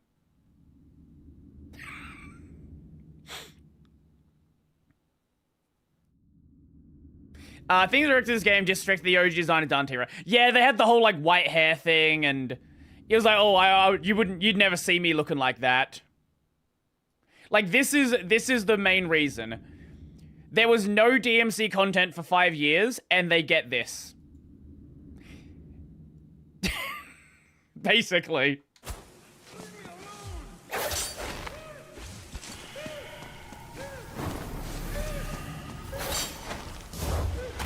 If this had come out like a year after DMC 4, I think the vibe would have been very different as well.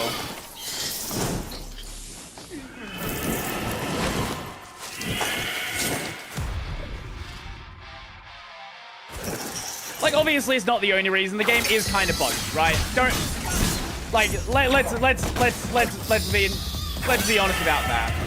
But like, can you like get into the fucking arena?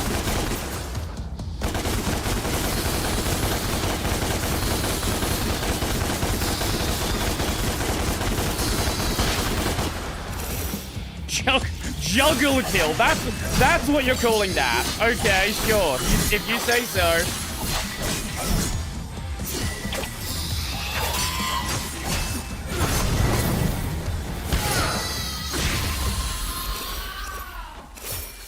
The super fans would have hated the hair scene. I remember people constantly ranting about the hair scene. Who is it? How cut your head off? Put your stick down. I'm not gonna hurt you.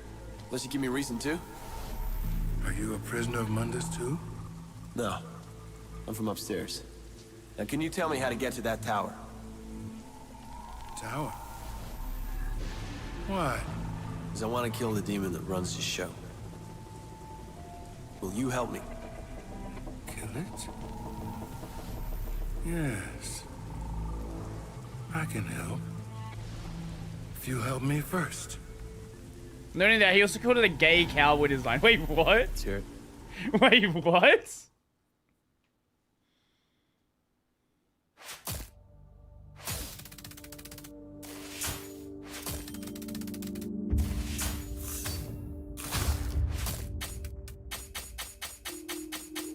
He called him a gay cowboy, so he made New Dante homeless. Like, New Dante just looks like a homeless dude.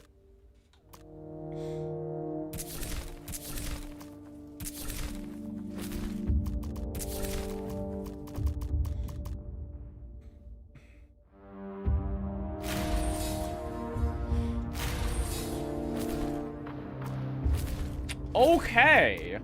Leaderboards. How good are the people? There are no entries. Oh, okay. It's just gonna show my. It's just gonna show mine. Okay. Oh wait. We can see.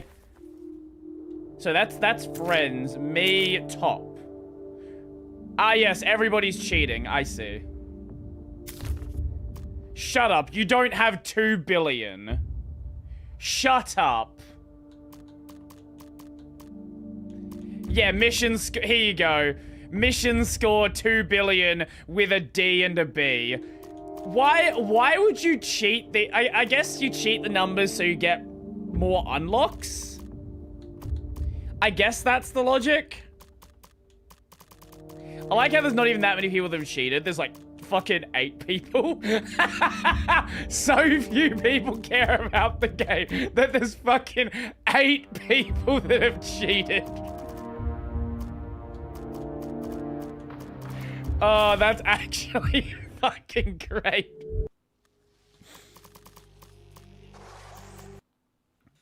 What a game, man. What a game. I actually do think this is good. I genuinely do think it's good. For all the complaints you might have, reasonably so,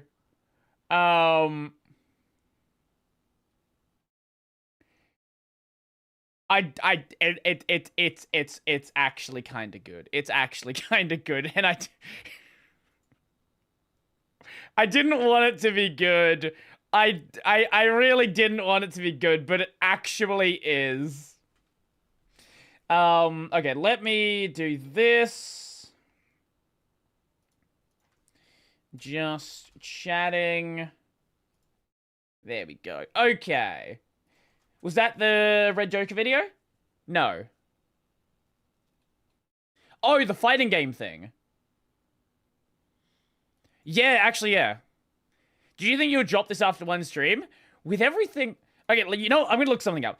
DMC Devil May Cry is actually good.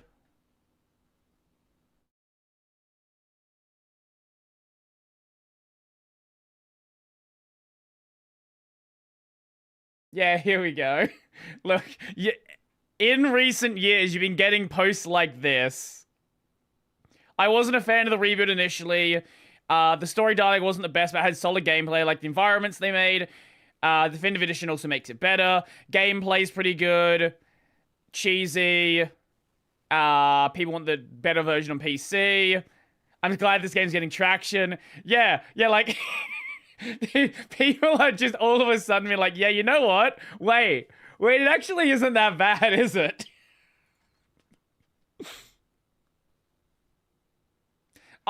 From everything I'd heard, I did hear people in recent years saying it was actually good. But to be fair, I've heard people in recent years saying fucking Dark Souls 2 is good. And those people are stupid. Dark Souls 2 is not a good game. Maybe now it's been patched to not be as buggy, but when it launched, it was a fucking mess. But this actually was pretty solid, and I'm gonna finish it. I'm absolutely going to finish it. Yeah. Anyway, let's check out, this one. Analysis, the simplest fighting games. I'm not big on fighting games myself. And the main reason is I tend to start button mashing when I get into stressful situations.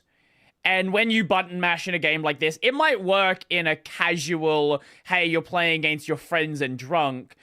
But anything more than that, and it's gonna go very badly. In Persona 4 Arena Ultimax, you can fight... That's a random game to choose, okay. As a Little League baseball coach named Junpei Iori that has a baseball gauge that's unique to him. If you hit an opponent or hit their projectile, you score a base. If you whiff, you get a strike. If you get hit... What a weird system that is, what the fuck? You get an out, and if they block your attack, you get a ball. Okay. When you get 10 runs, you automatically activate Victory Cry, which makes you more powerful, and every 10 runs after that increases your strength further. I could go on, but you probably already have more questions than answers, one of which might be, why do I gotta learn that? It's mechanics like this that give anime fighting games the reputation of being creative but complex in a genre that's already notorious for its complexity. At this point, you might be tempted to point out that complexity does not equal depth, and maybe mention Dive Kick, the most amazing fighting gaming experience on the planet. Dive Kick defies conventions. 6 buttons? No. 2 buttons. 1 joystick? Try no joysticks. Dive Kick has an excellent... Isn't this kind of like, oh, what's the game called?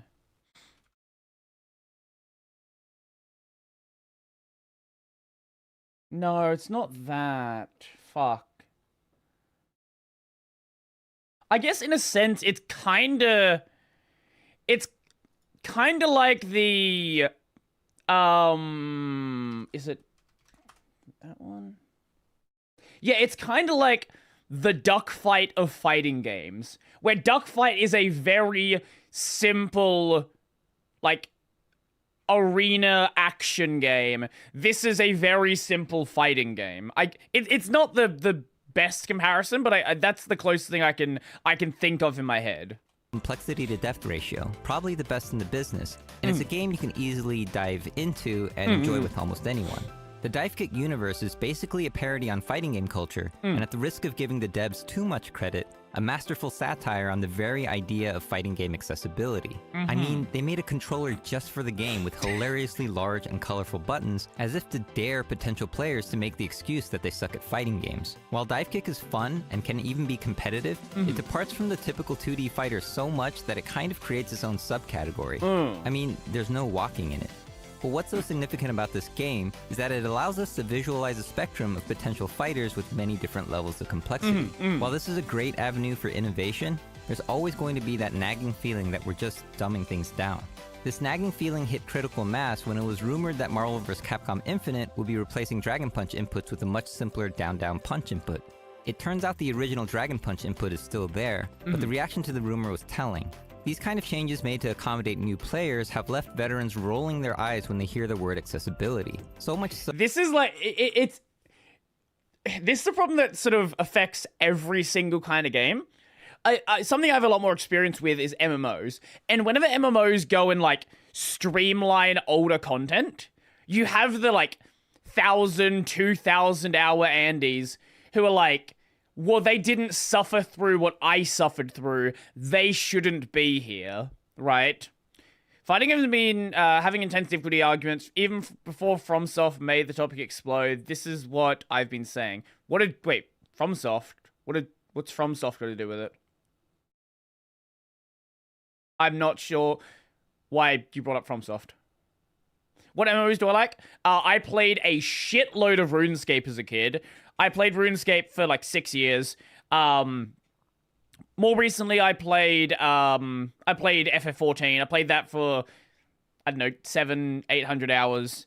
I'm not playing an MMO now because, look, I just don't have the time to play an MMO. Oh, when Sekiro released, people were saying, please easy mode. Right, that's what you meant. Okay. But yeah, MMOs are the same thing, where it's like, oh, why make it easier for people to get into the good part of the game? They should struggle through it being bad. Or like, the game gets good after 500 hours kind of idea. And I guess to some extent, fighting games suffer from that as well. Like, again, I'm not like super in depth on the topic, but my understanding is, like, the joy of a fighting game comes from actually your combos doing what you expect. Because it's one thing to have fun, like, as a casual player, just at a party. But once you actually feel in control of your character, I would imagine that's where the game, like, really starts to shine. So that accessibility is often followed by the assurance that depth will not be harmed in the making of the game. I don't doubt that this is possible, but just like how you'd want to know how your zero-calorie soda preserves its flavor, I think it's worth looking at how accessible games try to preserve their depth. Now Diet Coke has NutraSweet. Has Diet Coke been around that long? Sorry, we're gonna sidetrack for a bit. When was Diet Coke released? 82? What the fuck? Wait, what? Okay, I didn't realize it was that old. Sorry, we got side tangented. Coke Zero, which is more popular. I don't know what the difference between Diet Coke and Coke Zero. So we're gonna side tangent on this. What is the difference between Diet and Zero Sugar Coke? Diet Coke and Coke Zero are both sugar-free. Diet Coke uses aspartame for a lighter taste, while Zero Sugar uses aspartame and acesulfame potassium. I see. Okay. The three categories of game accessibility are cognitive, motor, and sensory, and usually they refer to features that assist people with disabilities. For example, the blind Street Fighter player Sven has been using the 2-channel stereo sound effects to know which side of the screen he's on to defeat his opponents. While sensory accessibility like this is mostly for— No, that's actually super cool. The fact that somebody is a competitive fighting game player and blind is actually fucking crazy. People who have difficulty seeing or hearing, cognitive and motor accessibility are often for people without disabilities as well. One of the big cognitive accessibility goals in Marvel vs. Capcom Infinite was to reduce the amount of gameplay decisions you'd have to make at the character select screen. This is because the more decisions you make throughout the day, the worse your decisions will become, a phenomenon known as decision fatigue. Decision fatigue explains— Hey, when was this video? When did this video come out? 8 years? Oh, it's 8 years ago. Oh, it's still getting shit. Oh, man. Oh, that's so, oh. Okay, what is No Man's Sky sitting at now? No Man's Sky. Is it, like, mostly positive now? Where are we at? Very positive. Very positive. Yo, how you doing there? Welcome. Will become, a phenomenon known as decision fatigue. Decision fatigue explains why judges are known to make less favorable decisions later in the day, and why you buy that candy bar you didn't need at the end of your grocery shopping. Decision fatigue can eventually lead to decision avoidance, which in the gaming world means— I just finished recording an episode of the Pseudo Show. Ooh, how'd that go? Ain't playing that. In Marvel vs. Capcom 3, you have to choose 3 characters and a type of assist for each one, making it a total of 6 decisions. For those who don't know, an assist is when you call out a teammate briefly to help you out in— This is how I feel when I play Mario Kart. It's like, pick a character, pick a vehicle. I'm like, I pick the one I think looks cool. I'm sure the stats matter, and different tracks have different metas, and different cups have different metas. Fucked if I know what they are. battle. In Marvel vs. Capcom Infinite, they reduced teams to only 2 characters and removed the assist mechanic altogether. Now you only need to make 3 decisions, 2 for choosing your character and 1 for choosing an Infinity Stone, an item that gives your team special abilities. Aside from being a clever multi-channel marketing tool to tie the game into the Marvel Cinematic Universe, Infinity Stones act as a way to maintain depth without having to learn a 3rd character. Combine this with more flexible tag options, and you have 2 characters with extra abilities as opposed to 3 characters with different assists. I don't know how much depth this will maintain, but it's clear they made a serious effort to try and preserve it after dropping 2 major aspects of the past 2 Marvel games. We have Marvel 2, and you call, your assist to cover yourself and go back and forth and kind of have like this whole cover me aspect, right? And even in Marvel 3 is sort of the same, right? A little bit more balanced, but now Marvel vs. Capcom Infinite, more freeform, way more freeform. As for motor accessibility, the classic example is making special move execution easier to do. This was actually a good thing when Street Fighter— Yeah, this is one of those things where it's like, how easy do you make it though, right? Because if you remove the complexity of it, it removes one of the like main core joys of a fighting game. Now, sometimes you're gonna have like really fucking weird bindings that don't make any sense. But you don't want to go too far where it's like you can do your super move with like 2 buttons. Fighter 2 made special move input windows more lenient from Street Fighter 1. Sure, that makes sense. Like, timing windows, I think, make a lot of sense. Especially when you have, like, real funky timing windows that are, like, most people, like, you could do the button inputs, but you just don't, like, the timing is just way too tight. A good thing when Street Fighter 2 made special move input windows more lenient from Street Fighter 1, which was just a nightmare to execute anything. But this wasn't enough, and by the time Street Fighter 4 came around, Dragon Punch inputs that were simply incorrect would work as long as the game thought you were close enough. This allowed comically sloppy inputs like this to work, and players actually created new strategies around them, like doing a Dragon Punch from crouching position. But why even... That's an interesting one. Okay, that's actually a really interesting one. So... they simplified the combat, and that created more depth to it. Huh.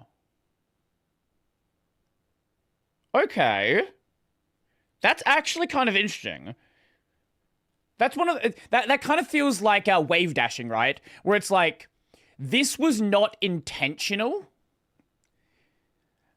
but it's something that the game allows you to do based on the way things are structured. Okay. But like that's one of those things where it's like accidental complexity. The devs didn't intend for weird setups like that to happen. Keep motion inputs for special moves if so many people have trouble with them. After all, removing them would do so much for both motor and cognitive accessibility. The problem is, motion inputs are a part of what gives the game its depth. For example, the Shoryuken motion begins with the forward stick position, so it's easier to execute when walking forward and harder when walking backwards. Knowing this about your opponent is key to planning the best time to attack or defend. So what happens when you remove motion inputs from special moves and make them one button? Basically, some moves get too powerful, and the developer has to find alternate ways to balance them. In the case of Rising Thunder, each special move had a cooldown time like you'd find in a MOBA, so you'd have to wait until you could use the special move again.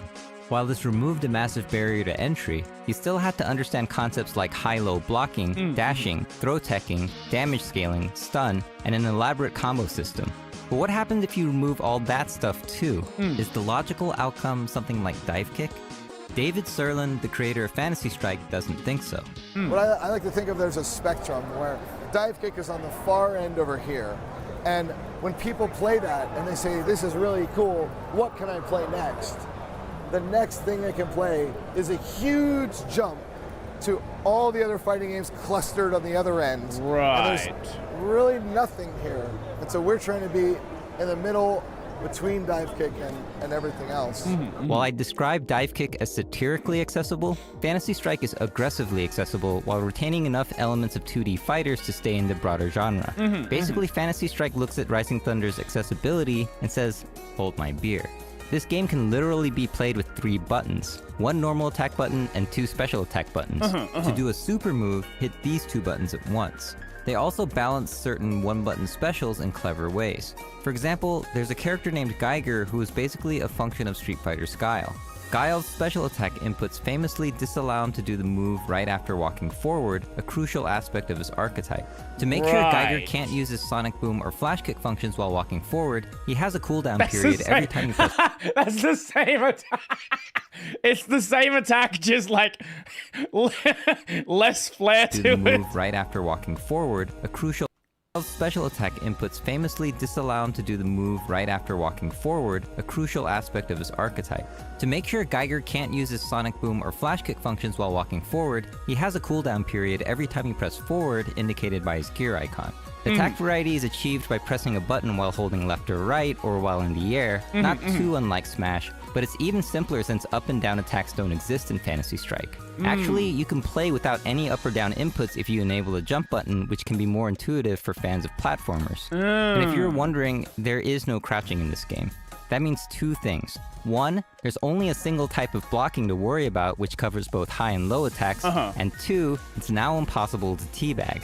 As for memorizing moves, most characters' entire move list can fit on 1 page, and life bars are comprised of units, not too unlike Hearts and Zelda, which allow you to see exactly how much damage is done. A fun fact, Sonic games have a similar rule where every action must be possible with no more than 2 buttons. I didn't know that.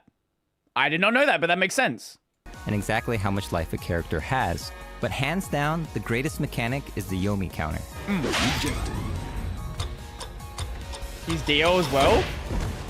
If someone is about to throw you, just do nothing and you'll perform a throw on them instead. This is so smart because when someone complains about your cheap throws, all you have to do is tell them to do nothing to counter it. If they still get thrown and complain, you can be like, oh, I guess doing nothing is too hard for you. You should totally email David Serlin about that. That's an interesting idea. Okay. Especially because a lot of casual players, like myself, tend to button mash. So it's like, it's one of those things which as an advanced player you would click with very quickly. But someone new would get caught by it a bunch. I like that. I actually really like that. I don't know how well that would work at advanced levels. I feel like at advanced levels that at advanced levels that would be let me see. Let me see if I can find a good example of it.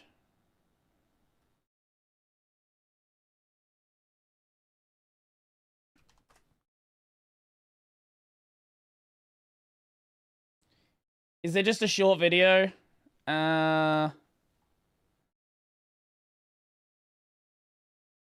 Okay, there's not. So in Dragon Ball Sparking Zero, if you you can dodge an attack right before it happens, and you get behind the enemy, and then you can punch them, and then they can teleport behind you and punch you, and then teleport behind you and punch you, and it just keeps going until you run out of ki. And this is like real. And at advanced levels, basically what happens is people just do 10 dodges in a row before they start fighting again. Most fighting games noobs hate grapples because they don't know how to escape grabs. Yeah, exactly. Yeah. This was because most platforms had a crazy amount of possible button types, particularly with Japanese controllers had more buttons. The game is not approachable without this kind of simplification. That. All sarcastic trash talk aside, this truly is the game of thought experiments. But it's real, and it attains the goal of accessibility by quickly... Oh, not only that, but they also categorize the characters into, the types they are. That's neat. Game of thought experiments. But it's real, and it attains the goal of accessibility by quickly bringing a player from button mashing to playing almost entirely with purposeful decisions. This is also known as reaching intentionality, which I feel is required to fairly judge how good or bad a fighting game is. And this really hits the core of the fighting game problem. Even games like Guilty Gear Xrd, with one of the best tutorials and in-game learning tools out there, still requires weeks, if not months of practice to play with intentionality. Right. This frustration makes it tempting for people who have not reached this level to hastily deem the game's advanced mechanics as unnecessary or otherwise illegitimate. Neuroscientist Sam Harris made an analogy to describe Sorry, I did not expect a Sam Harris mention. of practices, which is incidentally instructive to this issue. Imagine where astronomy would be if everyone had to build his own telescope before he could even begin to see if astronomy was a legitimate enterprise. It wouldn't make the sky any less worthy of investigation, but it would make it immensely more difficult for us to establish astronomy as a science. Basically, Phantasy Strike only requires you to build the simplest telescope to see enough of the celestial brilliance of 2D fighting games to understand their appeal. And it might even inspire people to build more powerful telescopes to see the full spectrum of what the genre has to offer. Let me know in the comments what you think about these more accessible games. I forgot about Socrates. This was Gerald from Corey Gaming. Thanks for watching.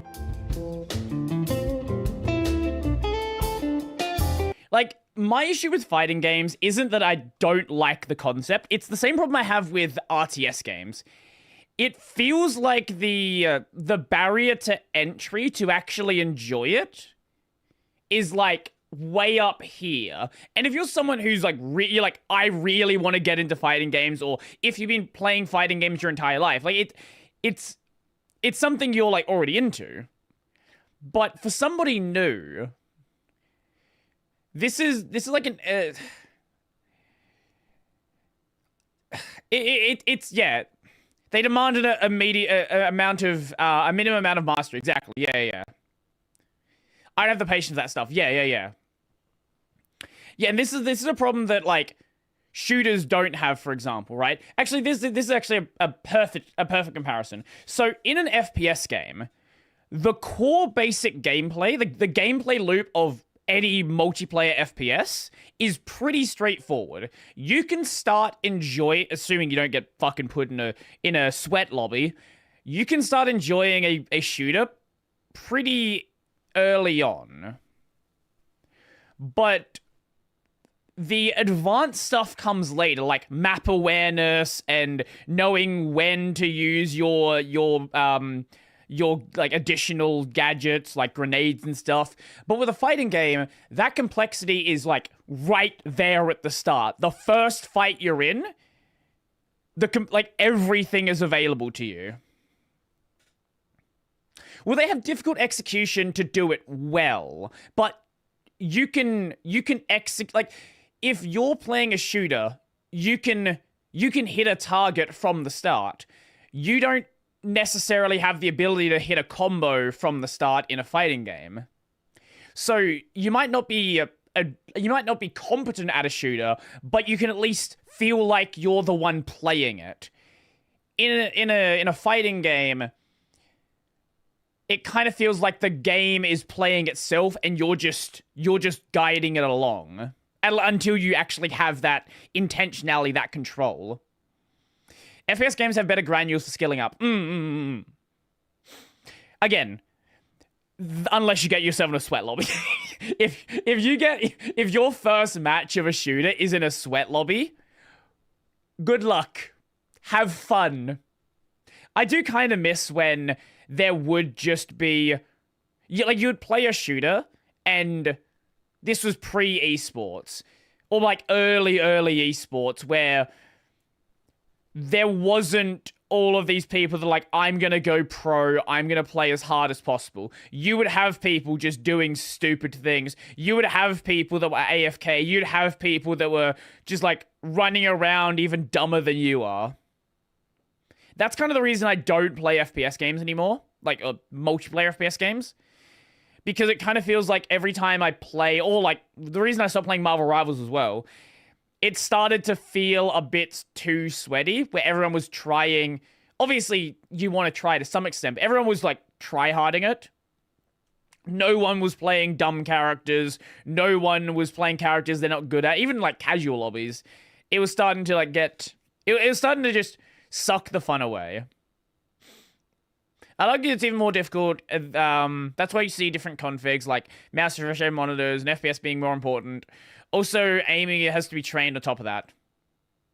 Okay, that's fair, that's fair. I don't play multiplayer games anymore because it's literally the opposite of fun. Like, the only multiplayer games I play are games, like co-op games, right?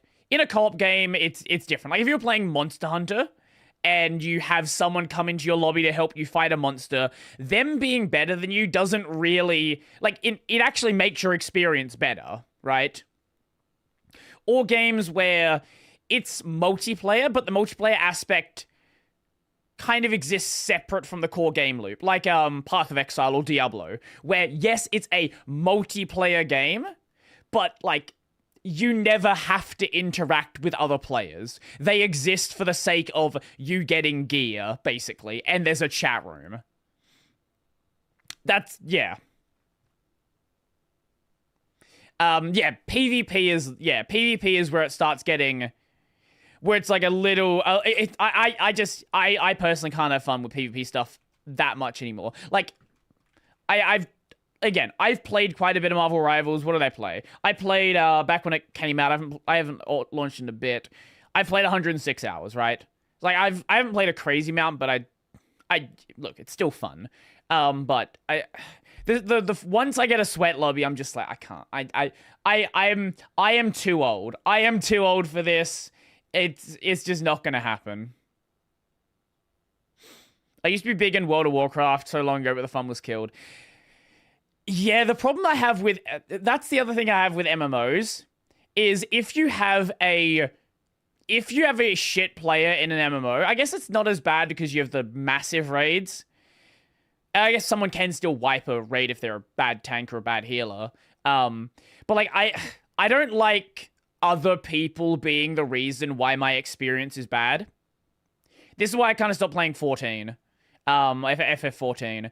Because, like, if you go into a dungeon, you go into a raid, and you have a healer or a tank that doesn't know what they're doing, like, you've just wasted 30 minutes. You've just wasted an hour, depending on how big the raid is. If I'm playing with people I know, that's different. Even then, some people I know, I join in a game with them, and like, I can't play with you. Like, there are people I know who are good at games. When I play with someone who is just, like, stubbornly bad, I'm just like, I cannot play with you. The best MMO I've tried so far has been Black Desert. I think it has it all. I've heard really good things about Black Desert, but I've never actually tried it myself. I am unabashedly not great, and I don't care anymore. It's one thing to not be good. It's another to be actively bad. Like, where you see someone playing something where you know it's just not clicking for them. And I'm just like, and again, I get sweaty as well. This is the other problem. I get sweaty in these games as well, and that's why, like, if people are sweating, I'm going to do the same. And then if I'm in a sweat lobby and other people are doing badly, it's like it just spirals down into chaos. And that's why, like, most of my gaming right now, I'm playing through Trails in the Sky, 20-year-old single-player game, Enter the Gungeon, Ball Pit, Hades, Mega Bonk, Monster Hunter, PoE. I don't have to deal with people. It technically has PvP. There's like 5 people that do it. Hey, Brody, I'm sorry this is already a video, but I can't find a solid source anywhere on how to manage multiple internal drives in Linux and how partitioning works for that scenario. Should it all just be treated as one large partition? No, you're not gonna treat multiple drives as one partition unless you're doing raid. Should it all just be treated as one large partition and split across drives, or is there a better way to do it? Or Butterfest? Can you merge drives together with Butterfest? Wait, is that a thing? I didn't know that. Huh. I did not know that was a thing. Can you do it with the ext4? Or is that just not a thing in ext4? Because I've always just had, like, I've never tried to even merge stuff together like that.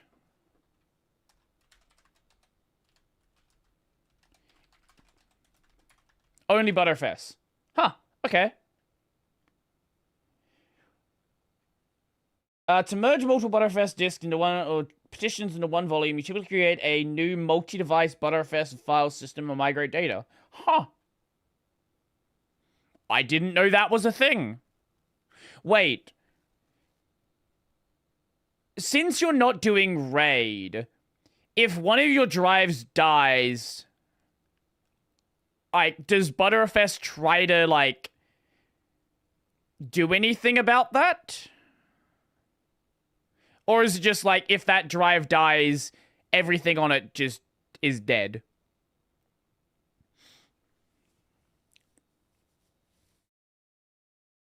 Because, like, for me, normally it's RAID 0, so you're toast. Okay, right, that makes sense. Because for me, like, I have, like, a couple of drives in this system, but, like, they're all separate things. Like, this is how I've always done it. Don't question, again, people always ask me, don't question my swap. don't question my swap. We don't need to worry about my 48 gigabyte swap. Or my 400 gigabyte root. Just don't think about it. I should have bought a smaller boot drive, but it is what it is. For some reason I bought a 500 gig boot drive. Just don't think about it. Don't question it. That's a hibernation swap. That's what I tell people now. Do you want to know why I did it? I'll tell you why I did it. So, the traditional, you probably have heard this before, the traditional answer for how much swap you should have is 1.5 times your RAM. Now, this made sense when you had like 2 gigabytes of RAM, 4 gigabytes of RAM, 8 gigabytes of RAM. I have 32. That's why it's 48. That is the entire reason why it's like that. I don't hibernate my system. So for me it's not for that, but I guess I could if I wanted to. Anyway, I'll be back in at just a moment, and I think we'll check out the Red Joker video after this.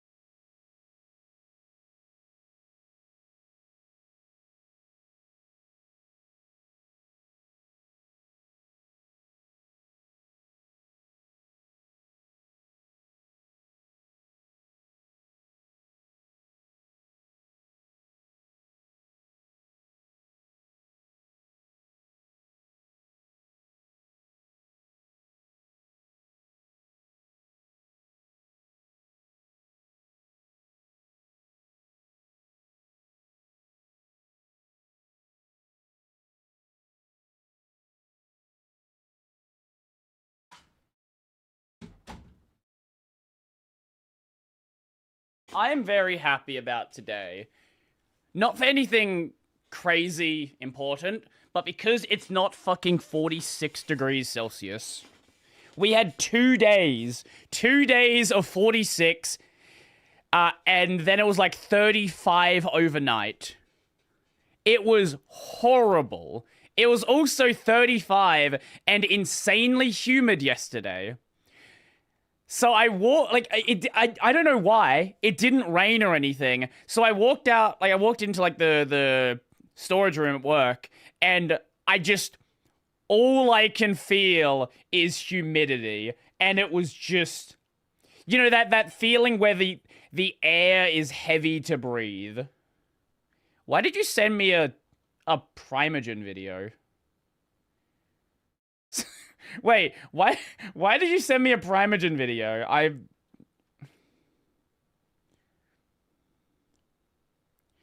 Thoughts on people calling Fahrenheit freedom units? I call them freedom units because I think it's funny. Funny sequel story. Okay. I guess we can check out funny sequel story. Why not? We can watch a Mr. Primogem video. What a great start already. I've realized something. Yes. I've realized that the job market has gotten so bad that people's pet projects have now hit a brand new limit of absurdity. Oh, no. Okay, I was not prepared for this. I'm not prepared for what I am looking at, but here we are. And what are we looking at? We are looking at Tailwind SQL. Have you ever thought that the only thing missing in your life is even more classes in HTML? Well, guess what? I got an open source project just for you. This not only allows you to enjoy Tailwind as styling, but you also get classes where you can make database queries straight to the back end. Stop. Stop. No, this is not real. This is a parody. This is a fucking parody. Here's the repo. This does not do anything. I don't believe for a second this actually has real source code. There is source code here. Oh my fucking god. What the fuck? That's how I feel. It has one commit. Jesus fucking Christ. Okay. Okay. Because honestly, if there is one thing the world needs, it is more user control over the database queries that are executed on the back end. Because fundamentally, one of the biggest problems we're having right now is all this security on the back end where people are having bad permissions and all this. Whereas this is just going to allow the client, okay? Last time I checked, there's not a bunch of client vulnerabilities. It's always on the server. So if we Stop it. just move the database queries to the client, I don't even think we're going to have any more security vulnerabilities. Like no, this. trust the user. The user always has good, valid input. The user is never doing anything malicious. The user should always be trusted. This is going to be the end of the end. So I am personally pretty excited about this product, just seeing it right away. So here we go. What are some of the features? We got write squeal queries using familiar class names. Exactly. See, one thing that I also have always hated about SQL is it's super confusing. Is it like select star? Like I got to remember column names? Like what's going on here? Like that's just too much. Very, very confusing. This, on the other hand, is just like, hey, give me the table name. And then I can just do some quick operations right on top of it, like just order by, boom, easy. Like that's way easier than SQL. Can we agree? Way easier than SQL. It works with React server components. And obviously that's really good because React server components have been known to be one of the most trusted and reliable sources for preventing any sort of security. One thing I will say, I forgot what it was called for a moment. One thing I will say regarding not doing SQL is in university, I had some professors that were really big fans of LINQ or LINQ, language integrated queries. So a lot of my SQL experience was writing it in C#. And I don't hate it. Now I know some people might have some issues with it, but I don't actually hate it. It was nice and pleasant. This isn't. This is not pleasant. This is awful. Issues on your back end while also having the ultimate user experience / developer experience. It's the best library ever created. So the fact that it just automatically integrates with it, it's probably the best. Can we just be real? Yeah, exactly. Probably the best. SQLite. Of course. Best database. Cinema. Okay, SQLite is the best. Okay. True. Zero runtime. Queries are parsed. That's the only part of this video that's not a parody. Executed at build / render time. I'm super curious how they actually, okay, I got to break. We're breaking the fourth wall here for a second. How does one execute queries at build time? Like what kind of data is coming down at build that you would want at build time? Wouldn't you always want it at runtime? Okay, this part confuses me a little bit. And the fact that they say zero runtime and then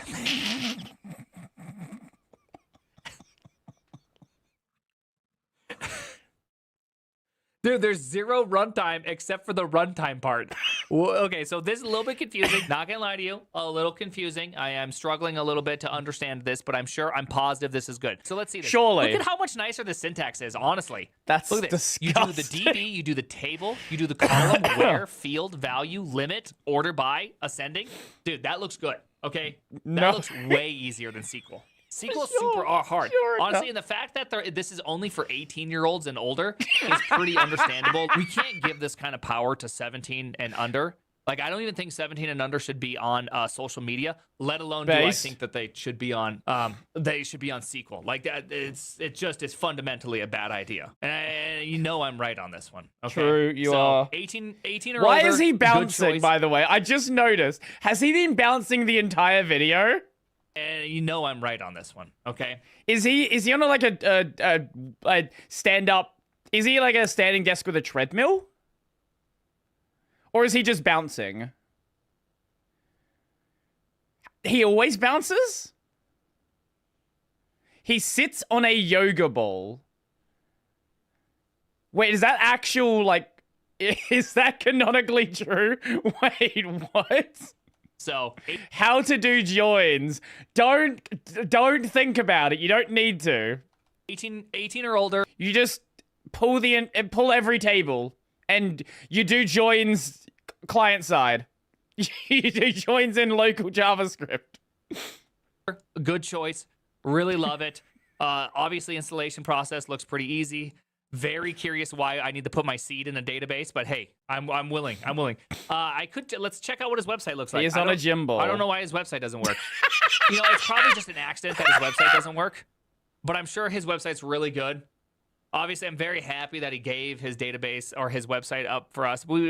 Honestly, it's probably the fact that I'm covering it live that's just taking. How about joining tables? You're asking the wrong questions. It's down right now, and so therefore, like the whole site's just not working. True. Oh, nice! Look, this is really good. I know a lot of you people don't really know what you're doing when it comes to programming. This is really nice. Look at that. He's giving us a nice little breakdown of how to like parse through and go through and set up your project correctly. This is really good.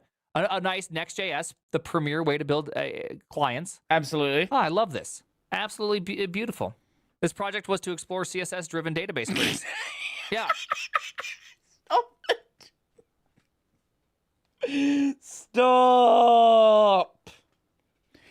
Stop.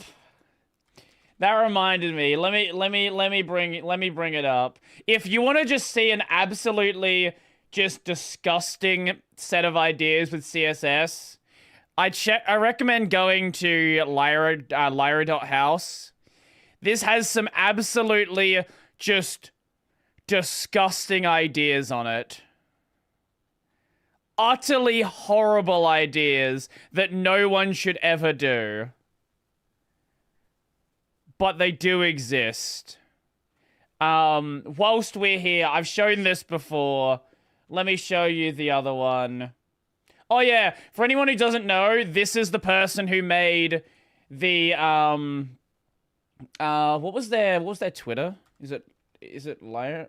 No, Folding Bird. Yeah, Rebane, that's who it was. So the person who made this disgusting website with these disgusting ideas, they do follow me on Twitter, which is cool. If you might have recently saw the Flappy Bird that you can play with a folding phone, they made this as well.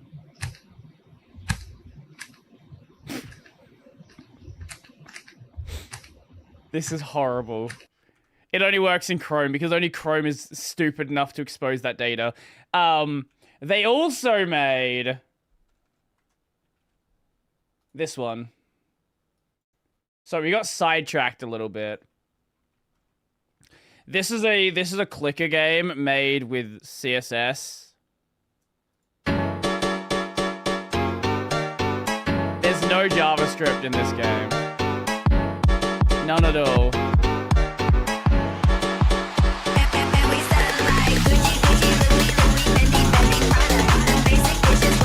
I hate the web. I hate the web. I fucking hate the web so much. Brody, how do you read code? Are you a programmer? I technically have a software engineering honors degree. Am I an active programmer right now? No. I need to do more programming. I mean, like, most of my programming now is basically I need a script to do something. I haven't sat down and actually worked on a serious project in a while. Honestly, it's some of the cutting edge research is being done right now. I hear by the React team in CSS-based querying of the database. Because honestly, can we all be real for a second? The most ergonomic and the greatest developer experience has always been with CSS. And so the fact that we haven't taken CSS and put it into the database, stop bouncing. honestly, it's been kind of a miss. I think engineering really has it really stopped after they hit SQL during the COBOL days. And we've never really recovered since COBOL. We've never really iterated on SQL to begin with. And so the fact that we're finally making some inroads with a real programming language, CSS, it honestly makes me feel good because I'm really sick of this like declarative, non-type safe syntax. I mean, think about what we could drive with CSS-driven stuff, right? It could be pretty powerful. And then like if you really need to go down into the nuts and bolts of it all, you could drop the Tailwind abstraction and go into just raw CSS for SQL. I think it would be the best. This is a joke. However, don't tempt the web developers. Honestly, I think it would be the best. because you get like both the high level abstraction of Tailwind plus the low level abstraction of CSS. Sure. I mean, honestly, I'm not much of a low level programmer, so I don't do a lot of CSS myself. Honestly, I've never been that good as a low level programmer. You know, I have been thinking about getting into some systems level programming though, and doing some raw CSS myself. Just haven't got there. I just haven't got there yet. You know, so one day we'll be able to get it. The name is the Primogen. That was awful. That was horrendous. I hated every single second of that. But it was a great video. I am always a fan of I'm always a fan of Mr. Primogem. I am more than happy to check out fun software engineering videos. A lot of videos get like very technical. Something fun like that I'll definitely take. Wait, Red Joker just uploaded another video like an hour ago. The story behind Japan's suicide song. Right. Maybe we'll come back to that one. Maybe another day. I do want to check out the Comic Cat video. I spelled spelled Permagen like what goes with Protogen. Just say Primogem. That's what I call him. Anyway, let's check out the Red Joker video. Don't you hate? I hate lots of things. Why is there an elephant on my screen? Don't you hate it when big corporations prioritize money over the art form and the fans? Base, true. Well, oh my god, the fucking Garo scene. That's exactly what led to the formation of Comic Market, or Comic Cat, the largest fan convention in the world, featuring tens of thousands of fan-made mangas. I would love to go to Comic Cat at some point. You love covering Super Project on the channel, so I thought you'd want to see a sequel video. Yeah, the problem is I'm the one who makes the fucking videos on the stupid projects most of the time. CDs, art pieces, a weeb's wet dream. But Comic Cat's fight for freedom went through hell and again. It started in 1975, with 4 people extremely dissatisfied at the state of anime and manga conventions at the time. See, back then, all conventions were extremely, clout and money based. Right. Most of them weren't fan based, they were held by official manga publishers. This means that there was a huge gatekeeping system. So it was kind of like, I guess it was manga and anime conventions back then were basically CES. It was just like corpos talking to corpos. It wasn't a place for free expression of artists and writers. They worked more like glorified contests. See, normally Red Joker censors stuff that doesn't need to be censored. I have a feeling with this one, maybe you might have needed to censor this one. Artists and writers. Yeah, I think you might have needed to censor that one. Worked more like glorified contests. People submit their works, and what could or deserved to be seen at the industry convention event was completely decided by high-profile mangaka and editors of publishing companies. Creators didn't share works with fans or other creators. They submitted works to these publishing companies to be judged. This also meant many works being effectively censored. These companies only cared about money and what fit their vision. These conventions were just effectively a way for the company to find their next publishable, profitable work. So non-mainstream genres like BL, Yuri, sci-fi, R18 works, or even any non-original fan work would never see the light of sci-fi, R18 work. What a solid choice. Let's go with Shielder. Of all the characters we could pick, this is who we're gonna go with. Even any non-original fan work would never see the light of day. They were even mocked. Like, imagine if only Demon Slayer, Jujutsu Kaisen, and Solo Leveling would be allowed at conventions today. Yeah, that's cool to... that's... Look, I don't hate Solo. I don't. But man, people gas up Solo Leveling as like the greatest thing ever created. It's not. It really isn't. Yes, it's well animated. Yes, it's fun. But holy shit. Holy shit, people just... No, it's really good. It is really good. And everything is in English. You are right there. I am waiting for the next generation of like big series, because Demon Slayer's done now, Jujutsu Kaisen is done. Yes, there is Modulo, but Modulo hasn't been adapted yet. Do we know when Naruto's back?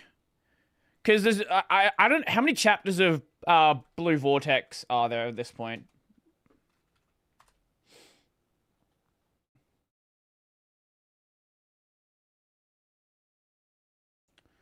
30? Really? That was more.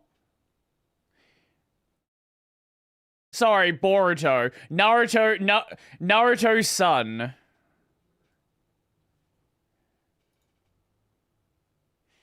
Because at some point there'll be the Blue Vortex anime. Dragon Ball, who knows what the fuck's happening with Dragon Ball right now. So we're kind of in this limbo where, like, also My Hero's just ended as well. So it's like, what? I'm very curious to see what ends up becoming the next big series. I am really curious to see, because right now there really is a void. Right now it's pretty much just Solo Leveling is the only one still going. Yeah, like that.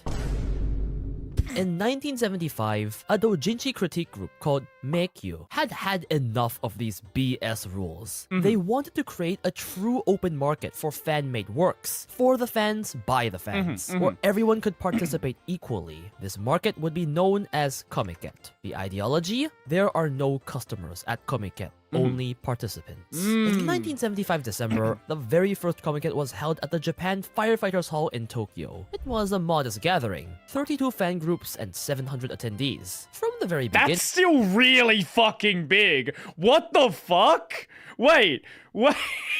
That's still a fucking big event. Man, people actually, like, desperately wanted something back then. That's crazy. There was already some publicity. Ads were shown in magazines like Shoujo Comic, resulting in most attendees being girls who love shoujo works. I was gonna mention that. There is a lot of girls here for an anime convention. Like, half the screen. This was possibly because shoujo wasn't as accepted at the publisher convention, so they needed an outlet. It wasn't a huge event, but it achieved what Meikyu wanted: an open atmosphere where creators could freely share whatever they wanted.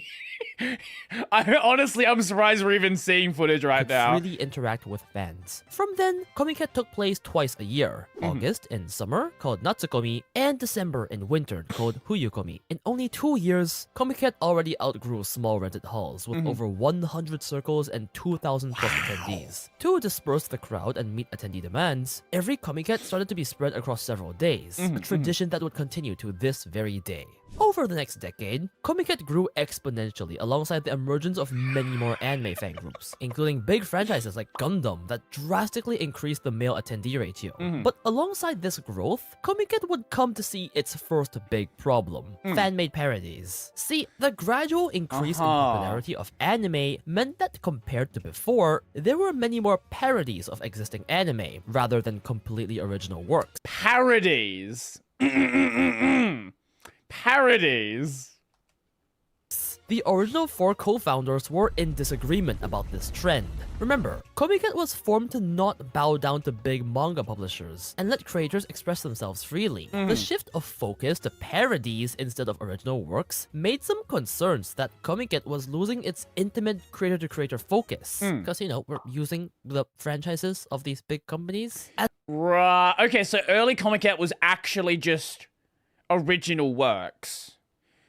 I see. And then over time, the, like, doujins for, like, existing series sort of came in, and I'm sure, look, I'm sure the porn was there from the very start.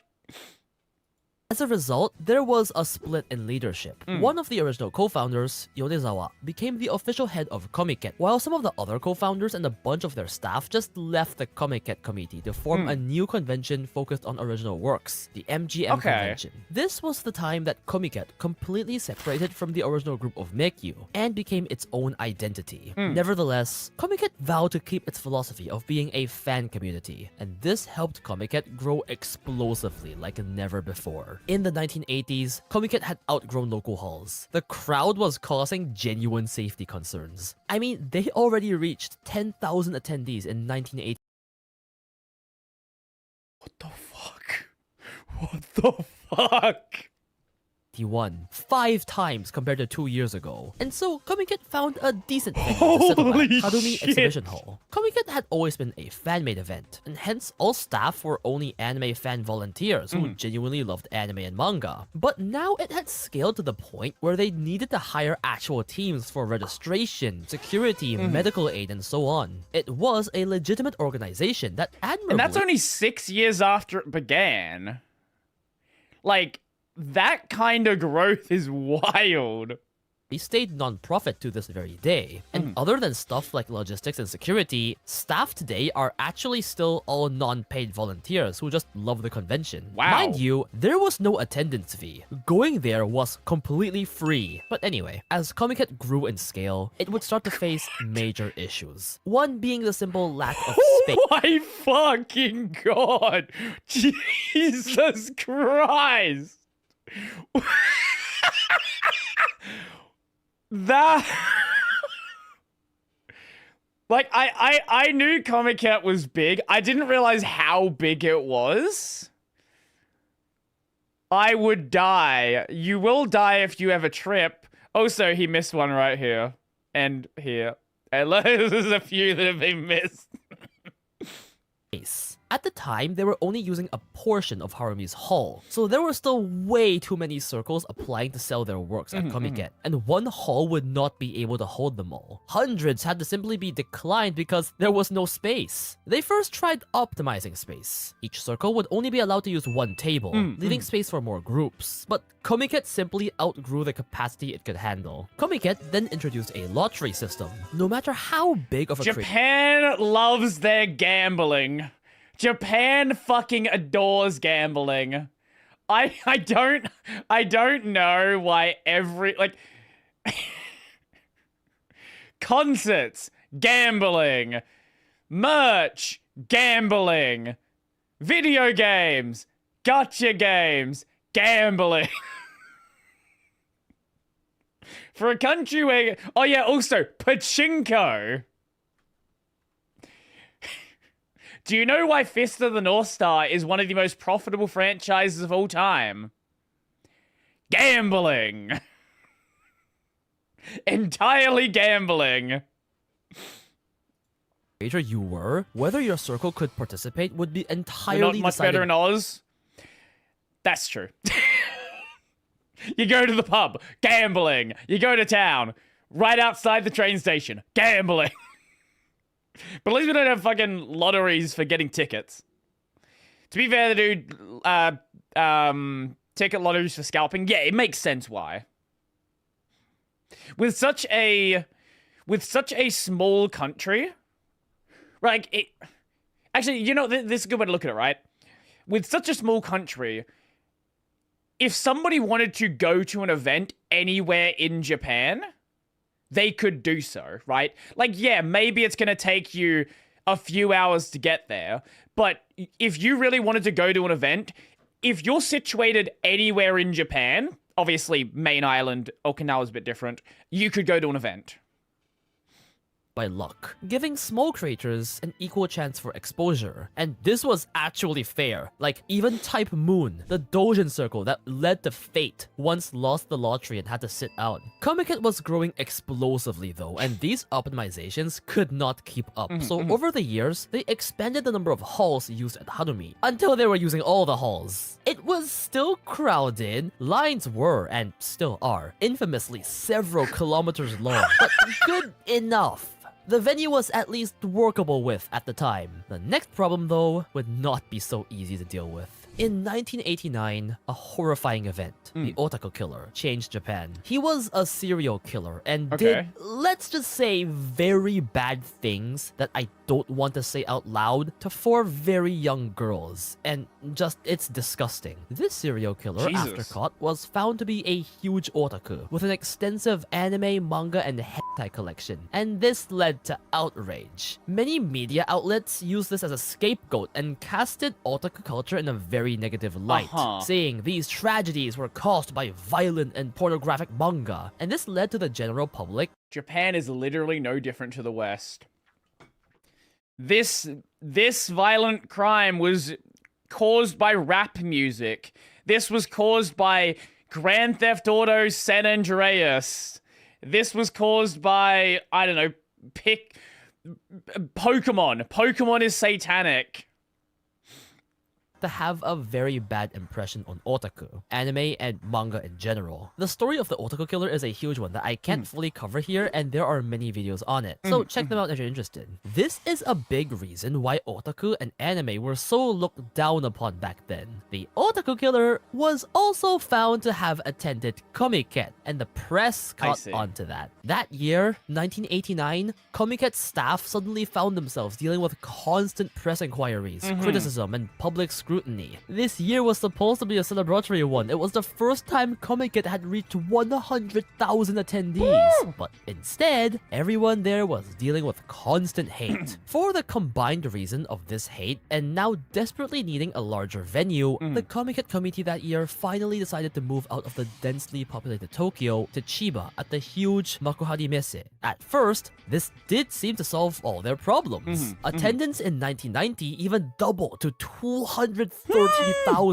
The halls were so large that moving across the event became an adventure in itself. It really showed how pent-up demand was when a bigger venue was available. It was already by far the largest fan gathering in the world, and then disaster struck again in 1991. Yeah, Japan did not get over the Otaku Killer. Throughout those 2 years, politicians and the media 30 minutes by train from Tokyo. They were spouting stuff about how anime and manga were harmful. They should all be regulated, and even wanted to censor these works in bookstores and convenience stores. Oh, DC'd. Yeah. what a point to stuff on. Come on, Twitch.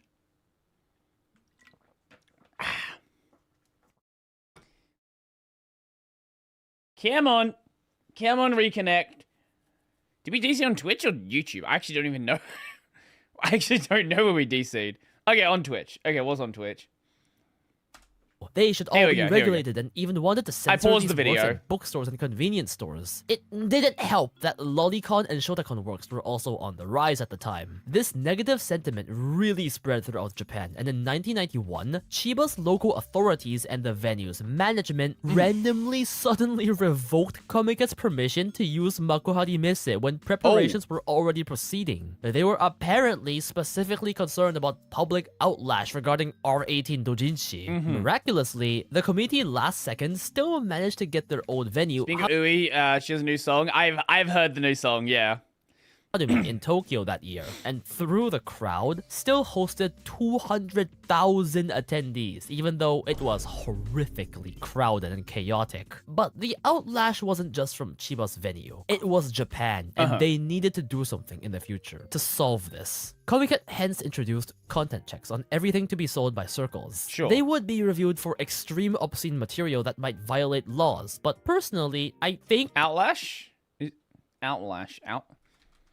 So that didn't. Yeah, that is a word.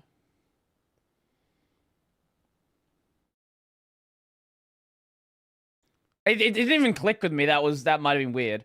A sudden forceful outburst or attack, often verbal or physical. Yeah, so outrage plus backlash. They're probably pretty lax, considering I've walked upon dojinshi with, let's just say, a horse and a lolly when I was last at Comiket. There's no way these rules are strict. What the fuck? If that was allowed, God knows what the fuck they don't allow. The 1990s were okay. I feel like if I say what they probably don't allow, I'll probably get banned off of YouTube.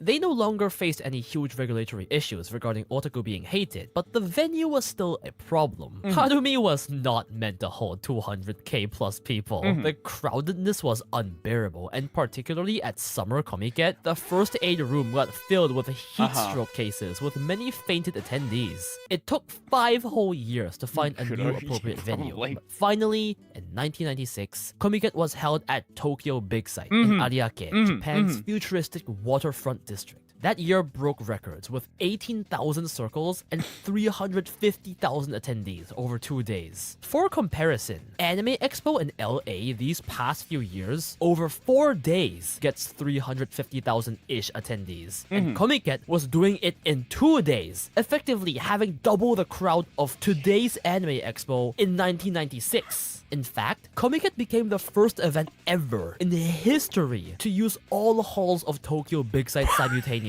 I mean, this venue was huge! Also importantly, the event had gotten so big that even anime corporations like Aniplex and Kadokawa were interested in setting their booth to promote their anime and stuff. Now they were interested. 300,000 attendees, and they're like, it's little numbers, who cares? 350? Ooh. Now you're talking. What the fuck do you mean they weren't interested before? Merch, so they got an entire separate hall for corporate exhibitors. Fortunately, it was a completely separate section, so it didn't interfere with the fan doujin culture everyone had come to love. But the inclusion of actual anime and game companies just comes to show how far Comiket had come, from rejecting the corporations to the corporations coming to us. The next decades were relatively problem-free. They kinda dealt with some local thugs stealing doujin, there was sometimes horrific weather, and there was once an attempted arson that was thankfully caught by security before it happened, but everything was generally great. Comiket settled at Tokyo Big Sight and expanded their facilities like rest areas, online ticketing, cosplay areas. Attendees surged to 500,000s, and by the 2010s, barring book fairs, if you even count those as conventions, Comiket had effectively become the largest convention in the world, reaching a record 730,000 attendees over 4 days in 2019, absolutely dwarfing the numbers of other conventions. Sorry, what is the population of Japan?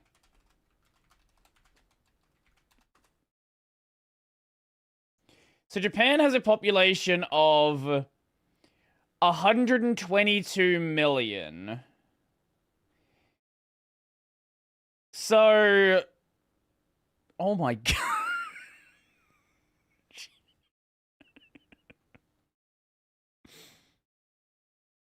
Though, COVID became a problem. Imagine that. I would assume that Comiket didn't even run that year.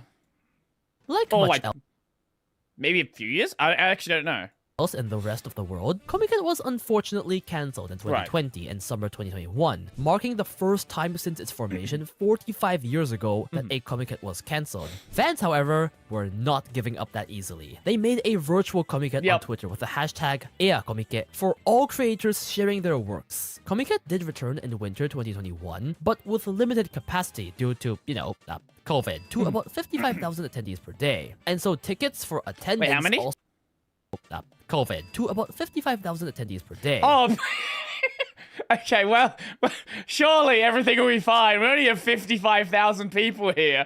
Surely there won't be any problems with 55,000 people. And so tickets for attendance also had to go through a lottery system. You couldn't just go there, line up and walk in. And more importantly... You say COVID on YouTube now? Yeah, you can. It's been like that for a while. I would say probably like maybe 2 years or so.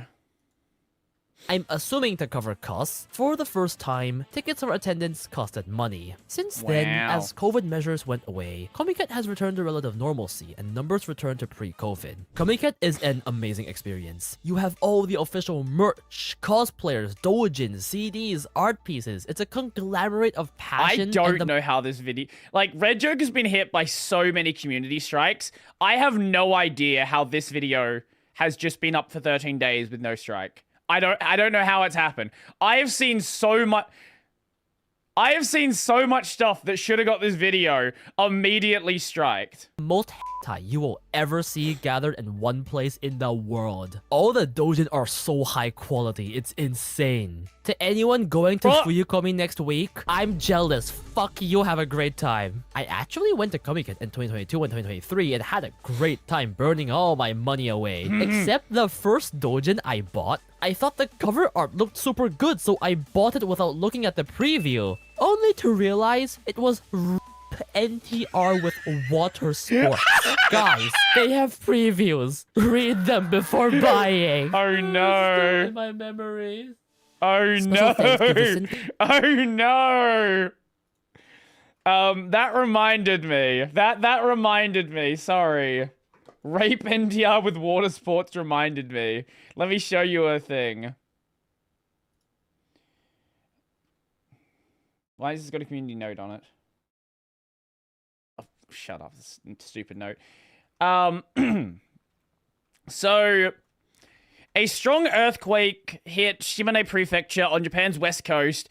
The Japan Meteorological Agency reported a magnitude of 6.2 with the epicenter near Yasugi City.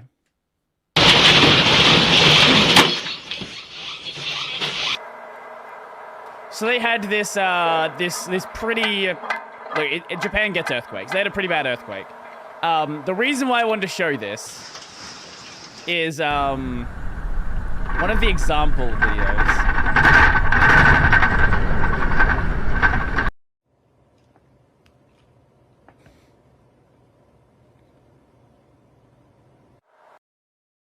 Sorry?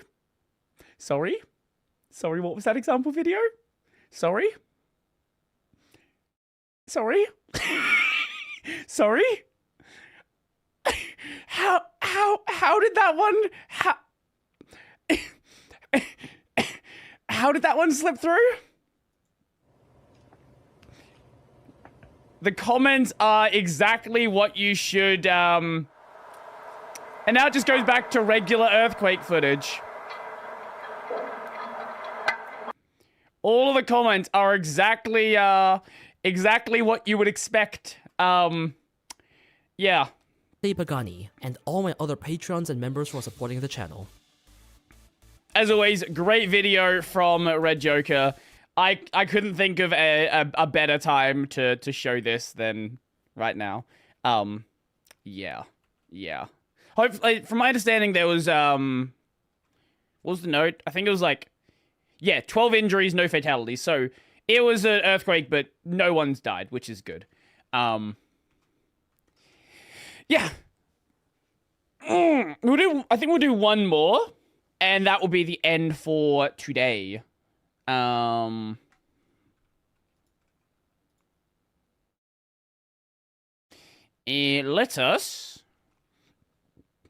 us see what we have. Yes, more of Switch and Click.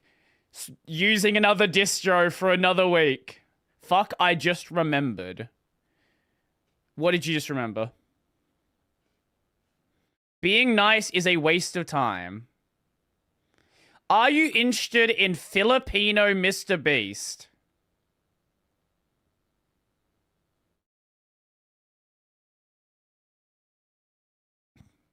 Sorry? Sorry?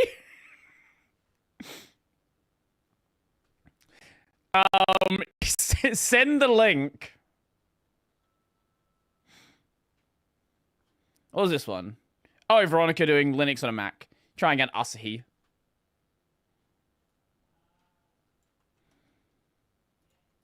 What do we have? What is this?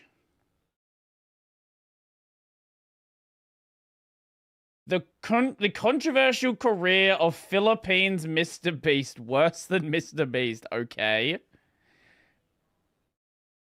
How long's the... Wait, I think someone sent that. Somewhere in here.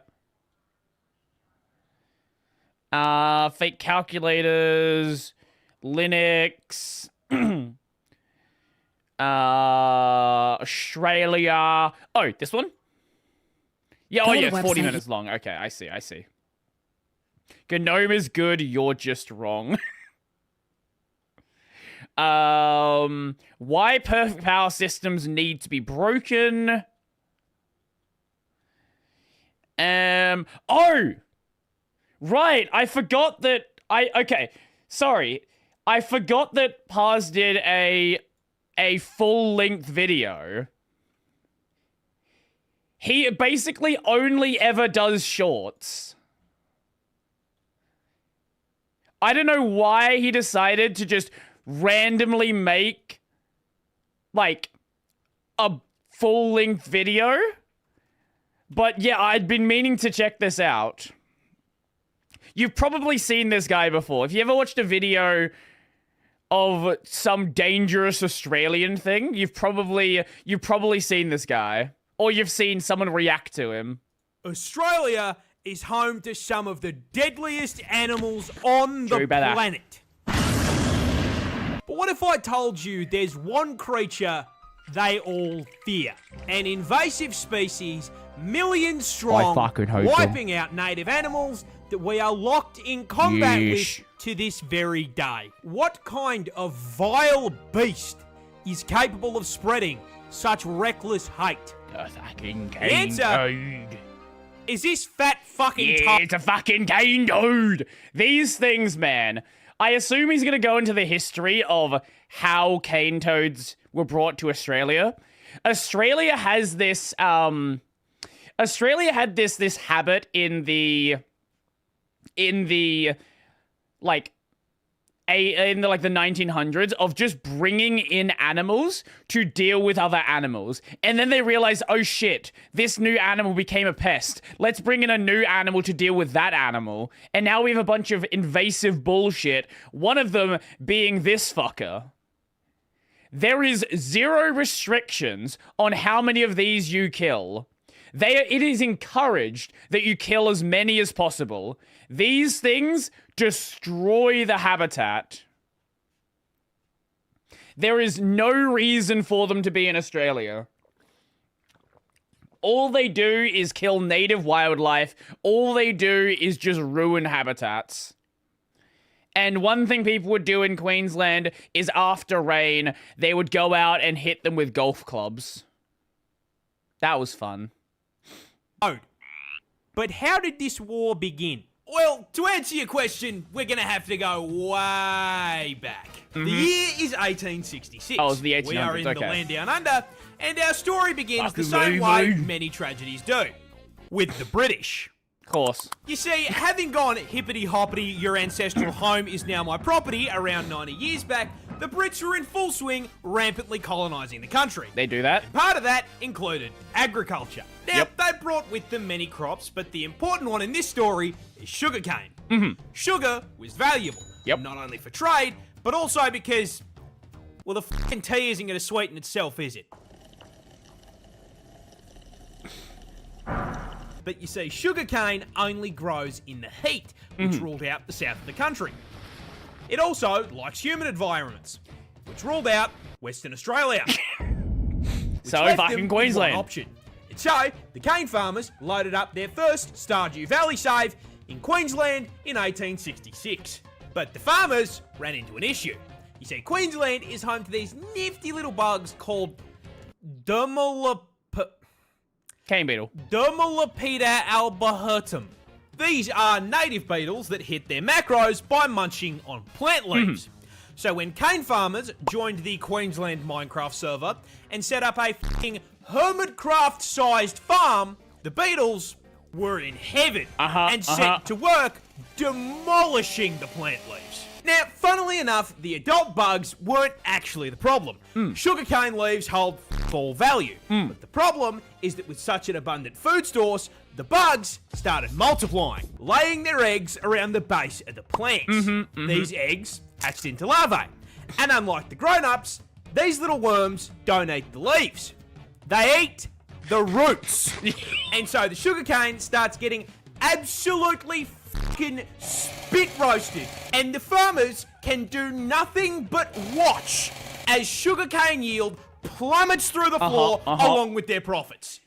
This is the problem that happened so many times in Australia that we tried to solve so many times, and we always think we know we can introduce a new species and it's gonna deal with the problem, and every fucking time it becomes a problem itself.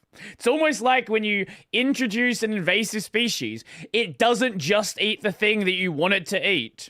This whole situation really pissed off the farmers, who banded together, went to the Australian government, and told them to fucking fix it. Sir, a horde of creatures is destroying the cane fields. And so, the Queensland government founded the Bureau of Sugar Experimentation Stations, or the BSES, in 1900. This team of crack scientists then immediately set out trying to solve the very same issue every single Factorio player faces. This time will be different, place exactly. is covered in bugs. They are breaking my shit. How do I... Here's a fun one.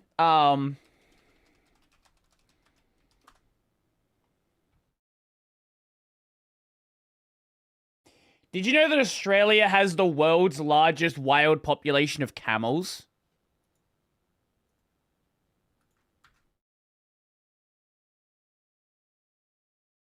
That's not a joke, by the way. We have the world's largest population of wild camels. Why do we have the world's largest population of wild camels? Well, most of the country is a fucking desert. And, horses don't like that. As a solution, we imported camels. And now we have a lot of fucking camels.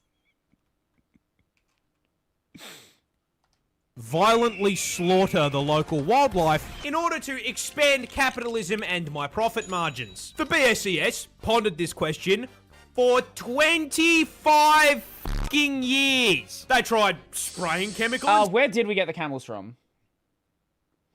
From the Canary Islands and India. In the 1840s. And then when we got cars, they're like, what do we do with the camels? Mark, just let them go. Just, who fucking cares? Insecticides. Didn't work. They tried injecting insecticides into the soil. Didn't work. They tried releasing the fucking cordyceps fungus. And it still didn't work. Then, that could have one gone day real in the badly. office, while pondering this question, someone had an idea. Okay, we are getting outmaneuvered by the cast of Bugs Life. Someone in this office, please give me anything. What about cane toads? What? Cane toads. Those big fucking fat things that exist in the cane fields in Hawaii. I mean, it's a frog. They eat bugs. We just introduce an invasive species to fix a problem caused by an invasive species. I mean, what could possibly... Well, the cane beetles are not actually invasive. So, ignore that part. go wrong?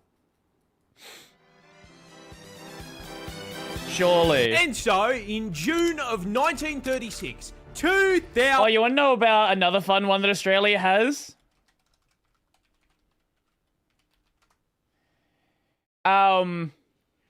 Australia also has cat hunting. So we have a serious problem of feral cats. People hunt cats in Australia. But isn't sugarcane invasive to Australia? It was... Yeah, yes, but it was brought... Yeah, okay, yes, sure. But... yes. I don't think I can show the I can't show any photos. But yeah, if you look up Australia cat hunting, you will find pictures. 1,400 brave cane divers were deployed to the... Because basically what's happened is cats end up eating a lot of native birds and a lot of native wildlife. And there's a lot of feral cats. Australia has a lot of fun animal problems. We also have a invasive pig problem as well. So lots of pig hunting, lots of kangaroo hunting, lots of cat hunting. Yeah. Oh, we also have deers. Did you know that?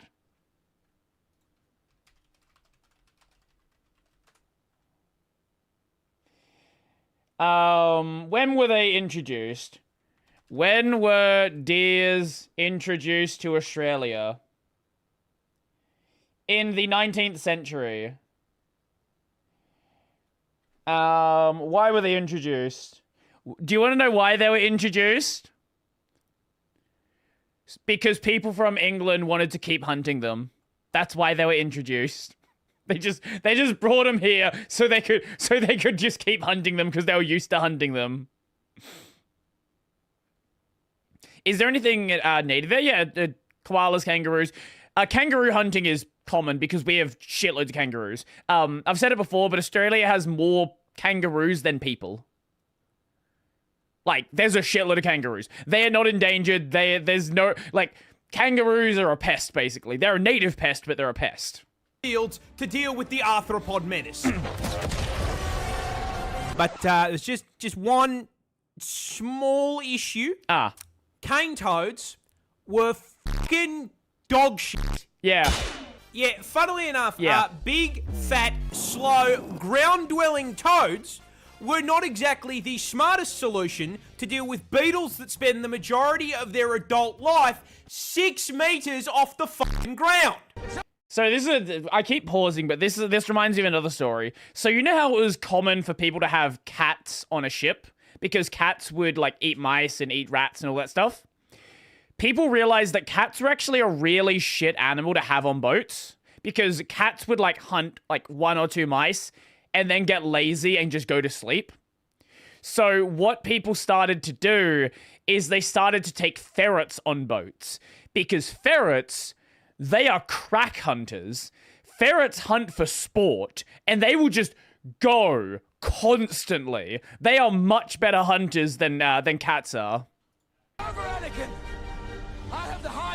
On top of that, cane toads don't dig for food either, so they didn't eat the larvae. Yeah. Now, this all sounds like information that should have come up during the research and study phase of the plan. This, however, implies that there was a research and study phase. Imagine that. The BSCS did not conduct a single fucking study on environmental impact before releasing an army of cane toads. Are you This complete absence of brain cells caused a rather spectacular domino effect of ecological fuck-ups. Yep. And it's going to teach you... Oh yeah, they're also poisonous, by the way. Venomous? Poisonous? I don't fucking know. One of the two of them. A valuable lesson about invasive species. You see, while the cane toads barely ate what they were supposed to, they did eat. And as incredibly large omnivorous toads, they ate practically anything they could fit into their mouths. Rats, mice, lizards, snails, baby birds. It was the toad equivalent of f***ing Kirby. And then, not unlike the exact problem they were brought here to solve, with all that food, they started reproducing. Imagine that. A lot. In fact, female cane toads can give me a second. There might be someone at the door.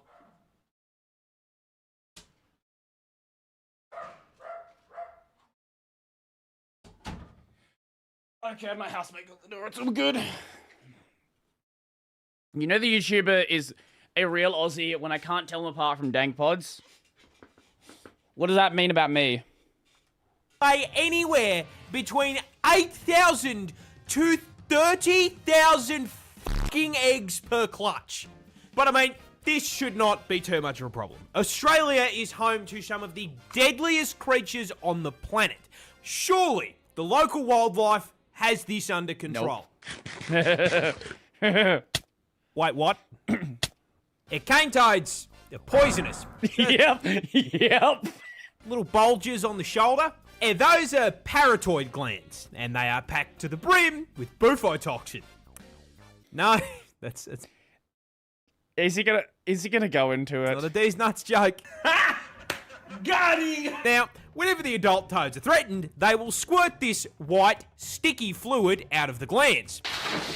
And when ingested, it does two things. One, makes you trip absolute balls thanks to the hallucinogenic bufotenin. Yeah, so there's actually a thing where people will lick toads. The whole licking toads thing that you've probably seen on The Simpsons, that's like a real thing. Cane toads, people will do this. Or they'll smoke toad venom. This is an actual thing. Don't do it because you will die, but it is a thing. And two, the other ingredient, bufogen, just straight up gives you a fucking heart attack. Yeah. Yeah, that happens. It's important to note that this toxin is also present in their eggs and tadpoles. Now, in their natural habitat, this isn't as much of a problem because everything around them has had thousands of years to get good and deal with this ass poison build by either developing immunity or learning to eat around the glands. Right. But Australia is not their ecosystem. And despite all of the deadly animals we've got, they have had a grand total of 5 minutes to adapt to the presence of the fucking Caled toad. Now, quick question for the class. What happens to an animal population when there is nothing to eat it? It gets bigger. And so, shortly after... It keeps getting bigger until it runs out of habitat or runs out of food. And, didn't do that. To being introduced, a rapidly expanding tyrannid swarm of toads began to spread across the country. The BSES noticed this and, did fucking nothing. Because it technically didn't affect the sugar cane. The swarm spread further, occupying all inhabitable parts of Queensland, and they were laying so many fucking eggs that their was it Family Guy, not The Simpsons? Okay, I forgot which one. But yes, there was, totally, it was, wasn't it Peter? Peter licked a toad? Oh, that sounds right. Began polluting the waterways like let's get that all one again. inhabitable parts of Queensland, and they were laying so many fucking eggs that their clutches began polluting the waterways like a bufotoxin teabag, killing native fish as well as any animals that drank from the water. The BSES did nothing. Those eggs hatched into tadpoles, which started killing more fish. The BSES still did nothing. The swarm advanced, breaching into the Northern Territory and New South Wales. When questioned, the BSES insisted the toads were doing their jobs and everything was fine. By the 1980s, the toads were now starving out or just fucking eating local wildlife and one-shotting anything that tried to eat them. And considering, at this point, there were 5 fucking million of them. Yeah, so when it, like this... At this point, there were... This is not, like, a fake image. When it rains in Queensland, this happens. You will see hundreds of them.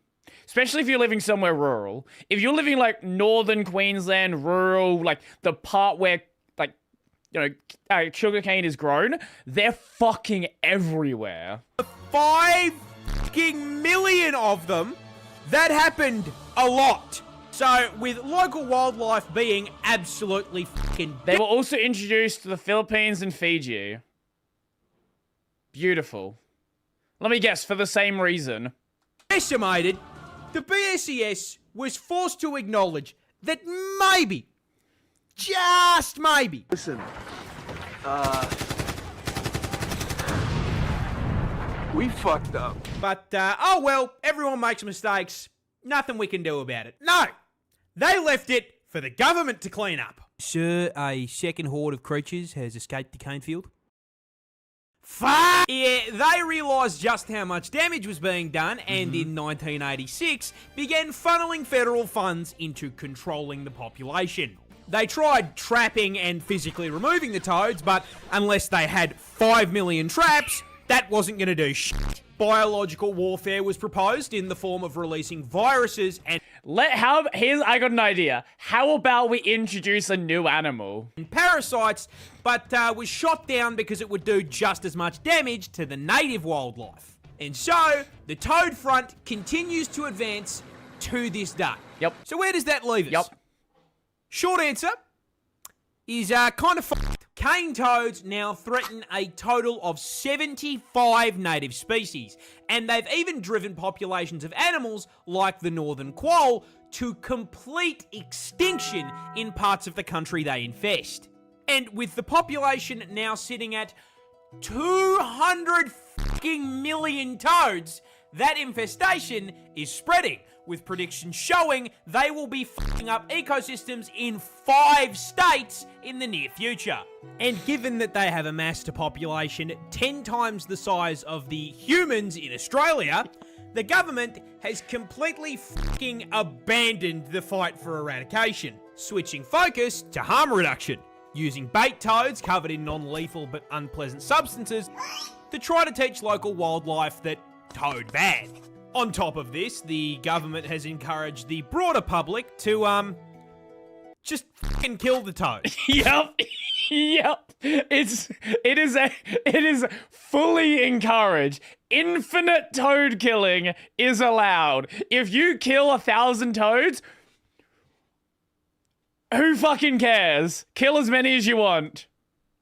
You are supposed to do it humanely by catching them and sticking them in a freezer for 48 hours. No.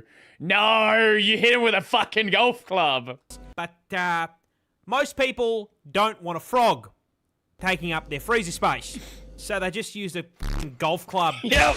Or a car. Yep. In my car right after And with this being Australia, our wildlife is also putting up a fight. Keelback snakes, for example. Wait, I wonder. Do people like skin cane toads?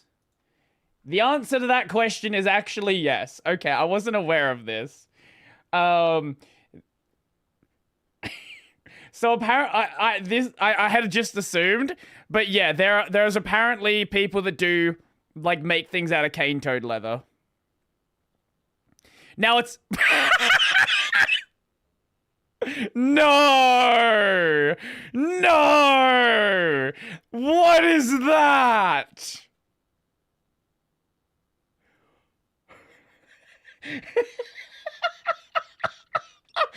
Oh my god. See, the problem with them is that, like, it's ugly as sin. If they looked good, there would be so much cane toad hunting for leather. Are immune to their venom, and Ricali and magpies have learned to flip them onto their backs before getting a feed. Now, jokes aside, you want to know who I feel genuinely fucking awful for? The toads. They didn't ask for any of this shit. They just got dumped onto a random island and did their thing, and now they are being actively hunted. No. The assholes in this story are the BSES and the cane growers. Because you may be thinking, why were they allowed to do this shit in the first place? 1900s, don't care. That's the neat part. They weren't.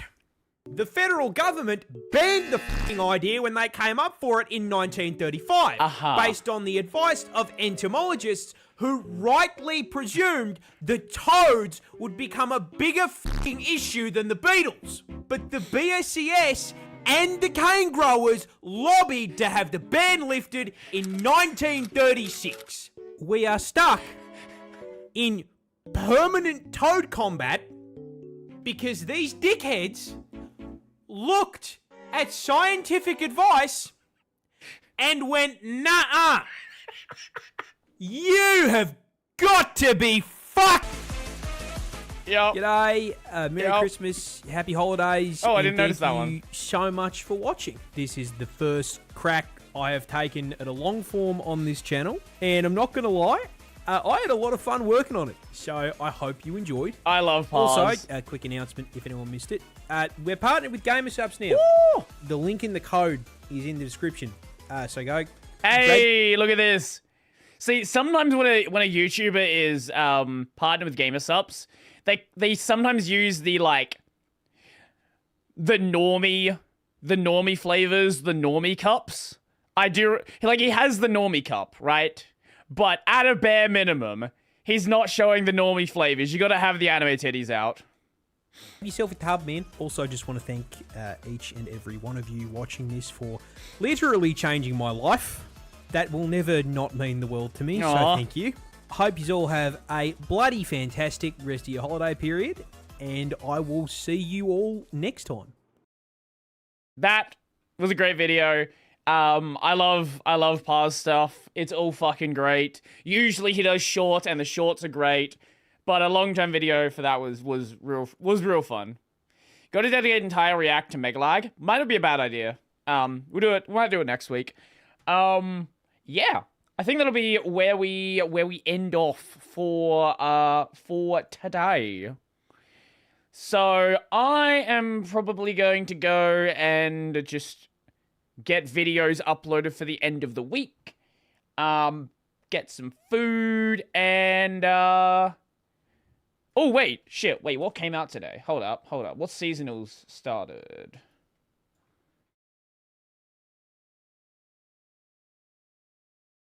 Oh!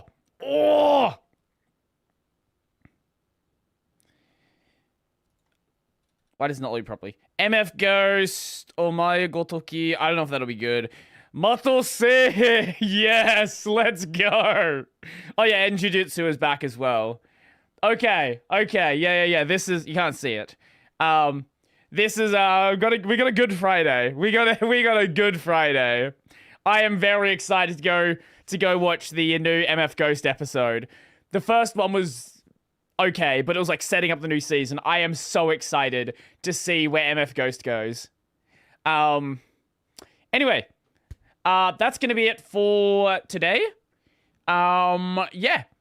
I don't remember which podcast is out tomorrow, so you will see it when it comes out. Hopefully within the next couple of weeks, I'm on the new computer. That would be very nice. And, yeah. I guess enjoy the rest of your day, all that fun stuff. I'm gonna head out and... Wait, actually, is anyone live? If anyone's live, I'll send you guys there. Oh. Yeah, okay, well, I'm gonna send you guys to Mikan.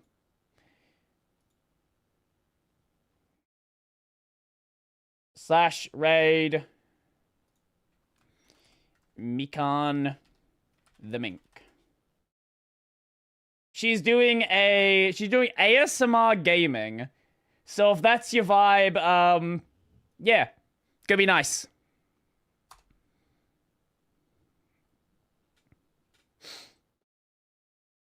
Well, enjoy your weekend. Yeah. See you guys next time.